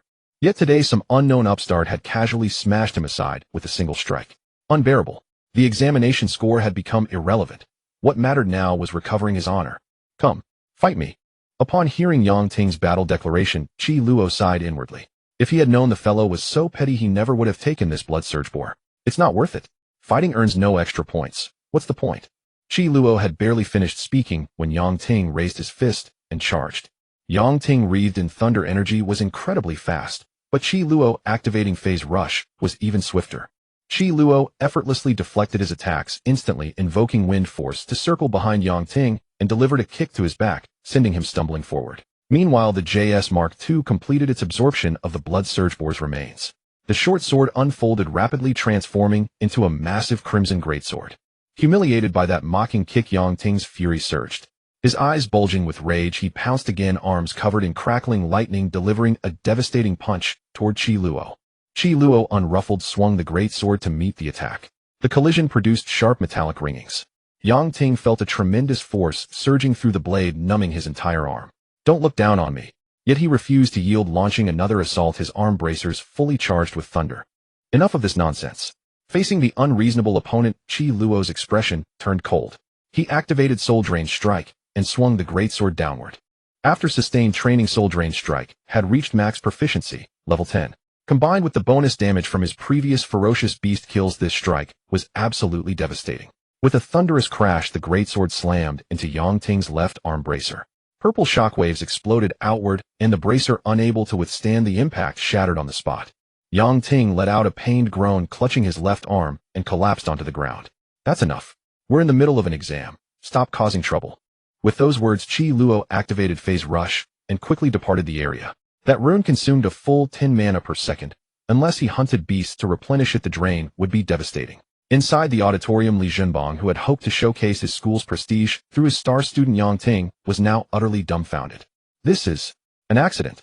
Perhaps student Yang Ting isn't performing at his best today. Our school still has. Hold on. Keep the camera focused on this examinee. At that moment, an elderly man with a white beard seated in the center of the front row rose abruptly, halting Li Zhenbang's attempt to switch the screen. Li Zhenbang usually paid no mind to anyone, but this white-bearded elder was no ordinary person. His name was Hai Kuo, formerly a military regional commander who after retirement was rehired as a leader in the Qingshan City Education Bureau. Today Hai Kuo was past 70, yet he still carried himself with commanding presence. As for this distinguished figure, Li Zhenbang, a mere junior, naturally dared not provoke him. This examinee looks promising. Which school is he from? Hearing Hai Kuo's inquiry, his young assistant beside him immediately responded. This examinee is named Qi Luo. He has gained considerable fame online. According to his records, he is an E-rank ability user, yet the prowess he displayed bore no trace of an E-rank abilities user. Verify it. Check whether his ability is truly E-rank. Hai Kuo urged further, and soon the assistant consulted Qi Luo's information on a laptop connected to the internal network. Commander confirmed. Qi Luo's ability rank is indeed only E, and he did not switch his university entrance examination subject until this past June. By now all eyes in the auditorium were fixed on them, since Hai Kuo had halted Li Zhenbang's actions. In the sudden silence, the assistant's voice resonated throughout the entire hall. In an instant, the auditorium erupted into commotion. Hey, E-rank ability, but this level of power. Could he be a chosen one? A chosen one. Is that true? In the entire Daxiao over the past decade, only 3 have appeared. If Qingshan City produces even one chosen one, it will surely attract far more resources and development. Could Qingshan City become a first-tier city? Chosen ones were those capable of undergoing a second awakening after their initial ability manifested. Moreover, the abilities awakened in the second stage were all S-rank or above. Compared to those who awakened S-rank abilities for the first time, only these rare individuals with dual awakenings truly deserve the title of Chosen One. Since humanity first awakened abilities, only a few hundred such individuals had appeared worldwide to date. They were absolutely precious resources. A single chosen one could dramatically boost the development of the city they called home. Amidst the heated discussion, Hai Kuo rose to his feet and raised his voice, drawing everyone's attention back to him. Whether or not he is a chosen one is secondary. Let us first finish watching this examination. It promises to be extraordinary. Everyone had previously sneered at Li Zhenbang's boasting, but with the suspected appearance of the chosen one, all eyes turned to Qi Luo. Which school is he from? Didn't anyone notice his changes during this time? Hai Kuo felt a lingering frustration. His school's principal and teachers were doing what while such a significant change occurred? No one noticed. Commander Qi Luo attends Qingshan City No. 36 Middle School. Principal of that No. 36 Middle School, can you, or can you not do your job? An E-rank Esper showing this level of power. How could you miss it? Just then a middle-aged man around 50 hurried over to beg for forgiveness. Leader, the senior students in our city have already stopped classes last month. The students come to school voluntarily, and he never came to school at all. And he used to be a liberal arts student. Who would have thought he'd switch to martial arts? Hurry back to your seat. The exam isn't over yet. Don't come here causing trouble. Haikwut couldn't be bothered to deal with him now. After dismissing Qi Luo's principal, he continued to watch the large screen intently. The scene returned to Qi Luo, who, having shaken off Yang Ting's harassment, continued walking deeper into Blackstone Town. Before long, a group of agile E-rank ferocious beasts, lizard men, appeared before him. These lizard men moved swiftly, their claws sharp, occasionally spitting venom from their mouths. Qi Luo responded calmly, once again opening his dark eye, gazing at the death lines on those lizard men. With his great sword raised high, he charged into the lizard men's ranks like a phantom. Phase Rush activated once more, allowing him to weave nimbly through the lizard men. His figure became an elusive phantom, causing the lizard men's attacks to miss time and again. Then, wielding his great sword, he precisely sliced through the monsters along their death lines. 1, 2, 3. Lizard men's blood splattered across the rubble stones, as if adding a tragic hue to this desolate place. As the battle neared its end, Qi Luo inserted the JS2 generation into the lizard man's corpse. Amidst the flashing light, his great sword transformed into a spear form, with the tip being the lizard's tail, extremely ferocious. Wielding the long spear, Qi Luo launched another attack, and after a fierce charge quickly wiped out the entire group of lizard men. The wind gradually ceased, dust settled, leaving only the corpses of lizard men scattered across the ground. The first wave of teams exploring the ferocious beasts had now arrived at Qi Luo's location. The scene of him defeating a dozen lizard men single-handedly had been clearly captured. Seeing him fight alone, several squads took an interest in this expert, who single-handedly hunted ferocious beasts. Before Zhang Bo, captain of the No. 1 high school vanguard team, could approach to recruit Qi Luo, the crowd from No. 2 high school had already gathered. The beautiful examinee leading the No. 2 high school group was named Lin Yingying, also the school beauty of No. 2 high. In truth, she only possessed C-rank abilities, and they were of the support type with little practical use. As the 2 best high schools in Qingshan City, both No. 1 and No. 2 high schools formed their vanguard teams to achieve high scores. Setting aside No. 1 high, No. 2 high's vanguard team was composed of A-rank espers. Except for this Lin Yingying. However, relying on her beauty, she had hooked up with the president of No. 2 high's student union and thereby entered the vanguard team. She wasn't much use in exploring ferocious beasts, but when it came to recruiting male teammates, this little vixen truly excelled. She wore a black protective suit with the zipper pulled down the neckline, opening low, revealing a large expanse of fair skin and a charming collarbone. On her lower half, she wore an ultra-short leather skirt that barely covered her hips, her long straight legs fully exposed, and on her feet were black boots that accentuated her graceful figure. She confidently believed that with her beauty and alluring attire, if she simply extended an invitation, Qi Luo would certainly join her team without hesitation. With delicate steps, she approached Qi Luo and said in a charming voice, "Classmate, join us. Our No.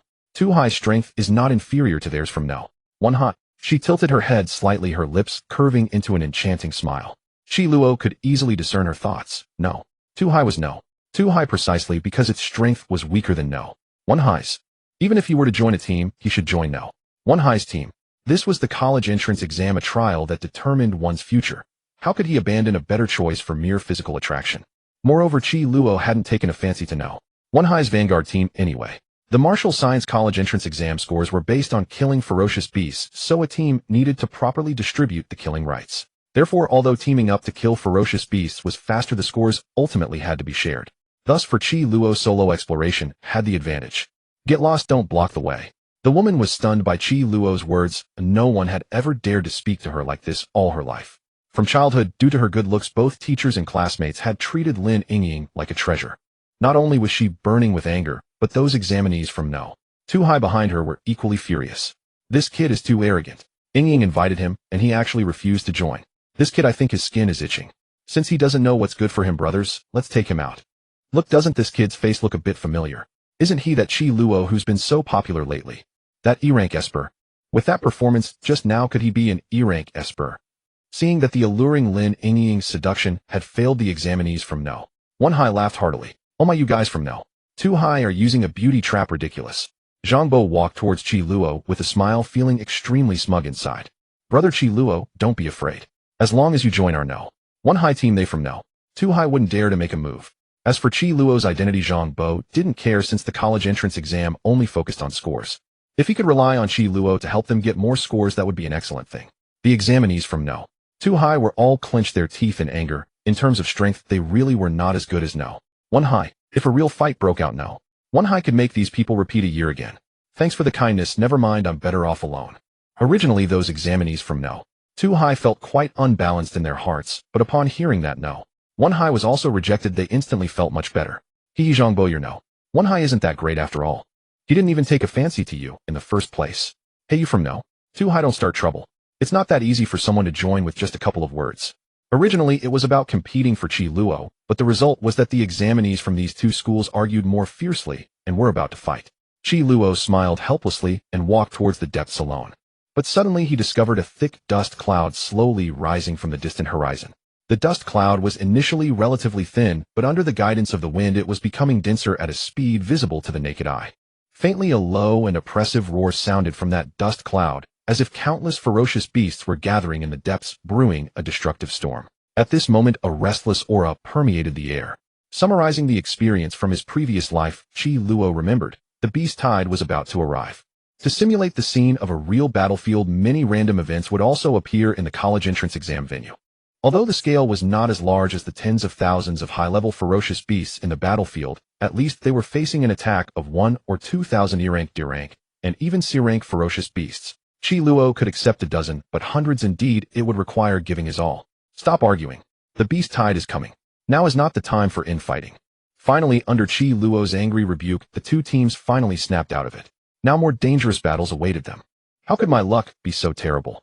The last small-scale beast tide was during the college entrance exam 10 years ago. I remember that exam. The mortality rate among candidates was a staggering 5. What should we do? Maybe we should retreat first. This doesn't look good. Panic rapidly spread through the crowd. These examinees, mostly 17 or 18 years old and still coddled in their comfort zones, had never witnessed a beast tide before. In his previous life, although Qi Luo had been annihilated by a sudden ferocious beast just days after stepping onto the battlefield, he had still seen what a real battlefield looked like. Watching the chaotic scene before him, he understood that if he didn't step up, these kids would likely be scared out of their wits. When the beast tide struck, perhaps 70% of these promising talents would be forced to hit the emergency button and repeat the exam. Stop your noise. These ferocious beasts will arrive in less than 5 minutes. Seeing the group still chattering away, Qi Luo didn't waste time. Using the corpse of a lizardman, he summoned a crimson thunderbolt, instantly drawing everyone's attention. I said you're supposed to be the top candidates from Qingshan City this year, yet you're all cowards trembling like a bunch of useless trash. And you still want to take the martial arts exam. When you get to college and face real combat, you'll be scared out of your minds. If you ask me, you pathetic losers should all go home and live off your parents instead of disgracing yourselves here. Qi Luo's words struck like a sharp blade, piercing straight into their pride. After all, standing here were the strongest candidates from Qingshan City. Normally, they were the pride of their parents and teachers, who would dare mock them. But lies don't hurt. The truth is a sharp knife. At that moment, they all knew they had cowered as the beast tide approached. The top students, who usually handled scattered beasts with ease, were now completely panicked at the sight of the sea of beasts in the distance. Yet their pride drove them to step forward. The label useless trash must never be pinned on them. Who are you calling useless? I'm not afraid. I'll destroy all these beasts right now. Do you think you an E-rank nobody can show off here? Brothers, let's show him our true strength. Watching these top students regain their spirit, Qi Luo finally breathed a sigh of relief.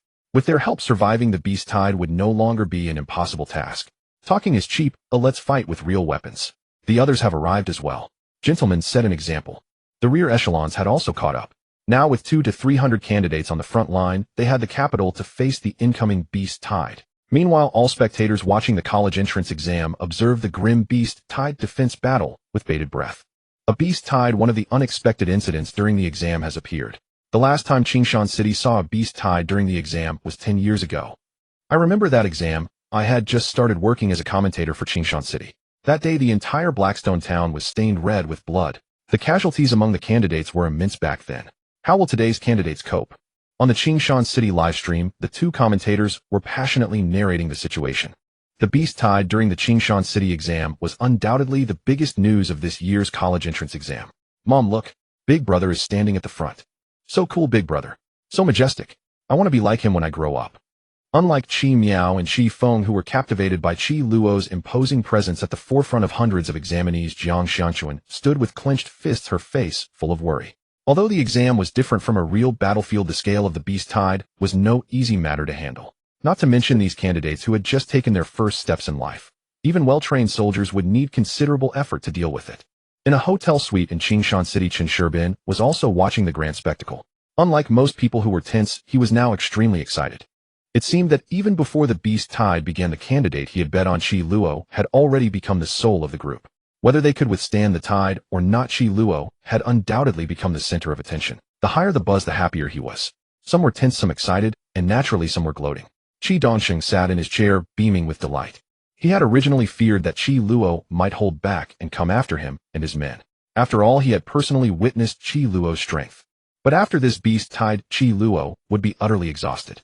Through other live streams, he saw that his own son and his men had already found a good place to rest and conserve their energy. When Qi Luo was completely drained, that would be the time to strike. Haha, that's my son. Clever. 2 or 3 minutes later, the overwhelming horde of ferocious beasts arrived, covering the mountains and fields with a spirit that could swallow the sky. The critical moment mentioned for advancing to the second rank. This must be it. Qi Luo had his own plan for repelling the beast tide. To advance to the second rank as soon as possible, he needed to place himself in danger and complete the breakthrough. Moreover, killing these beasts would yield generous attribute points and talent points. Once he reached the second rank, the stat allocation system would unlock again, and his strength would ascend to another level. Thus, Qi Luo immediately set an example, activating Phase Rush and charging into the beast tide. We can't let an E-rank ability user steal the spotlight. Brothers, attack. Let them see the strength of first high school. Second high school follow-up. It's time to prove ourselves. Soon the examinees were locked in a chaotic battle with the 1,000-strong beast horde. This annual grand event had reached its first climax less than an hour after it began. On the battlefield, candidates unleashed their abilities, fighting with all their might. Water prison. First high school squad leader Zhang Bo waved his hands and water formed a massive cage in the air, trapping several beasts inside. Metal manipulation. Another candidate from first high school, Zhao Yuanhao, possessed the ability to control metal. Activating his ability, the abandoned steel bars in Blackstone Town levitated, shot through the air, and precisely pierced the vital points of the beasts, instantly killing several. While first high school fought fiercely, second high school also committed its full strength. A female student named Li Na could unleash frost power. Wherever she went, the temperature plummeted, slowing the beasts and freezing them in place. Another candidate, Sun Jiqiang, possessed tremendous strength. He directly picked up a huge boulder and hurled it at the beast horde, flattening a cluster of beasts. Under the combined efforts of the candidates, the endless stream of beasts surging forward seemed to slow down. Look ahead. Following a candidate's finger pointing toward a dense cluster of beasts not far ahead, the young man, with black wings on his back, was now soaring into the sky. Amid the horde of ferocious beasts, Qi Luo, simultaneously activating Phase Rush and Demonic Ascension, moved like a lawnmower, madly darting through the swarm. Talent points 0. 25, attribute points 0. 4. Talent points 0. 5, attribute points 0. 8. Talent points 1, attribute points 1. 6. A black crow magical formation spanning dozens of meters enveloped the beasts, wreaking havoc around them, tearing death lines apart and splattering blood everywhere. The JS2 transformed into a lizard spear, swung in Qi Luo's hands, spinning at high speed like an electric fan, and the splashing blood of the beasts had already dyed Qi Luo red. Coupled with the occasional crimson thunderbolts falling, the ferocious beasts that had been so menacing had already lost dozens of their number. Activating the complete form certainly granted Qi Luo absolute combat power. However, the consumption of his energy could not withstand such frequent battles. Unlike the scattered beasts he had faced during the ranking challenge in the special training class, now Qi Luo had to confront a beast tide that could engulf him. Once he reduced his investment in abilities, those beasts would cross the line he was holding. Health points could be restored through Conqueror, and Triumph mana could be replenished with Presence of Mind, but stamina and energy were truly limited to what he had. The advance of the beast tide slowed, but the battle grew more brutal. Blood stained the earth, and the air was filled with the scent of gore. Not only Qi Luo, but all the examinees were gradually exhausting their stamina, their movements becoming sluggish. Although it had taken much effort, they finally saw some hope. Dozens of meters away, a 15-meter class giant pangolin had appeared before everyone. A C-rank rare species, the mountain beast. Qi Luo had learned from books that the appearance of a beast tide usually meant there was a leading beast. Just like human warfare, beasts also had a leader. And the one leading the beast tide was generally the strongest among them. To catch the bandits, first catch the king. As long as he killed the mountain beast in the distance, the beast tide would basically disperse. Then the remaining beasts would be in chaos, becoming points for the examinees. Open a path for me. I'll go deal with that thing. What? Can you take on a C-rank beast alone? Upon hearing Qi Luo's words, Zhang Bo hesitated. It wasn't that he refused to open a path, but with his strength he couldn't clear a dozen-meter empty road for Qi Luo. There were hundreds of beasts ahead. Moreover, everyone had largely exhausted their stamina while holding off the previous beasts. It's not that I don't want to help you, but look, everyone is wounded now, or we really don't have the ability. Looking at these bedraggled examinees, some were scratched, others were blasted into the wall. They truly had no combat power left. Then I'll do it. Just as Qi Luo was at a loss, a somewhat familiar voice suddenly came over. Damn, isn't that the guy who was pestering me before? Qi Luo turned and saw that it was none other than Yang Ting. He hadn't noticed what he was doing before. Likely, he had also been in the battlefield resisting the beast tide. I'll help you this time. Remember to spar with me when you get back. With that, lightning flickered around him and his aura surged. Thunder God descends. Yang Ting let out a loud shout, and instantly the sky was covered with dark clouds, lightning interweaving. The remaining arm guard accumulated a massive amount of thunder power, and his entire arm turned into a streak of electric light. Then Yang Ting leaped high with the power of thunder, swinging his arm and smashing heavily toward the ground. A thick bolt of lightning poured down like a mad dragon, instantly killing a large swath of beasts. The beasts' screams rose and fell. The places struck by lightning were charred black, emitting a pungent odor. Go for it, buddy, it's up to you. Qi Luo gave Yang Ting an okay gesture, then hesitated no more, flashed his figure, and charged toward the mountain beast. Sensing a human approaching, the mountain beast immediately felt threatened, roaring and glaring at Qi Luo. The battle began. First, Qi Luo unleashed wind force, his body moving like a gust of wind, shifting at a nearly ghostly speed. The speed was like lightning, leaving afterimages in the air. Soon Qi Luo reached the beast's flank, whipping out the spear in his hand along with 3 storm arrows, stabbing fiercely. At the same time, Eye of Death opened, and the flickering death lines on the mountain beast became clear before his eyes. Qi Luo did not hesitate, seizing this fleeting moment and striking decisively. He quickly pulled out the JS spear embedded in the mountain beast's back, swept it fiercely along the death line, and successfully opened a gap in the beast's hard armor. The mountain beast in pain let out an enraged roar that instantly spread across Blackstone Town. Then its massive claws, as if carrying a gale, swung fiercely toward Qi Luo.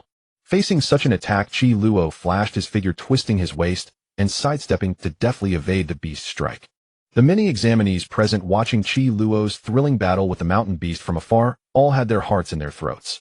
This guy is too strong, he's actually fighting a rare species alone. One examinee couldn't help exclaiming. Yeah, but we can't let him look down on us, we have to help with these surrounding beasts. Another examinee gripped his weapon and continued the hunt. Whether it was Yang Ting, who had just helped, or the old rival Jiang Hao, who was struggling in another beast group, all were now in awe of Qi Luo. The other examinees were united, and Qi Luo did not slacken either. The next moment, he unleashed demonic ascension, and dark energy surged out of his body. Instantly, black-red blood crow shockwaves burst from Qi Luo's body, all slamming into the mountain beast. Then the beast let out a painful wail, and its bloated body began to struggle wildly. Seizing this opportunity, a glint of cold light flashed in Qi Luo's eyes. He quickly transformed the JS2 into the Bloodbore Greatsword, then activated Soul Drain Strike, coating the blade with a layer of purple energy. Then Qi Luo took a big leap, the heavy sword slashing at the mountain beast's head, while Electrocute also struck instantly, a full-powered blow slamming into its body. As this blow landed, the mountain beast's body trembled violently, and despair was already spreading in its eyes. But Qi Luo did not stop. He exerted force again, pulled out the greatsword, and plunged it fiercely into the beast's wound once more. Finally, the mountain beast let out its final scream, its massive body crashing to the ground, raising a cloud of dust, leaving only the scattered beasts on the field. With the mountain beast's fall, the beast tide instantly lost its command and became chaotic. The leader is dead, brothers, charge together. Charge, grab the points. Having killed the leading mountain beast, the examinees were inspired and all picked up their weapons to deal with the remaining beasts. The beast tide finally ended. Qi Luo, due to high stamina consumption, found a rocky hill to rest. The beast tide had lasted over 2 hours, and Qi Luo had expended almost all his energy, even his mana was depleted. Although Qi Luo had gained many points from this battle, and was now firmly at the top of the rankings, the C rank and B rank beasts had yet to appear. This exam was only half over. After another half hour, the beast tide was finally suppressed. Thanks to Qi Luo's efforts, even the examinees from No. 1 High School and No. 2 High School who fought at the front did not exhaust their stamina. It could be said that this beast tide brought them a large number of points, and also preserved an opportunity to strive for higher institutions. Looking at the cheering examinees, Qi Luo also breathed a sigh of relief. In this half hour, he had recovered some of his condition, and it was time to move further ahead.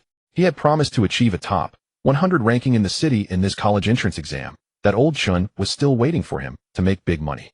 But Qi Luo never expected that while he and the other examinees were resisting the beast, a group of malicious people had been hiding in the shadows conserving their strength. Their aim was to deliver a fatal blow at his weakest moment. In a ruined patch about 100 meters outside the beast tide's front line, and the henchman his father had brought sat resting. They had been stirred by leading the defense against the beast wanted to go up and help. But in the end Qi Ming restrained them all. After all, they had all taken Qi Dongqing's money, 200,000. These examinees were all from impoverished families relying on luck to awaken an A-rank ability, which gave them a chance to change their futures. Now if they helped this wealthy family's son capture Qi Luo, the 200,000 would be theirs. Not to mention this summer the next 2 or 3 years would be better as well. Therefore they could not resist the pressure and lure of the Qi Dongqing father and son. Let's move out. It's time. Take that guy out for good, and afterwards I'll have my dad add 50,000 for each of you. Where there's money there are fearless men.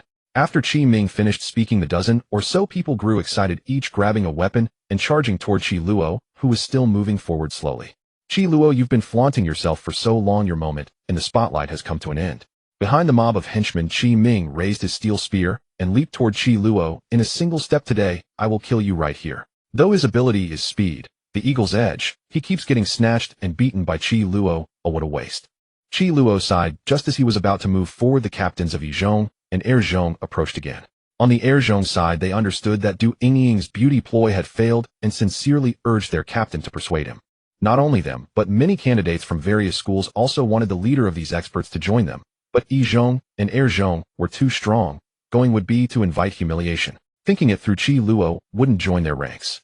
Qi Luo, brother, you refused me before, but back then you still had plenty of stamina, but now it's different. You're probably near your limit. Zhangbo, this time one step ahead of Erzhong, spoke. First to Qi Luo, join. Yizhong, we still have some stamina to guard you for a while, and we can cooperate later. Yizhong is stronger. If you simply choose a team, few would pick any other school. Therefore the Erzhong captain also went all out and offered an irresistible deal. Qi Luo, if you join our Erzhong team, I can give you 50% of the beasts hunted, 60%. 60% for you, is that okay? Seeing Erzhong open their terms, Zhang Bo didn't hesitate to add his own offer. It's just 60%, isn't it? We can give you more as well. Besides, after that last battle, several of us advanced to the second tier. We could crush Erzhong in power. Hey Zhang Bo, that's enough. Your school is already strong. What more do you want? If Qi Luo's presence can help us all get into top universities, why not go for it? Alright, then we'll settle this with a fight. Whoever wins will join Qi Luo's team. Dare you? Come on, bring it on. Who's afraid? Today I'll smash your admission ticket. Watching the two captains of Yizhong and Erzhong clash, Qi Luo was speechless. He hadn't even promised to join any other team. What were they arguing about? Hey, not yet. Just as Qi Luo prepared to calm them down, a swirl of various abilities flooded the air, instantly enveloping him. Qi Luo had no time to react. The sudden assault left him reeling. Although he immediately activated the wind power to reposition, the blast's residual surge blew him several meters away. The wounds that hadn't yet healed ripped open again. Damn it, who's blind? Almost hit me. Are you crazy? Zhang Bo was still arguing with the Erzhong captain. The explosion had frightened him. What the hell is this? There aren't any beasts here. Can you aim properly? No, the targeted spot was.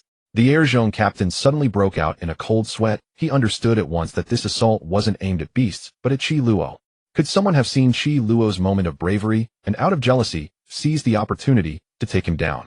After being shaken loose, Qi Luo slowly stood, brushing dirt from his clothes. Looking up behind the dozen or so knife-wielding examinees appeared Qi Ming, my good cousin. I finally caught you, Qi Luo.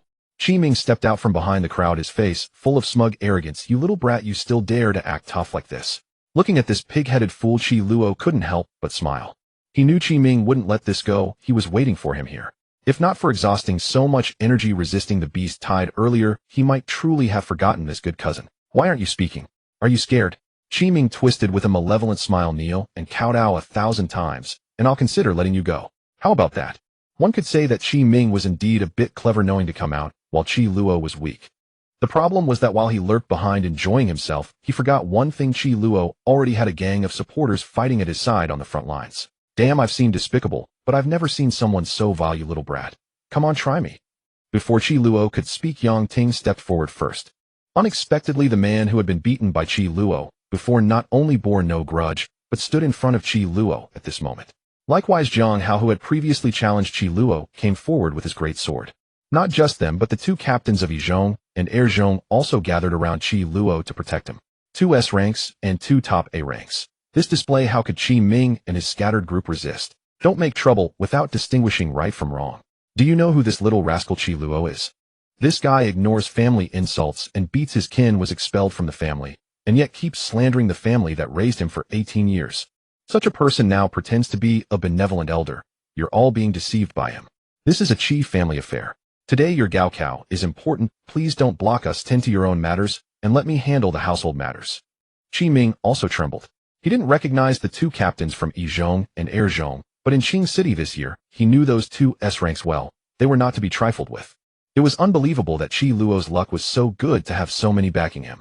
Fine, you say you want to clear the household matters. Then why call so many people?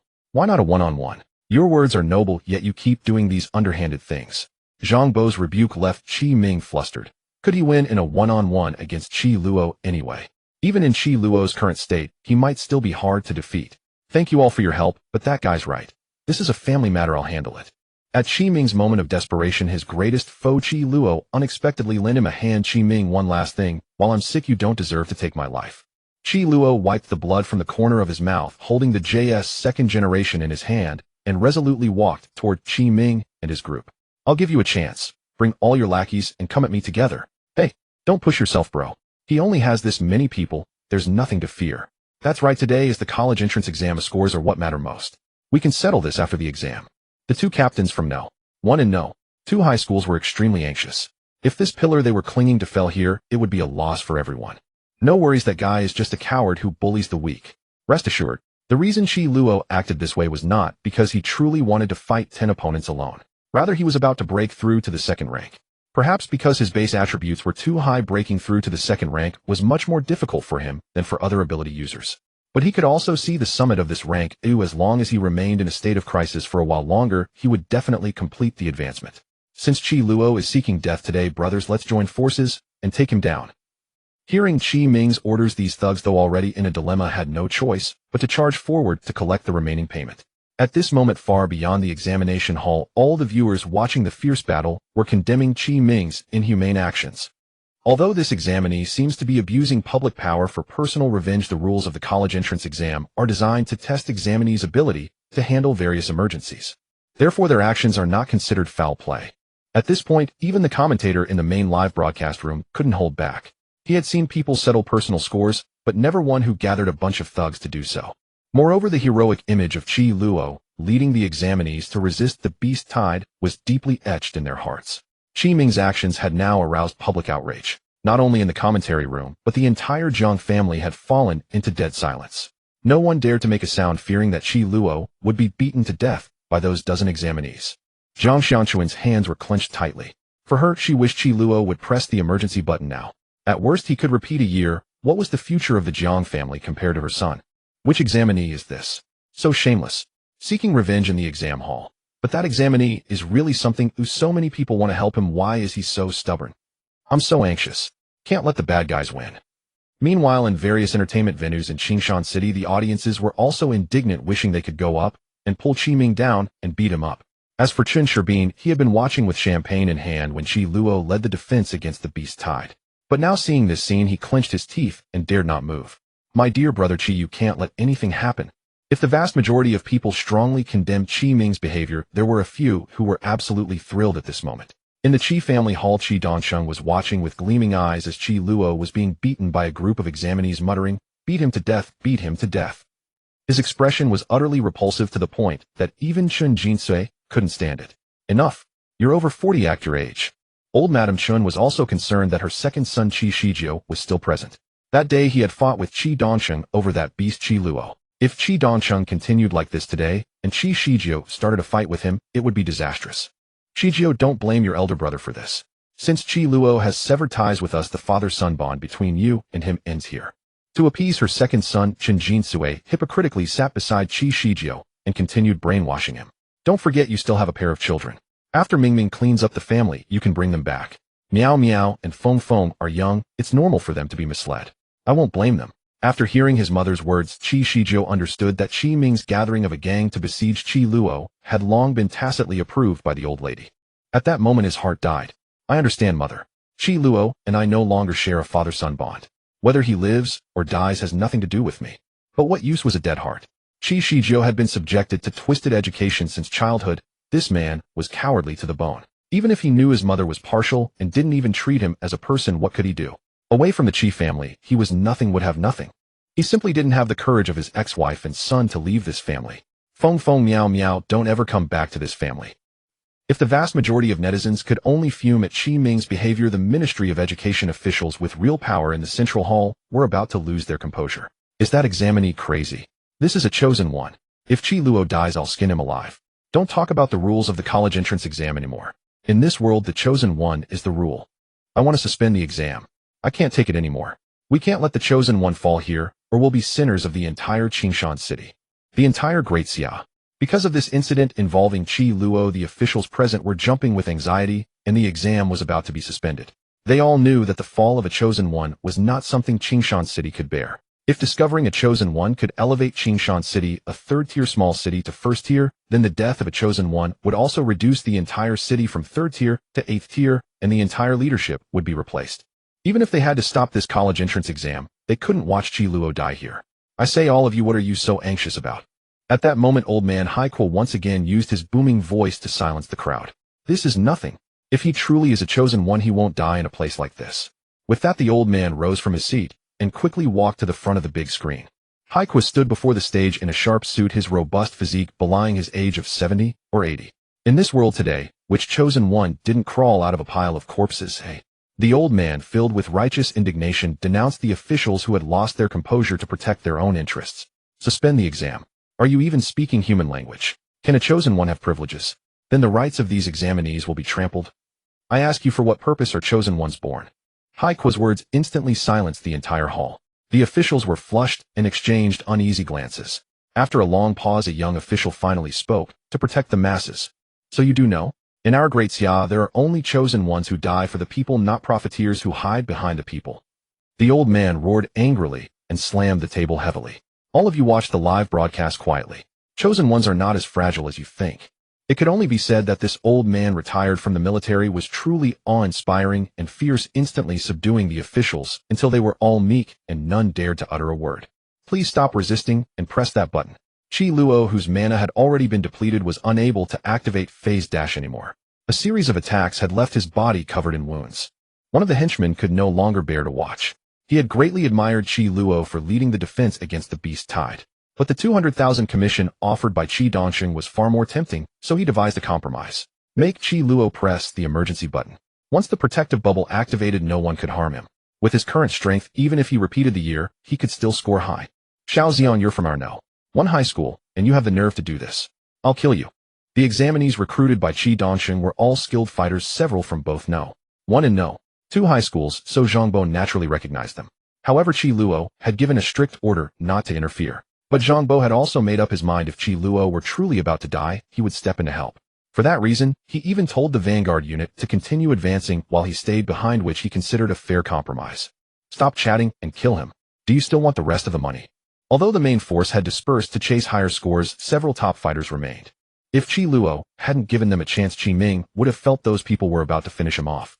But he had to thank Qi Luo. Since that day, when he went mad, Qi Ming could never read him anymore. Wanting to kill him was only natural. Eventually, Qi Ming, who had been hiding at the back, gathered his courage, raised his steel rifle, and activated his ability, Eagle's Talon. In a flash, he lunged straight at Qi Luo. Qi Luo was already running on fumes. That single sweep of the rifle slashed open his chest, and blood poured forth, soaking through his black protective suit. Ha ha ha, Qi Luo, you've met your match at last. Qi Ming laughed wildly. For a month he had been humiliated again and again by Qi Luo, and he could barely contain his frustration. That strike brought him immense satisfaction. Above, the system displayed his remaining health at only 5 points. Qi Luo was truly on the verge of death. With his mana depleted, forget about Demon Ascension or Phase Dash. Aside from his passive Dark Harvest, no other rune could be activated. Could it be that in the end he still couldn't advance to the second tier and would have to disgracefully press the emergency button? In his dazed state, Qi Luo's dark eye opened, and faintly a thread of death appeared before his eyes. That thread of death did not belong to Qi Ming or any of the other examinees. It lay plainly across his own chest. Unexpectedly dark, I could even perceive his own thread of death. I see. At that moment, Qi Luo seemed to understand the method to advance to the second tier. The book had once stated that every time a mutant advanced, they must undergo the trial of life and death. In other words, only by standing at the brink of death can one find true rebirth. So that's how it is. The dying Qi Luo suddenly smiled, which instantly frightened Qi Ming, who had been so arrogant moments before, and he took several steps back. He knew Qi Luo was a madman. It was safer to keep his distance, or Qi Luo might self-destruct and take him along. Don't just stand there, kill him. Qi Luo lowered his head, reached out with his right hand, grabbed the thread of death, and pulled. Instantly his heart split open, spraying a fine mist of blood onto Qi Ming's face. Health 0, 300. Qi Luo's health bar hit 0, yet his life did not fade away. The next second, a surging torrent of power exploded from deep within Qi Luo's body. His bones crackled and popped, as if being rearranged, growing stronger and denser. His muscle fibers writhed like pythons, constantly expanding with explosive power. Then his wounds healed at an astonishing rate visible to the naked eye, and above his head his health bar began to recover from 0. Congratulations, host, on advancing to a Tier 2 mutant. The attribute point system has been reactivated. Your Tier 2 gift pack has arrived. 1 spin of the skill wheel and 1 equipment skill draw. Since you have advanced to Tier 2, the attribute point exchange rate is now 110. Finally, I've reached Tier 2. Qi Luo sneered. To advance to Tier 2, he had nearly died once more. To thank his cousin who had helped him ascend, he would make sure to treat him well. Hurry up and attack. You scoundrels, do you still want your money? The surrounding henchmen hesitated, then raised their weapons and charged again. But the situation had completely reversed. Qi Luo had already advanced to Tier 2, and his strength was no longer comparable. Just right. Let me test these new abilities on you. In the mutant cultivation system, each tier brings a qualitative transformation. The first stage is the awakening of the mutant ability, while the second stage is its mutation. It is called mutation because after reaching Tier 2, the ability will develop in unexpected directions. Dark Flame Ignite. Before the examinees could reach him, Qi Luo snapped his fingers. Instantly, the threads of death on their bodies twisted rapidly, transforming into clusters of black-red flame. The flames erupted in an instant, turning those lively and vigorous fighters into human torches. They collapsed to the ground, rolling and wailing in agony. 10,000 Thunder Heavenly Prison. After chanting for a moment, several bolts of crimson lightning rained down from the sky. I was wrong. Stop shocking me. I'm dying. I can't hold on. Save me. Ugh. Before the dark flame could fully cook them, the 10,000 Thunder Prison descended again. Facing imminent death, they each pressed their emergency buttons. Is that all? If popping the defensive bubble counted as the end, then all the suffering Qi Luo had endured would have been for nothing. You were the one who told me to press the emergency button, weren't you? Xiao Xiang was stunned. Who would have guessed he could suddenly advance? Moreover, Xiao Xiang had already given up on the college entrance exam. What else could Qi Luo possibly want from him? What are you going to do?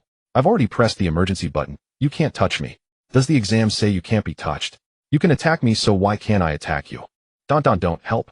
Seeing Qi Luo's great sword wreathed in purple energy descend upon his protective bubble, Xiao Xiang fainted on the spot. This protective bubble can't even be broken by an Tier A ferocious beast. Zhang Bo, watching from the sidelines, assumed Qi Luo's strike would accomplish nothing. But who could have imagined that the protective bubble would actually shatter? Qi Ming, you're the only one left. Now we can have a proper talk, you and I. Staring at Qi Luo dragging his great sword and sharpening it menacingly, Qi Ming was on the verge of madness. Why was Qi Luo always just a little stronger than him? Qi Luo should have been the one with the most promise in the Qi family, while he himself was merely a Tier E mutant trash. Qi Luo, we're brothers. You can't hurt me. We share the same roots. Why must you press me so hard? But what could he do? In his moment of despair, Qi Ming thought of his girlfriend, Zhao Lingling. She was the goddess he had chased for so long. For her sake, the Qi family meant nothing. They had promised to enter prestigious universities together and get married once they came of age. If he fell today, everything would be over. So Qi Ming came up with the only plan he could think of to save himself. Spare me, good younger brother. Qi Luo could never have imagined that the guy would drop to his knees and clutch his leg. As long as you spare me, I'll let you return to the Qi family. From now on, you call the shots. From now on, I'll be the younger brother, and you can be the big brother, okay? Please give me another chance. I'll make my dad and grandma apologize to you too. Please don't let me lose my qualification. Watching Qi Ming's pathetic display, Qi Luo didn't even hesitate before kicking him to the ground. Throughout their lives, the humiliation Qi Ming had inflicted on him was nothing compared to the 100th of what he was now experiencing. He could never forget that in his previous life, to escape the war, his own family had personally escorted him into the military headquarters. Back then, Qi Luo had also begged the entire Qi family to spare him. But in the end, even his own father Qi Shijio didn't spare him a single glance.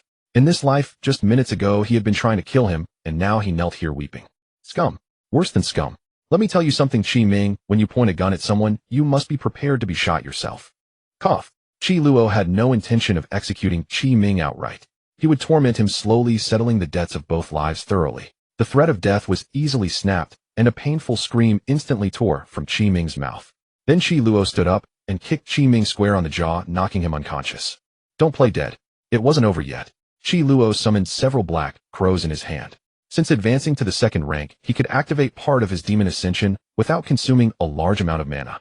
The black crows latched onto Qi Ming, tearing at his flesh, and the excruciating pain jolted him awake. At this moment, Qi Ming was engulfed in utter despair. Qi Luo, you little bastard. What gives you the right to lord it over me? I hate you. I hate you. His pride had been trampled, but Qi Luo still wouldn't let him go. Now Qi Ming was completely unhinged. Meanwhile, the entire Qi family had fallen into great chaos. Qi Dongxing stared blankly at the screen, never imagining that Qi Luo would break through to the second rank at the critical moment and subdue all the hired thugs. How could such a meticulous plan be so easily thwarted? His wife was even more frenzied, now grabbing the collar of his younger brother Qi Shizhou and cursing, "Make that beast stop right now, or my Mingming will die." Grabbed by the collar, Qi Shizhou remained silent, feeling immensely satisfied inside. Who would have thought that the plans of this family would fall through? Enough! Enough! What good will it do to talk to him? You stupid woman! At this, Chen Jinsui viciously scolded her second aunt, then turned to Qi Dongxing. Quick, call your fourth uncle from the education ministry. Maybe he can still help. If your late Mingming is done for. At this point, the Qi family had no choice but to grasp at straws, hoping to find someone to resolve the matter. Hearing his mother's words, Qi Dongxing snapped out of his daze and swiftly pulled out his phone to dial the number. Soon an old man's voice came through. Who is it? Fourth uncle, it's me, Dongxing. Did you see the college entrance exam? My second brother's son has gone mad and is trying to kill my son. Please help stop him. At that moment, the fourth uncle of the Qi family was watching the live broadcast of the exam in the central hall. Because of the chosen one, all the leaders in the hall were terrified, fearing that Qi Luo might die. And now the father of the instigator dared to call for help. The fourth uncle's veins bulged with rage as he yelled into the phone. Qi Dongxing, do you realize that your damn mess nearly got all of us killed? Let me tell you, even if your son dies, no one will care. Get lost. Looking at the stunned Qi Dongxing, Chen Jinsui trembled for a few seconds before asking faintly, well, will it work? He said, if Qi Luo dies, we'll all be buried with him. Then a deathly silence fell over the Qi family. I can't die. I can't die. I can't die. Inside the exam hall, Qi Ming was bruised and battered from Qi Luo's torture, his spirit teetering on the brink of collapse. Qi Luo didn't intend to kill him. He wanted to drive him mad, making him live to atone for his sins. But he hadn't expected that under such torment Qi Ming would also break through. Rah! With a furious roar, Qi Ming seized the moment when Qi Luo was distracted, broke free from his control, and fled the place at supersonic speed. Quite the escape artist. Qi Luo didn't care that Qi Ming had reached the second rank. If he had activated Phase Rush to pursue, Qi Ming wouldn't have gotten away. But he was tired of playing. The Qi family wasn't finished yet, and he couldn't let this second-generation heir die so soon. Hey buddy, why haven't you left yet? It's been half an hour. You're wasting time killing beasts. Qi Luo looked up, though everyone else had already left, leaving only Zhang Bo from No. 1 high school. I told you I have to get you on my team. Besides, with you, even if we waste 2 hours, we can still make up the score. It had to be said, Zhang Bo had good judgment and a knack for latching on to powerful allies. This time Qi Luo had no reason to refuse him again, so they formed a temporary 2-man team. Let's go. To escape Qi Luo's grasp, Qi Ming flew for 4 or 5 kilometers. The inhuman torture he had just endured had left a deep psychological scar. Only then did he feel that his pants were wet, probably from being scared into urinating. Lingling, right, I need to find her. Now that I'm a second-rank ability user, I can protect her. Saying this, Qi Ming activated his ability and sped forward at full speed, his heart now sustained solely by his goddess Zhao Lingling. Finally, after a frantic sprint, he found her.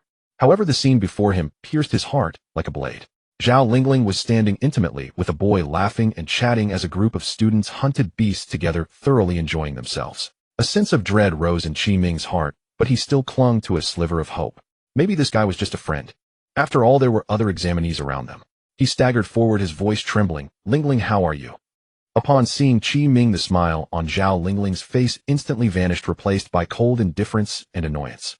She paused for a moment, then said slowly, Qi Ming, let's break up. I think we're not suitable for each other. Being together is too exhausting.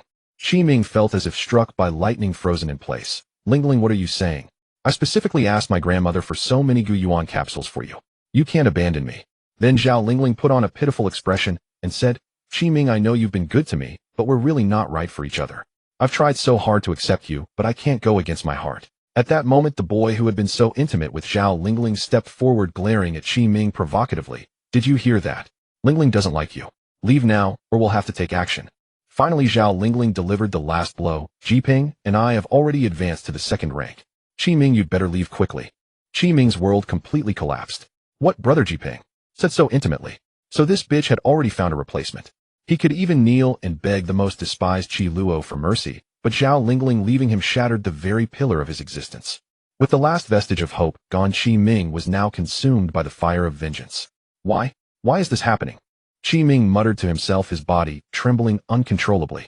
However, Zhao Lingling and that Jiping ignored him and turned to leave. Qi Ming completely broke down, his reason consumed by rage. The madness from Qi Luo's torture intertwined with the present agony, and Qi Ming became a demon. Shortly after they left, he quietly followed Zhao Lingling and the others, his eyes filled with insanity. Kill them all, and Lingling will come back. Due to the beast tide, most of the F, E, and D level ferocious beasts in the examination ground were eliminated early, forcing the main force to head to the C level ferocious beast area. C level ferocious beasts had essentially become the final challenge for the martial arts examinees. Now hunting them with a single squad was simply impossible. Therefore, many teams had banded together to jointly hunt the C level ferocious beasts. But this also raised many problems. Who should kill the beasts? In the past, teams were composed of familiar faces, and they could distribute equally. But now, with different teams cooperating, conflicts might arise. It was quite possible that before the beasts were killed, the two teams would start fighting. This situation resulted in the leaderboard rankings remaining largely unchanged. Previously, every half-hour drones would descend from the sky, displaying the temporary scoreboard of the top 100 in Qingshan City. First place, Jiang Hao 763 points. Second place, Zhou Yuno 663 points. Third place, Shun Xiaolin 607 points. Fourth place, Yang Ting 596 points. 88th place, Qi Luo 329 points. This year, the 4 S-level examinees from Qingshan City occupied the top 4 positions. Previously, during the Beast Tide defense battle, they had obtained almost as many points as Qi Luo. Moreover, during the time Qi Luo wasted dealing with Qi Ming, they were also fighting fiercely. In the end, the score gap was suddenly widened. Only half the time left. How can I catch up? Zhang Bo looked up at the top 100 scoreboard, then down at his own pitiful score, and instantly felt utterly dejected. In order to wait for Qi Luo, he had missed many opportunities to score points. Now on the top 100 list, 80% of the advanced team from No. 1 high school had made it. As the captain, if he hadn't left the team early, he could have at least entered the top 50. Seeing Zhang Bo's dejected look, Qi Luo smiled and asked, "What's wrong? Regretting it? What's the use of regret?" Zhang Bo said as he tidied his messy bangs, "I'm still one of the top experts at No.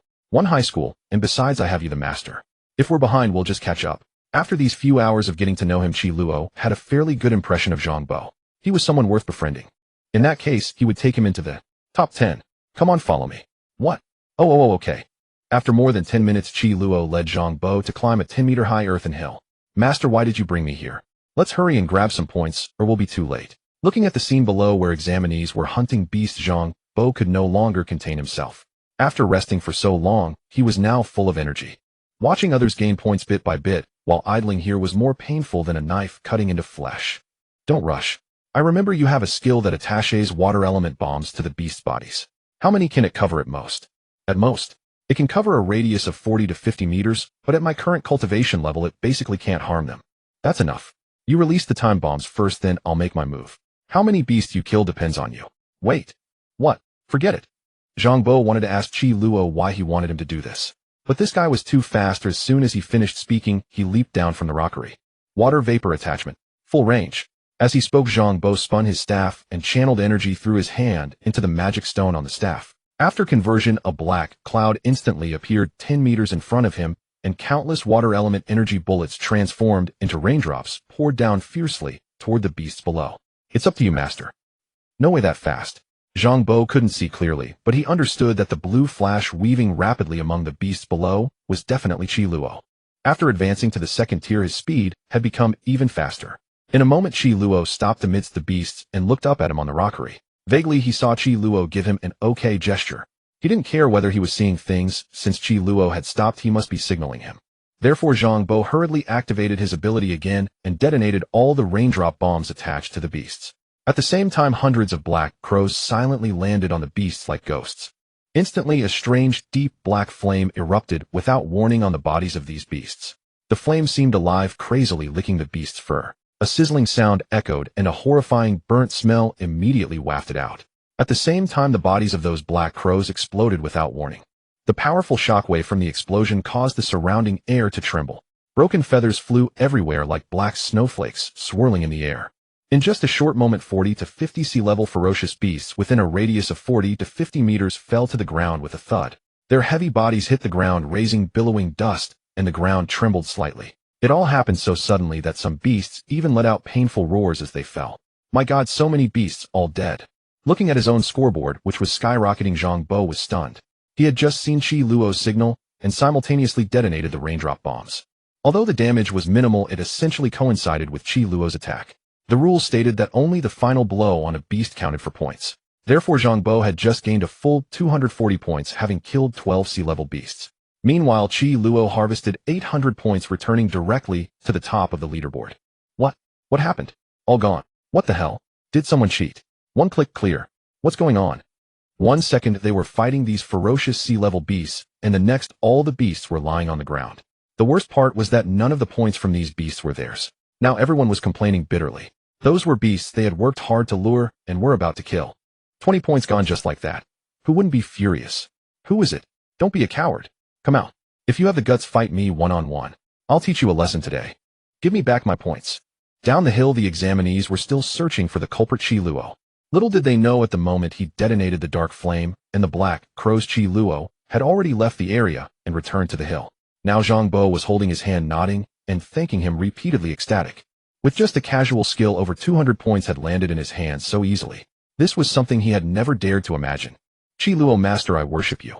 Don't just stand there, let's move. I'll take you to make a fortune. As the college entrance examination progressed, all unsettling factors gradually dissipated. The rankings of the examinees had stabilized. Dusk fell at 6 o'clock. 3 hours remained until the exam's conclusion. The sky darkened and many candidates began to seek spots for rest. Many more had surrendered by pressing the emergency button, abandoning the exam. It could be said that those still in the arena were mostly elites. At the top tier, lone wolves like Jiang Hao had now teamed up with S-rank experts like Yang Ting, all aiming for the B-rank beast deep within Haishi town. In normal times, slaying it would grant 1,000 points, enough to make them the top scorer of Qingshan City. But now the beast-slaying machine Qi Luo had firmly seized the lead. He led the second place, Jiang Hao, by a full 300 points. For the rare S-rank abilities, the exact ranking among the top few mattered little. In their eyes, only first place counted. Especially for Jiang Hao, who had long been brooding over his defeat by Qi Luo during the special training camp's hunting ground. This time he could not afford to lose again. Let's go. After a day's work, it's time to end this farce. Having rested, Jiang Hao picked up his great sword from the ground and strode deeper. The 4 S-rank hunters were now all at their last gasp. Meanwhile, Qi Luo and Zhang Bo, hidden in a forest, were enjoying unprecedented comfort.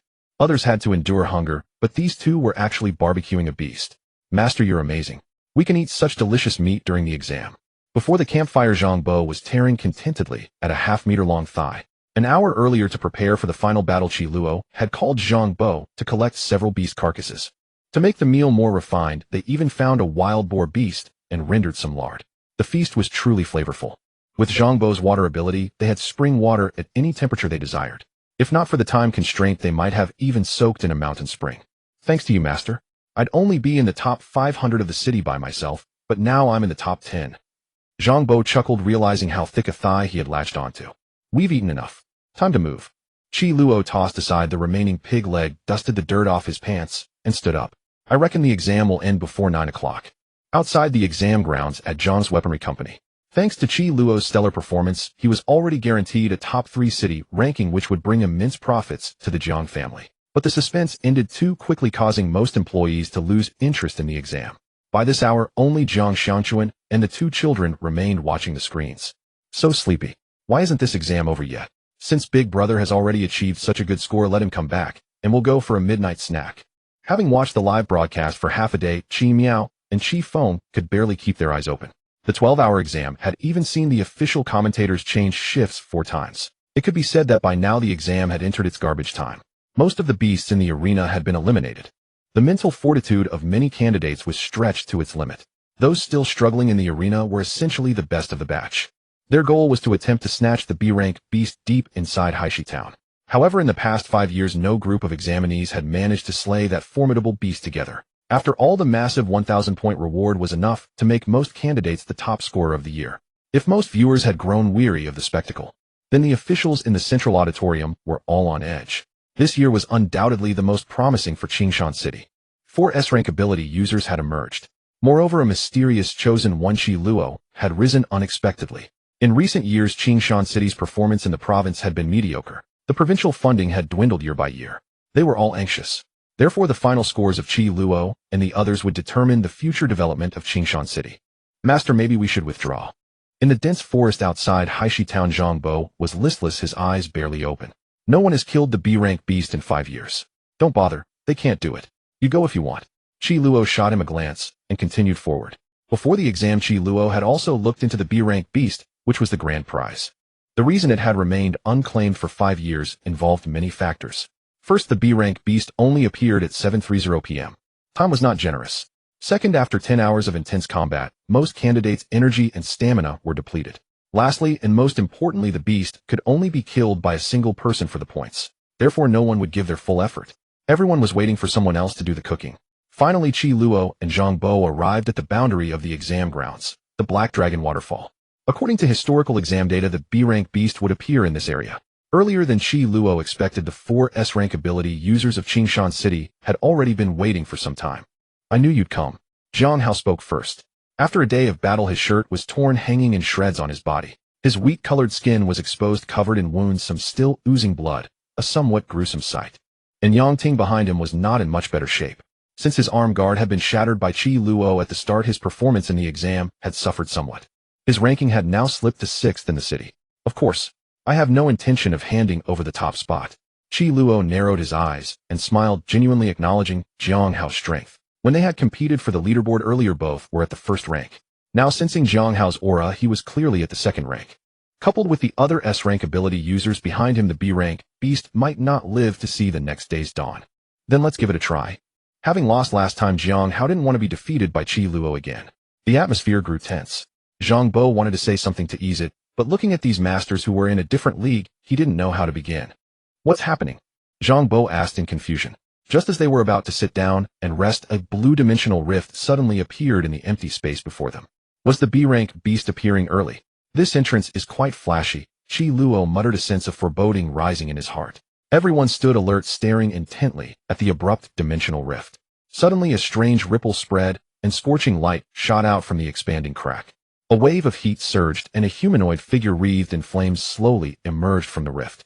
Its head was engulfed in fire, masking its features, but its eyes, blazing with fury, were strikingly visible. Qi Luo swallowed hard.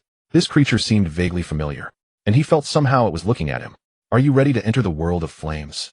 Inside the central auditorium, all the officials present were completely baffled by the images on the screen. What is this rift? Are B-rank ferocious beasts showing up with such grand entrances now? Why isn't anyone talking about this?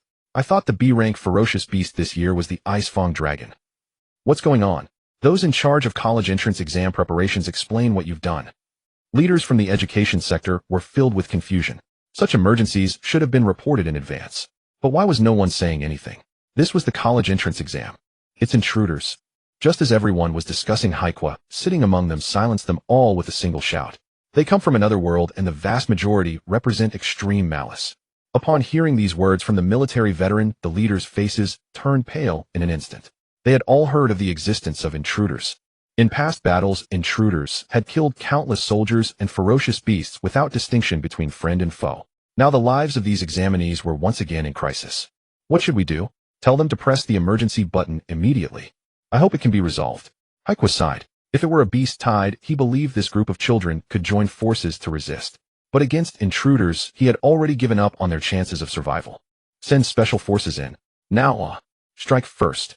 The reckless Zhang Hao didn't care whether this fire human was man or ghost, grabbed his katana and charged forward.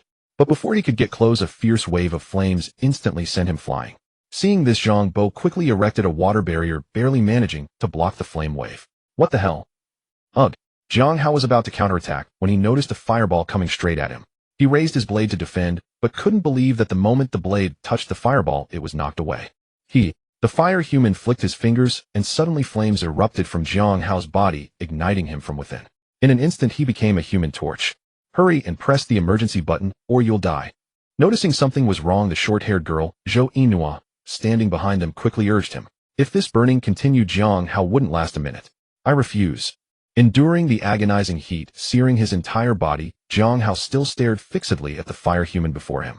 With no other option, Zhang Bo had no choice but to summon a high-pressure water cannon and spray it at the creature. But whatever type of flame the fire human was releasing, even such a powerful water jet couldn't extinguish it at all. In that case, they needed to defeat this fire human as quickly as possible. The battle began swiftly. Xin Xiaolin raised her staff, and a vine rapidly surged upward beneath the fire human's feet. Right after Zhou Yinluo raised her long sword, her eyes flashing with golden light as she charged toward it as well. Yang Ting and Zhang Hao attacked from both sides, each activating their special abilities as they raced forward. The fire human, let out a few hearty laughs. Then a devastating flame erupted from its body. Ugh! Everyone cried out in pain as they were once again blasted backwards several meters. It was evident that these 4 top S-rank warriors from Qingshan City couldn't even get close to the monster. We can't keep this up, we'll lose our lives if we continue like this. After just one exchange, Xin Xiaolin had already seen the enormous gap between them. Without any hesitation, she quickly pressed the emergency button. Zhou Yinluo followed suit right after choosing to withdraw early as well. Yang Ting thought for a moment, then followed the 2 girls' lead. After all, with his current score, he could already get into any good university he wanted. It wasn't worth losing his life just for the top score.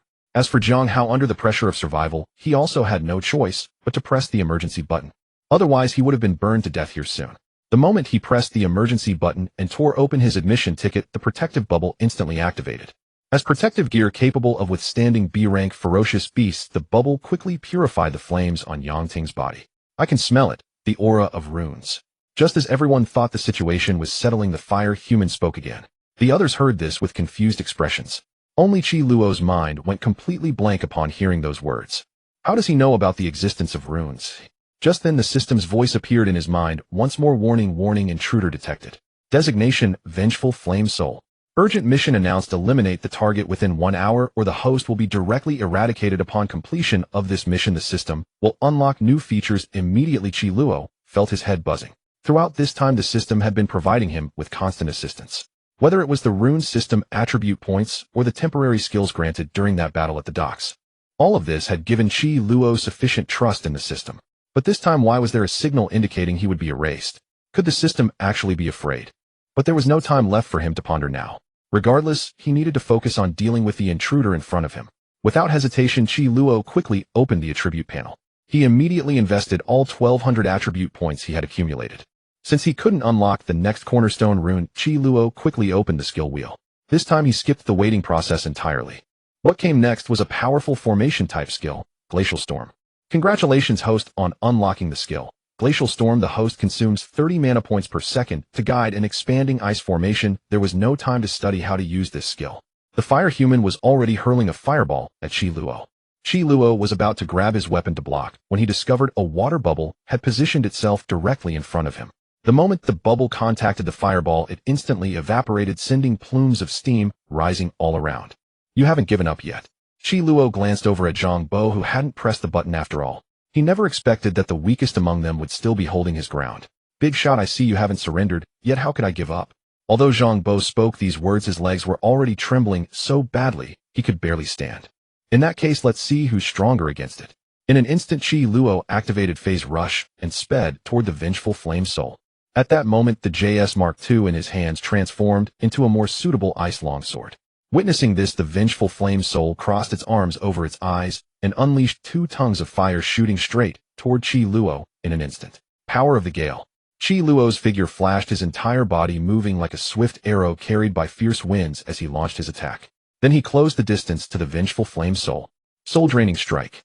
He raised the ice longsword in his hand, rapidly gathering purple energy within it. Then he thrust fiercely toward the fire human's chest. In that instant, the karmic flames on the Vengeful Flame Soul's body surged violently, and a flame shield materialized out of nowhere, blocking directly in front of him. This strike was deflected, and Qi Luo felt a powerful rebound force surge through his arm, numbing it completely. He stepped back 2 paces, spun the ice sword in his hand, and then slammed it forcefully into the ground. Instantly, a massive ice formation surrounded the entire open area nearby.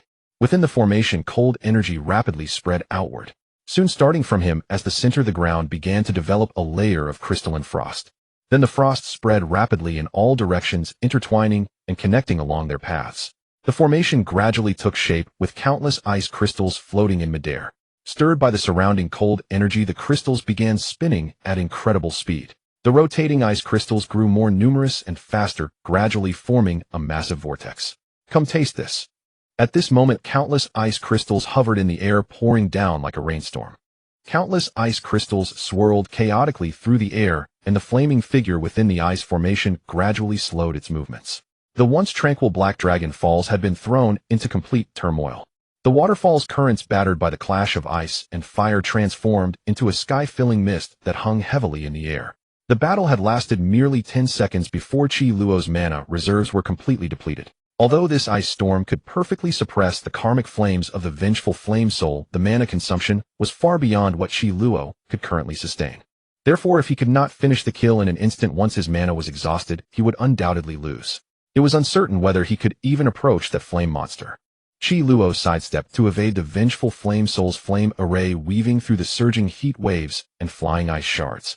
Seizing the moment, he wielded his ice sword, shaping its chilling energy into countless razor-sharp ice blades that converged upon the vengeful flame soul. The flame barrier was torn open by his attack, and the fire elemental's fatal line was laid bare. Seizing the opportunity, Qi Luo raised his left palm, and a crimson rune floated before him. In the next instant, crimson palm thunder erupted from Qi Luo's palm, coiling like a mad python around the fatal line on its chest. Ripped. The fatal line severed, and a thick oil-like substance gushed from its wounds. On the vengeful flame soul's chest, a coal-black heart, pulsing with a faint ember glow, was revealed. Upon seeing this, Qi Luo immediately coated his ice sword with a layer of purple soul-draining power. Then, launching himself into the air with a great leap, he struck downward at the exposed heart of the vengeful flame soul. Ilvo, shattered, the vengeful flame soul emitted a scream of excruciating agony. Its entire body convulsed violently, and its flames surged instantly, rushing toward Qi Luo in a scorching wave. Within the sea of fire, Qi Luo's clothes were burned to tatters, and his skin reddened from the searing heat. Yet he still gripped his ice sword tightly. Finally, as the blade gradually split through the coal-black heart, the vengeful flame soul's aura grew increasingly erratic. Its flames flickered weakly, and it was nearing the end of its life. But just as Qi Luo was about to slay the flame monster, the ice storm behind him suddenly ceased. This is bad. Gazing at his completely depleted mana bar, Qi Luo's heart tightened with a sense of impending disaster. As expected, deprived of the ice storm suppression, flames began to reignite upon the vengeful flame soul's body. We're finished. Water Dragon Bullet. Just as Qi Luo's hope was fading completely, a massive water bubble capable of engulfing both him and the fire elemental descended from above. It was none other than Zhang Bo. At this critical moment, that seemingly useless A-rank ability had revealed its true purpose. With this, the flames the vengeful flame soul had just reignited were extinguished once more. Seizing this precious opportunity, Qi Luo brought his sword down, splitting the heart cleanly in two. As the heart shattered, the vengeful flame soul attempted to resist, but lacked the strength to do so. At last, the flame monster could no longer sustain itself and collapsed to its knees. All flames were extinguished. The vengeful flame soul was dead. Congratulations, host. Temporary mission completed. The Rune Servant system is now fully unlocked.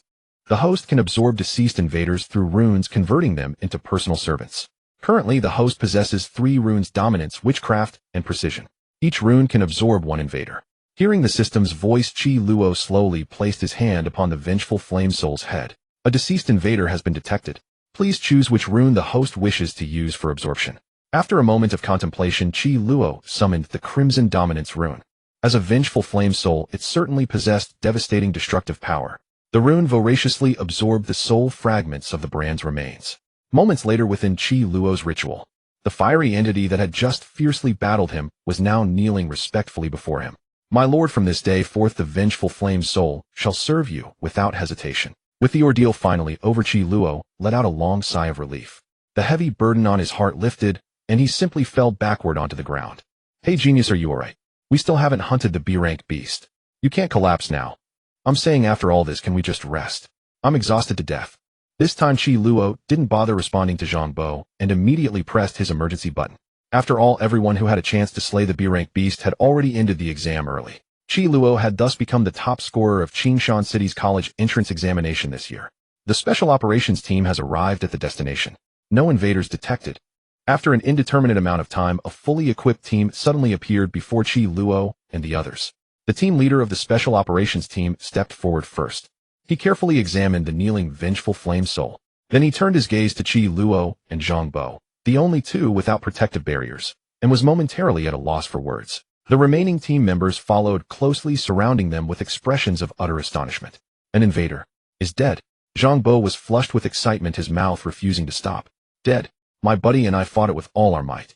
Let me tell you. Zhou Yunyu and Shun Xiaolin, the two S-rank girls, gazed at Qi Luo with eyes full of admiration. For the past half-month, whenever Qi Luo appeared online, they had regarded him as nothing more than a laughingstock. After all, in this era, even negative attention was still attention. Take that stubborn college exam retaker Tang Shi. He had made a fortune through live-streaming sales. But when the beast tide struck and Qi Luo stood at the very front of the crowd like a leader, their impression was completely transformed. This final battle in particular left them with nothing but awe for this remarkable young man who had emerged from nowhere. Yang Ting squatted upon a boulder, sighing with genuine admiration. I, Yang Ting, am thoroughly convinced. This guy truly operates on an entirely different level. Jiang Hao crouched in a corner watching Qi Luo from a distance with a hint of disappointment. He had thought that with a bit more effort he could have regained his pride. But in the end he realized that from his current standpoint they were simply not in the same league. Meanwhile, Qi Luo no longer had the energy to respond, managing only a slight lift of his hand in acknowledgement. This prolonged battle spanning nearly half a day had pushed him to multiple limits of exhaustion. His earlier breakthrough to the second stage had only partially restored his condition. If facing Qi Ming had given him some confidence, then this battle against the invaders marked Qi Luo's first true trial on the brink of life and death. Had Zhang Bo not thrown that water bubble at him in the final moment, then it would have been himself lying dead. Meanwhile, in the central hall, officials watched with grave expressions the broadcast footage of Qi Luo defeating the invader. When the vengeful flame soul knelt before Qi Luo, everyone in attendance rose to their feet one by one. The entire hall fell into silence before erupting into heated discussion and astonished exclamations. Slaying an invader single-handedly. Is this truly the power of a chosen one? An official stood up eagerly and asked, is this the might of a chosen one? Another official rose excitedly, his voice trembling as he declared, our Qingshan city stands a real chance this year. Throughout the entire hall, only Hai Kuo's expression remained unchanged. Yet upon his face 2 rivers of tears flowed freely. Everyone saw it, didn't they? That child killed an invader. Apart from his assistant, no one paid attention to his emotions at that moment. First the appearance of a chosen one, then the slaying of an invader, and simultaneously becoming the top scorer of the year. With so many achievements piled upon him, Qingshan City could easily propel this young hero onto the national stage of Great Xia. After Qi Luo's special team completed their report, they received new orders to escort him and the others safely back to the city. Due to his status as the chosen one, Qi Luo needed to speak with authorities immediately. Though he couldn't return home to his family, it was all over now. With the popularity from this college entrance exam, Qi Luo would surely shine brightly. Some rejoiced while others sorrowed. His future was destined for a bright path. But some would inevitably tread into hell. As the exam neared its end, most candidates had packed up and gone home. Only those chasing higher peaks still wandered the test grounds. Qi Ming was among them. He darted frantically through the testing area alone, his heart filled with rage and despair. His eyes bloodshot, face contorted, he had become a beast devoid of reason. Relying on his second stage Eagle's Edge skill and the steel spear bought by his family, Qi Ming rampaged through the test grounds. He mercilessly snatched dying ferocious beasts from other candidates. Anyone blocking his path faced his frenzied attacks. Most candidates were at their limit. Seeing him like a mad dog, none had the strength to fight back. They could only watch as Qi Ming took down the beasts with his spear. His score soared rapidly, reaching the top 300 in Qingshan City. But Qi Ming didn't care about the results anymore. He only wanted to vent his inner fury through this method. His actions caused panic among other candidates. That guy was fiercer than any ferocious beast. Nearby, in a ruined area, Zhao Lingling's team had just slain their last C-rank beast and prepared to wrap up. However, they didn't realize a nightmare was approaching. Lingling, this time we all made top 500. Top universities are ours to choose. Thanks to that Qi Ming. Zhao Lingling's current boyfriend, Ji Peng, wrapped an arm around her shoulders, grinning smugly. She nestled in his arms and whispered, "Hubby, don't mention that rich young master. Just thinking of him makes me sick." Meanwhile, other team members chimed in, exactly. That guy usually acts so arrogantly, relying on his family's power. It'd be better if he died here. People like him dying here is contributing to society. Everyone jeered at Qi Ming one after another, as if the young master had become a laughingstock. But suddenly a phantom appeared. Activating Eagle's Edge, Qi Ming moved like lightning behind Ji Peng. Before Ji Peng could react, the steel spear thrust forward. The sharp tip pierced straight through his heart. Ji Peng's eyes bulged, blood gushed from his mouth. He tried to make a sound, but could only gasp uselessly before collapsing. Blood sprayed everywhere, dyeing the ground red. A living person in the exam area wasn't killed by a beast, but by his own kind, pierced through the heart with one spear thrust. Zhao Lingling and her teammates were stunned by this sudden bloody scene, terror gripping their hearts. Immediately after, Qi Ming attacked others like a bloodthirsty demon. He unleashed Eagle's edge against speed like gale wind. His figure flashed between people impossible to track. His spear swung ruthlessly, each strike lethal. One member tried to resist, but Qi Ming kicked him in the stomach. The force sent him flying several meters. He crashed into a tree and fainted on the spot.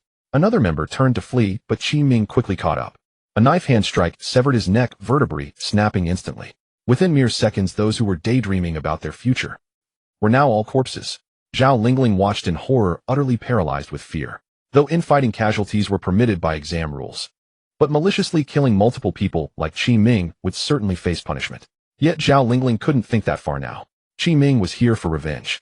Soon 3 remaining members were also brutally slain by Qi Ming. Only Zhao Lingling was left. She stared at Qi Ming in terror, body trembling constantly. Trying to stay calm, the bodies everywhere and the lingering smell of blood made her retch. Finally, the murderer approached her. She wanted to beg for mercy, but fear choked her voice. She could only dry cough silently.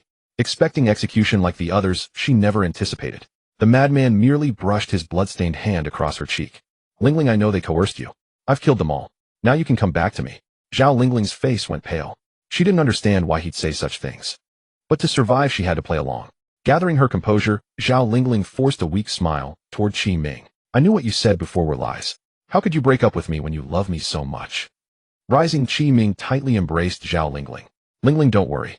With me here, no one will dare bully you. I'll kill them all. Zhao Lingling understood Qi Ming had lost his mind. More tragically, she was firmly trapped in his grip. Let's go home. Meet my parents. From today, you're our Qi family's young mistress. Inside the Qi family hall, watching Qi Ming's performance after reaching second stage, the family was thrilled. They thought this exam would be ruined. Never expecting such transformation, Qi Ming moved like a swimming dragon in the test grounds. This delighted Chen Jinshui and Qi Shijiu. Since their livestream focused on Qi Ming, they didn't know Qi Luo had become top scorer. They were still fantasizing about Qi Ming crushing that stray dog, but their joy was short-lived. Scenes of Qi Ming's slaughter appeared before them. Qi Dongqing's eyes widened in disbelief his son would do such things. Qi Ming's mother began weeping. Her son of 18 years was merely a spoiled child otherwise.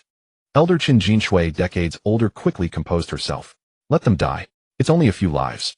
Besides, this is during the exam. It's not illegal. Dongqing, use your connections. Compensate if possible, settle this down. Qi Dongqing regained his composure. Killing within exam rules allowed some maneuvering. With their Qi family's influence, even difficult cases could be resolved. After a pause, Chen Jinshui spoke again. Fundamentally, this mess was caused by Qi Luo, that little brat. Understanding his mother's murderous gaze, Qi Dongqing replied, understood, Mom. After handling Mingming's affairs, I'll deal with that kid. But hesitating mid-sentence, however, Mom, that brat is second brother's son. Not fearing Qi Shijiu, he simply wanted his mother's authorization to avoid trouble. Shijiu won't question this. Resolve it quickly. I don't want to see that little bastard anymore. Qi Luo breathed a sigh of relief at being escorted back, then fell into a. The battles of the day had drained him completely. Since someone was taking him back, Qi Luo simply closed his eyes and slept soundly. After who knows how long, Qi Luo opened his eyes and found himself in a hospital ward. Qi Luo wondered if he was awake. The first thing he saw when he looked up was a burly white-haired elder. There was no doubt this was Master Hai Kuo, the highest-ranking figure in the central hall. From his clothing and bearing, the elder before him was clearly no ordinary man. He muttered that he was just an inconsequential, rotten old codger. Hai Kuo turned and regarded Qi Luo with a blank, calculating gaze. After a moment, he murmured that there were a few questions to ask, and if Qi Luo did not wish to answer, silence would suffice. Qi Luo nodded. He had prepared himself mentally for questions from above after the Gaokao. After all, he had shown too brightly in that exam. First, I reviewed your dossier. Your ability level should be E, but in the Gaokao you displayed more than one power. Tell me, how did you acquire your power? Perhaps after being expelled from home your mindset changed drastically, and you could suddenly use many abilities. Second, have you heard of the Chosen One? Some psionics are said to awaken a second time in textbooks. Do you mean I am the Chosen One? One more question remains. What are your plans for the future, even if just a framework? Qi Luo pondered this last question for a moment.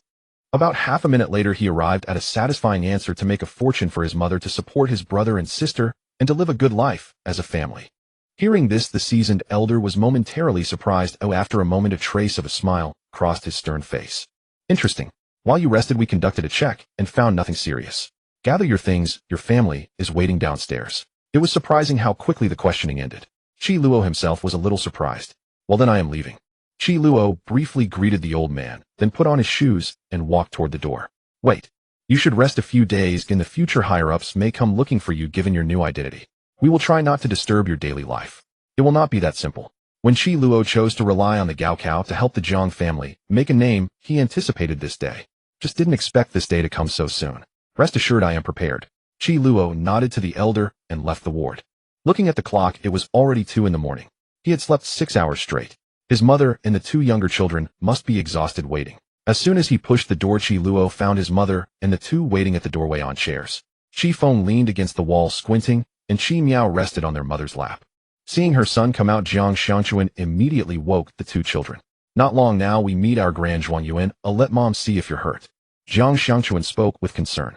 In this short month, not only had her 3 children returned, but the eldest son had become the Zhuang Yuan in the Gaokao. Her company had also been thriving during this period, and with Qi Luo's performance using JS second generation in the Gaokao, the Jiang family's future looked bright. At this moment, she truly felt she was the happiest woman in the world. Great elder brother, we are all hungry. Let's go for a late-night snack. Qi Miao also slowly sat up from their mother's lap. Mom, let's go to the big street stall near home for barbecue. Qi Luo stroked the heads of his 2 younger siblings, smiling. I have had my fill of those nourishing meals during this time. All right, since you're hungry, let's go eat barbecue. The family of 4 left the hospital and drove back to their rented place. In the car, Qi Luo checked his phone and found dozens of missed calls. All of them were from Chun Sherbin's people. He must be thrilled to see Qi Luo win the Gaokao. He probably did not expect the profits this deal would bring him. But it was late, and Qi Luo still enjoyed a late-night meal with his family. Back home, he would message Chun Sherbin and ask him to wait until morning to discuss in detail. For Qi Luo, nothing mattered more than family. As Haikuo watched Qi Luo and his family leave the hospital, 2 groups of people began to enter. 2 groups, one in military uniform and one in suit, approached. The leading man in uniform asked, High Commander, has that child explained everything to you yet? The man in uniform moved quickly as a soldier would. He was the first to reach Haikuo and pepper him with questions. High Commander, which university did that child say he would apply to? Hearing the barrage, Haikuo's face sank again. The assistant, noticing his mood, stepped between the 2 groups. Let the commander speak a few words, the assistant said. The chosen one won't run away, there is no need to worry. The assistant, though only in his 20s, carried an aura that silenced the 40 to 50-year-old leaders. When the room grew quiet, Haikuo cleared his throat and spoke. Whether he is the chosen one or not, he is still a boy who has just finished the Gaokao. I do not recommend pulling at the future too fast. I'll let the official channels handle it. That cannot be. The chosen one is a national treasure. Cultivating him early would let him contribute to the country sooner. You know the current situation, the uniformed middle-aged man urged. The man in the suit quickly added, Yes, Commander. The country cannot wait. If there will be a chosen one in the future beast wars, are you going to hand the fate of the nation to a barely grown youth? Then what are you for? Haikuo frowned, cutting off their words. Our great Xia does not need a child to shoulder the current crisis. Do you understand what we want? The future. Do you understand? The assistant offered a measure of counsel. Haikuo is right. Forcing growth is not a universal solution. Since he is the chosen one, let destiny decide. Hearing Haikuo and the assistant, the 2 groups fell silent for a moment. Everyone disperse. Finally, Haikuo sent all the regional officials away. The future. The future indeed. In the Qi family's main hall, upon seeing Qi Ming's appearance, the Qi family members rushed over in panic. Ming, are you okay? Do you want to take a bath? Chen Jinsui asked anxiously. She selectively ignored Zhao Lingling behind her. Qi Ming's eyes were vacant. A grin stretched across his face as he tightly held Zhao Lingling's hand. Zhao Lingling, on the other hand, was trembling with fear, her face still bearing traces of tears. Seeing that all his family had gathered in the hall, Qi Ming took a deep breath and said, Grandma, Dad, Mom, let me introduce you. This is Zhao Lingling, my girlfriend. Zhao Lingling forced a faint smile and greeted the Qi family. Uncle, Auntie, Grandma, hello. Chen Jinsui glanced at Zhao Lingling and nodded helplessly. She looks quite good. Qi Dongxing frowned and said, Ming, what you did at the examination hall was too impulsive. What exactly happened? Qi Ming clenched his fists and said, They mocked me, called me a loser, and said that Lingling left me because I was useless. I couldn't bear their insults, so. Qi Ming's mother quickly interrupted him. All right, stop it. What's done is done. We need to figure out how to resolve this now.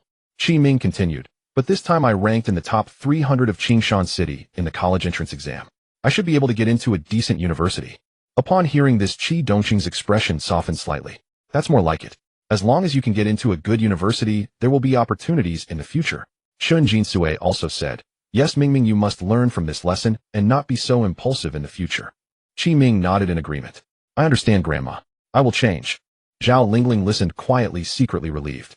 She knew that for now she could only rely on Qi Ming and hope that he would truly change. The Qi family discussed for a while longer and decided to handle the matter discreetly for now, waiting until the storm passed before making any plans. Then Qi Ming took Zhao Lingling back to the room to rest. Lying in bed, Qi Ming held Zhao Lingling tightly and said, "Lingling, from now on you belong only to me. No one will ever take you away from me." Zhao Lingling dared not resist and could only whisper, "I understand, Mingming. I will always be with you." However, at that moment, Zhao Lingling's heart was filled with fear and anger. She looked at the deranged Qi Ming before her heart brimming with disgust. She recalled the scene of her boyfriend Jiping being killed, and her heart was filled with pain and hatred. She swore that sooner or later she would strip the Qi family bare and torture Qi Ming to death. This madman killed brother Jiping. I will make him pay. Zhao Lingling thought to herself, for now I can only endure. When I find an opportunity, I will make him regret it. She gritted her teeth and suppressed the fear in her heart. She knew that she had to act submissively, otherwise Qi Ming might go berserk again. She closed her eyes, trying to calm herself and think about her future plans. I must first stabilize Qi Ming, then slowly gather evidence to expose his crimes, Zhao Lingling silently resolved. At the same time, I need to win the trust of the Qi family, and then seize the opportunity to strip them of their assets.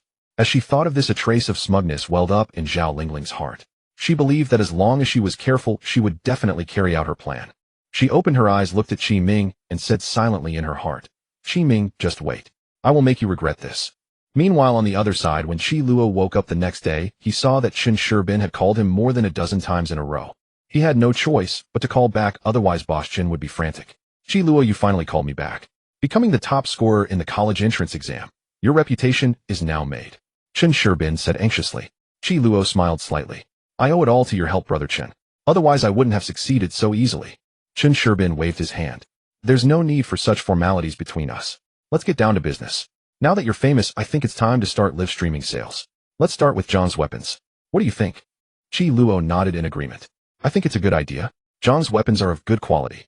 Through this live streaming, we can let more people know about our products." Qin Shibin continued. "Then we need to plan carefully and come up with a detailed plan to ensure the live streaming goes smoothly." Qi Luo thought for a moment. "First, we can promote on the live streaming platform, showcasing the features and advantages of John's weapons. Then invite some well-known streamers to help promote and increase exposure." Qin Shibin added, "We can also hold some promotional events to attract consumers to purchase." The two discussed for a while and finalized a preliminary plan. Subsequently, Qi Luo and Qin Shibin began preparing the relevant matters for the live streaming sales. They contacted the live streaming platform, arranged for streamers, and prepared ample stock. On the day of the live stream, Qi Luo personally took the stage to introduce Zhang's weapons to the audience. He stood before the camera in neat attire, full of energy. "Hello everyone, I am Qi Luo. Today I have brought you Zhang's weapons. These weapons are of superior quality and excellent performance." Qi Luo picked up a JS-2 comprehensive weapon and showed it to the audience. For example, this JS-2 can change its form based on different beast corpses, making it very practical. Moreover, its attack power reaches 70, unleashing great might in battle. Qi Luo skillfully operated the weapon, demonstrating its various functions. His movements were smooth, his language concise and clear, allowing the audience to clearly understand the weapon's features. And this short sword, its sharpness can easily cut through beast hide, and it's lightweight and easy to carry. Qi Luo picked up another short sword and swung it in the air a few times. Whether for close combat or self-defense, it's a great choice. Viewers left comments in the bullet screen expressing their interest in Zhang's weapons. Seeing the audience's reaction, Qi Luo introduced other weapons with even more confidence. "Our Zhang's weapons come in many types, each meticulously designed and crafted to meet the needs of different users. Moreover, we have prepared special offers for everyone today. Purchasing weapons entitles you to discounts and a chance to receive free gifts." At the same time, the invited streamers were also vigorously promoting Zhang's weapons in their own live stream rooms. They demonstrated how to use the weapons and shared their own experiences, attracting more viewers to pay attention to Zhang's weapons. For a time, the sales of Zhang's weapons skyrocketed. Watching the rising sales, both Qi Luo and Qin Shibin were very pleased. Qin Shibin said, "This live streaming sales effect is excellent. The reputation of Zhang's weapons has been spread." Qi Luo smiled and said, "Yes, next we can continue to expand the market and let Zhang's weapons reach the whole country." Through this live streaming, the sales of Zhang's weapons increased significantly, and Zhang Xianquan was also very satisfied with Qi Luo's performance. After news of Qi Luo topping the imperial examination spread, the leaders of Qingshan City immediately recognized his significance. To ensure he received the finest development opportunities and to elevate the city's educational prestige, They swiftly established a dedicated committee to deliberate on which university Qi Luo should attend. The meeting convened in the municipal government conference room, the atmosphere electric with enthusiasm and tension.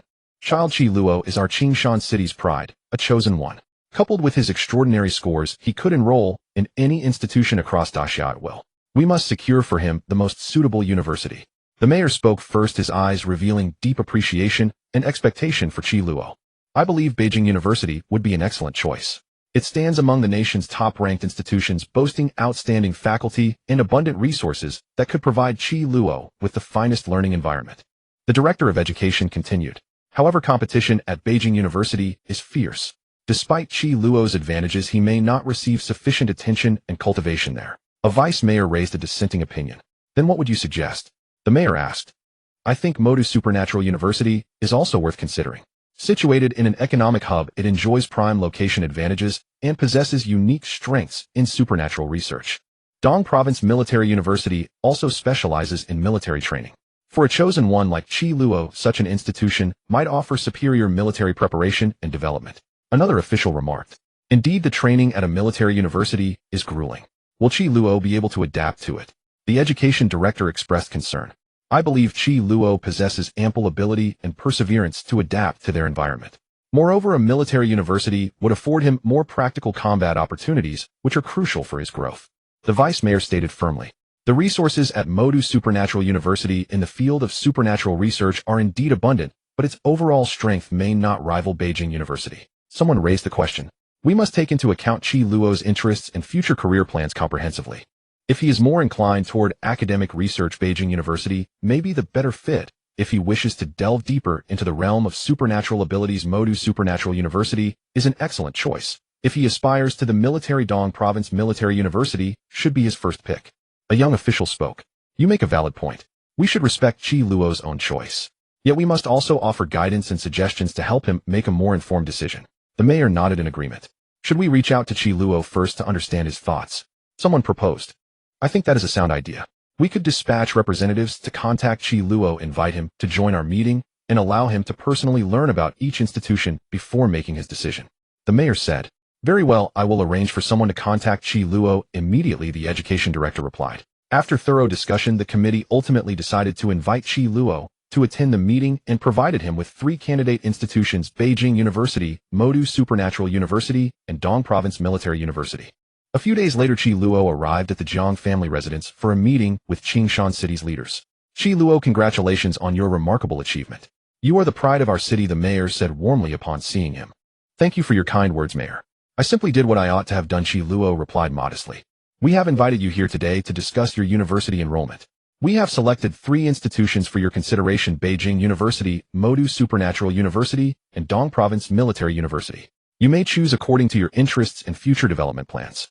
The education director explained. Very well, I will give it serious thought, Qi Luo responded. The officials began presenting detailed information about each institution, including their histories, flagship programs, and teaching staff. Qi Luo listened attentively, occasionally raising questions. Beijing University is the premier institution in our nation, excelling in both academic research and comprehensive strength. If you choose Beijing University, you will have the opportunity to engage with cutting-edge knowledge and technology and to associate with outstanding students from across the country.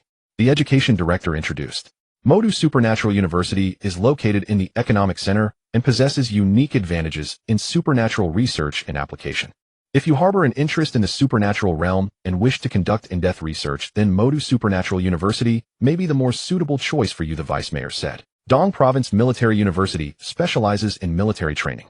If you aspire to become an exceptional soldier and contribute to national security and development, this university will provide you with an excellent platform and rigorous training. Another official remarked. After a long contemplation, Qi Luo's gaze grew profound and resolute. Recalling his past experiences, he understood deeply that his growth had been made possible by his family's unwavering support and companionship.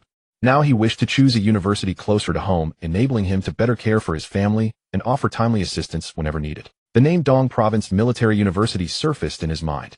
This institution specialized in military training and could provide him with professional military preparation and development opportunities. He recalled his experiences during the national examination, the tension and fear when facing the invaders, and ultimately his resolute determination to defeat them.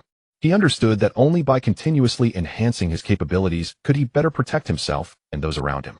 Furthermore, choosing Dong Province Military University meant he could more quickly adapt to university life and ease the discomfort of being away from home. He would be able to visit his family, frequently sharing with them his growth and progress. Additionally, Dong Province Military University enjoyed an excellent reputation locally, which would provide him with more development opportunities after graduation. At this thought, Qi Luo raised his head and looked at the city officials before him. After careful deliberation, I have decided to choose Dong Province Military University. I believe this institution can meet my needs while allowing me to better contribute to my hometown and the nation. The city officials nodded in approval, expressing their support for his choice. The mayor smiled and said, Qi Luo, your decision is very wise. Dong Province Military University is an outstanding institution, and I am confident you will achieve excellent results there. Meanwhile, on the other side, turbulent winds were rising. The Qi family gathered joyfully in the living room, discussing which school Qi Ming should apply to. Qi Dongcheng held a stack of materials and said with great enthusiasm, Ming, with your scores we can apply to several fine universities. You will undoubtedly have a bright future ahead.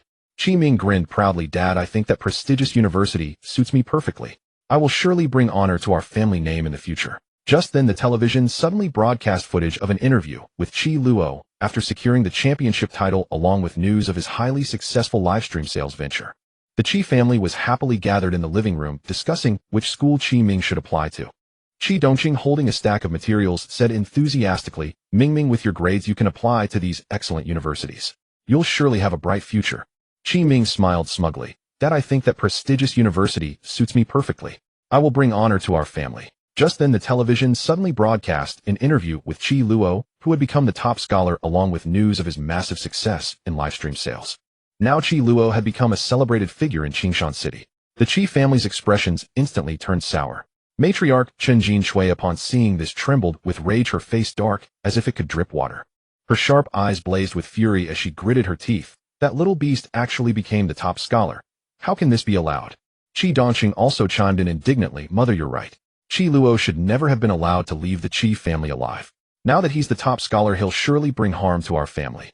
Chen Jinshui frowned, pondered for a moment, then said, Dongqing, we need to advance your plan. We can't let that little beast continue to thrive. He must die.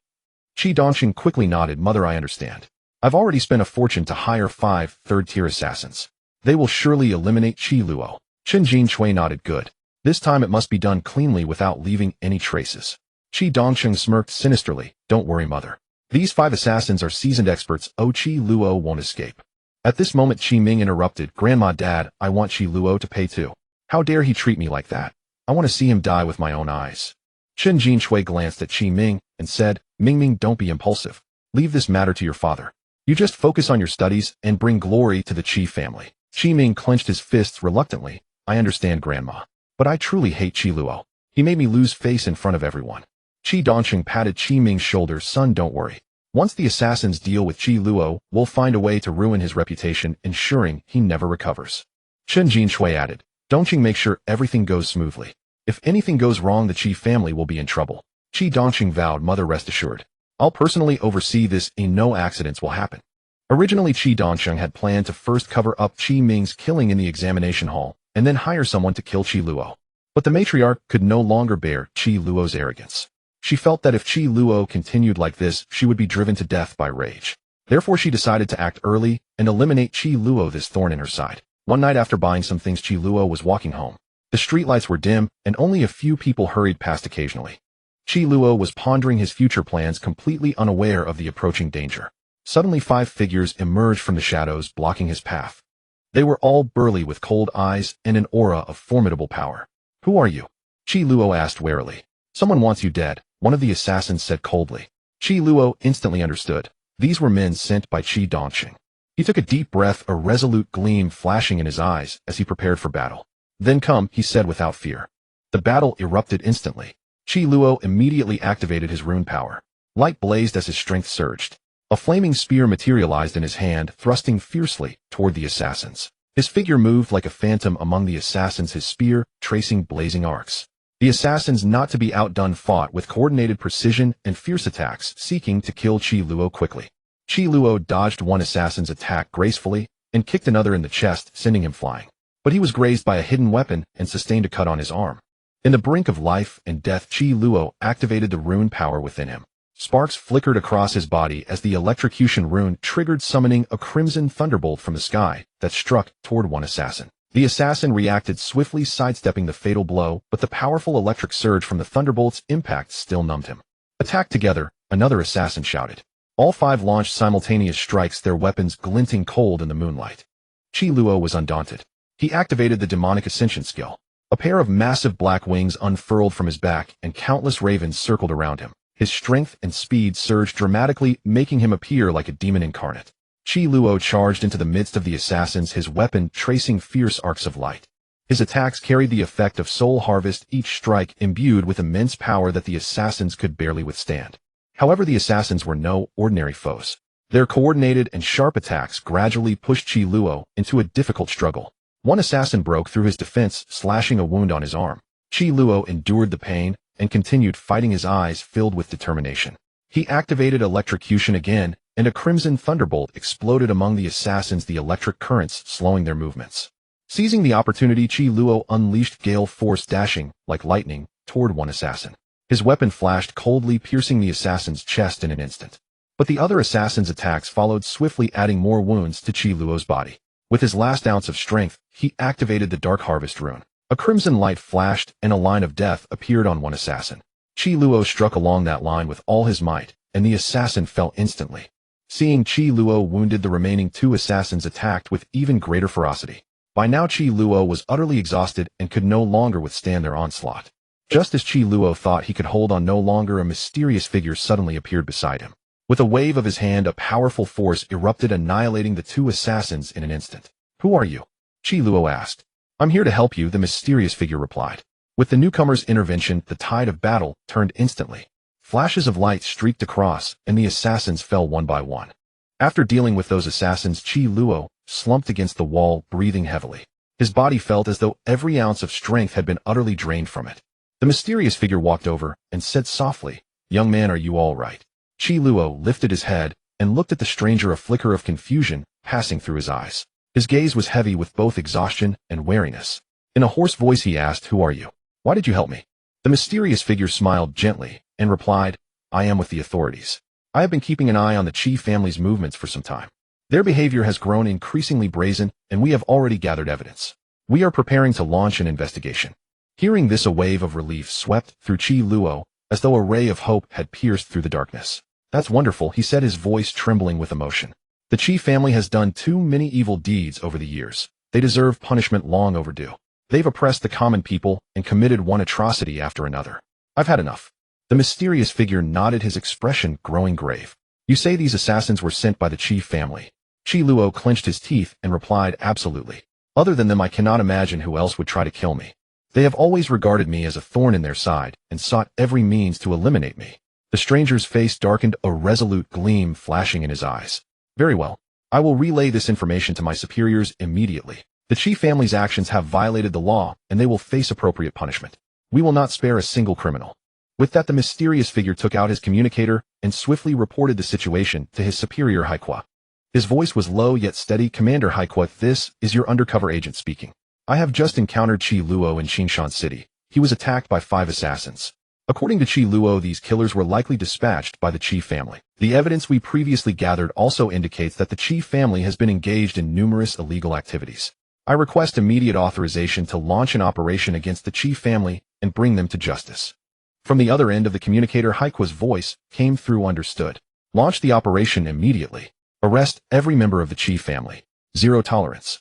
The mysterious figure hung up and turned to Qi Luo, saying, "Rest assured, the Qi family will face justice very soon." Qi Luo looked at the stranger with deep gratitude. "Thank you. If not for you, I might have died here today." The mysterious figure patted Qi Luo on the shoulder and said, "This is our duty. Upholding social fairness and justice is what we are sworn to do." At that moment, the stars in the night sky shimmered with a faint glow, as if bearing witness to everything that had unfolded. Qi Luo and the mysterious figure stood in silence, awaiting what would come next. Upon learning of the incident, Haikua immediately ordered a thorough investigation into the Qi family. After persistent efforts, they finally uncovered the Qi family's covert illegal transactions. "What are you doing? Let go of me. I am from the Qi family. You have no right to treat me this way." Qi Dongxing shouted loudly, his face contorted with terror and rage. He struggled desperately, trying to break free from the officer's grip. But the police held him firmly, giving him no chance to escape. The Qi family. Humph. Your crimes have been exposed. Stop struggling. The officer spoke coldly, his eyes radiating unwavering authority. The Qi family has committed countless evils over the years. The time for retribution has finally arrived. Qi Dongqing was unwilling to go quietly. Still struggling, he bellowed. Let me make a phone call. I need to get someone to help me. He pulled out his phone and with trembling fingers dialed a number. Hello, is this Director Li? This is Qi Dongqing. Something has happened at my home. Could you do me a favor and help me out? Qi Dongqing pleaded urgently. However, the voice on the other end was ice cold. Qi Dongqing, I have already heard about your family's situation. I cannot help you. Look after yourself. He hung up without another word. Qi Dongqing dialed another number. Boss Wang, didn't you once say we were brothers? Now I am in trouble. Could you give me a hand? Qi Dongqing, I have no intention of being dragged into your mess. Do not contact me again. The reply was swift and merciless. Qi Dongqing stared despairingly at his phone, realizing that all those so-called friends and connections he had cultivated had abandoned him at his lowest moment. His arms dropped listlessly to his sides, his eyes filled with utter despair and bitter regret. Chun Jinsue collapsed onto the ground, muttering repeatedly, "It is over. Everything is over." Her face had gone deathly pale, her gaze hollow as though years had been stolen from her in an instant. She could never have imagined the Qi family would meet such an end. Meanwhile, Qi Ming was taken away by police for the crime of killing someone during the college entrance examination. He looked around with desolation, his heart swelling with remorse. Memories of his past deeds flooded back, his jealousy and hatred toward Qi Luo, and he finally understood he had been wrong. But it was already too late. The police began a thorough search of the Qi residence, uncovering a vast amount of evidence proving the family's involvement in embezzlement, bribery, smuggling, and other serious crimes. Every piece of evidence was carefully collected and catalogued, all destined to send the Qi family members to trial. Within just a few days, the Qi family was completely dismantled. The once glorious clan lay in ruins, its prosperity shattered beyond repair. Meanwhile, Zhang's weapons company continued to flourish. Qi Luo's name had become widely known following his outstanding performance during the college entrance examination. This summer vacation passed productively. He split his time between helping his mother manage the company and working tirelessly to improve his own abilities. One day, Qi Luo and his mother Zhang Xianchuan sat in the office discussing the company's future plans. Luo, Zhang Xianchuan said, "We have achieved remarkable results in Qingshan City. I believe it is time to expand our business into Dong Province." Qi Luo nodded in agreement. "Mother, I share your view. Dong Province offers a far larger market with far greater opportunities." Zhang Xianchuan gazed at her son with a warm smile. "Luo, you have grown so mature and sensible. Mother is deeply proud to have you as my son." Qi Luo took his mother's hand. "Mother, you have worked so hard all these years. From now on, I will strive even harder to make our lives better and better." Just then, Qi Luo's phone rang. "Hello, is this Qi Luo?" It was Chun Sherbin on the other end. "Brother Chun, what's the matter?" Qi Luo asked. "I heard you and Auntie Jiang are planning to expand into Dong Province. I would like to partner with you," Chun Sherbin said. Qi Luo and Zhang Xianchuan exchanged a glance, both revealing looks of pleasant surprise. "Brother Chun, that's wonderful news. We are exactly in need of a reliable partner," Qi Luo replied enthusiastically. "Excellent. Let us discuss the details of the partnership in depth," Chun Sherbin said. After hanging up, Qi Luo and Zhang Xianchuan began preparing for their trip to Dong Province. A few days later, Qi Luo and Zhang Xianchuan arrived in Dong Province with their company team. There they made many new friends and also encountered various challenges. But neither Qi Luo nor Zhang Xianchuan backed down. Armed with wisdom and courage, they overcame one difficulty after another. Once the business in Dong Province had gotten on track, they decided to return to Qingshan City. "Luolua, our business in Dong Province is now stable. It is time to go back and see how things are at home," Zhang Xianchuan said. Qi Luo nodded. "Agreed. I have been looking forward to returning as well." Upon returning to Qingshan City, Qi Luo found that the city had undergone tremendous changes. It had become far more prosperous and people's lives had improved considerably. Qi Luo and Zhang Xianchuan arrived at the company and saw employees busy at work. "Thank you all for your hard work," Zhang Xianchuan said. "President Zhang, President Qi, seeing the company thrive makes all our effort worthwhile," the employees replied. Qi Luo took in the scene before him, his heart filled with emotion. He knew that everything they had achieved was the result of everyone's collective dedication. That evening, Qi Luo shared a reunion dinner with his family. "Luo, seeing how excellent you have become makes this mother exceedingly gratified," Zhang Xianchuan said. "Mother, this is all due to your guidance," Qi Luo replied modestly. "From now on, let us continue to work hard and make our lives even brighter," Qi Feng said. "Absolutely. As a family, we must always stay together," Qi Miao added. Laughter and joy filled the room, wreathed in the warmth of a happy family.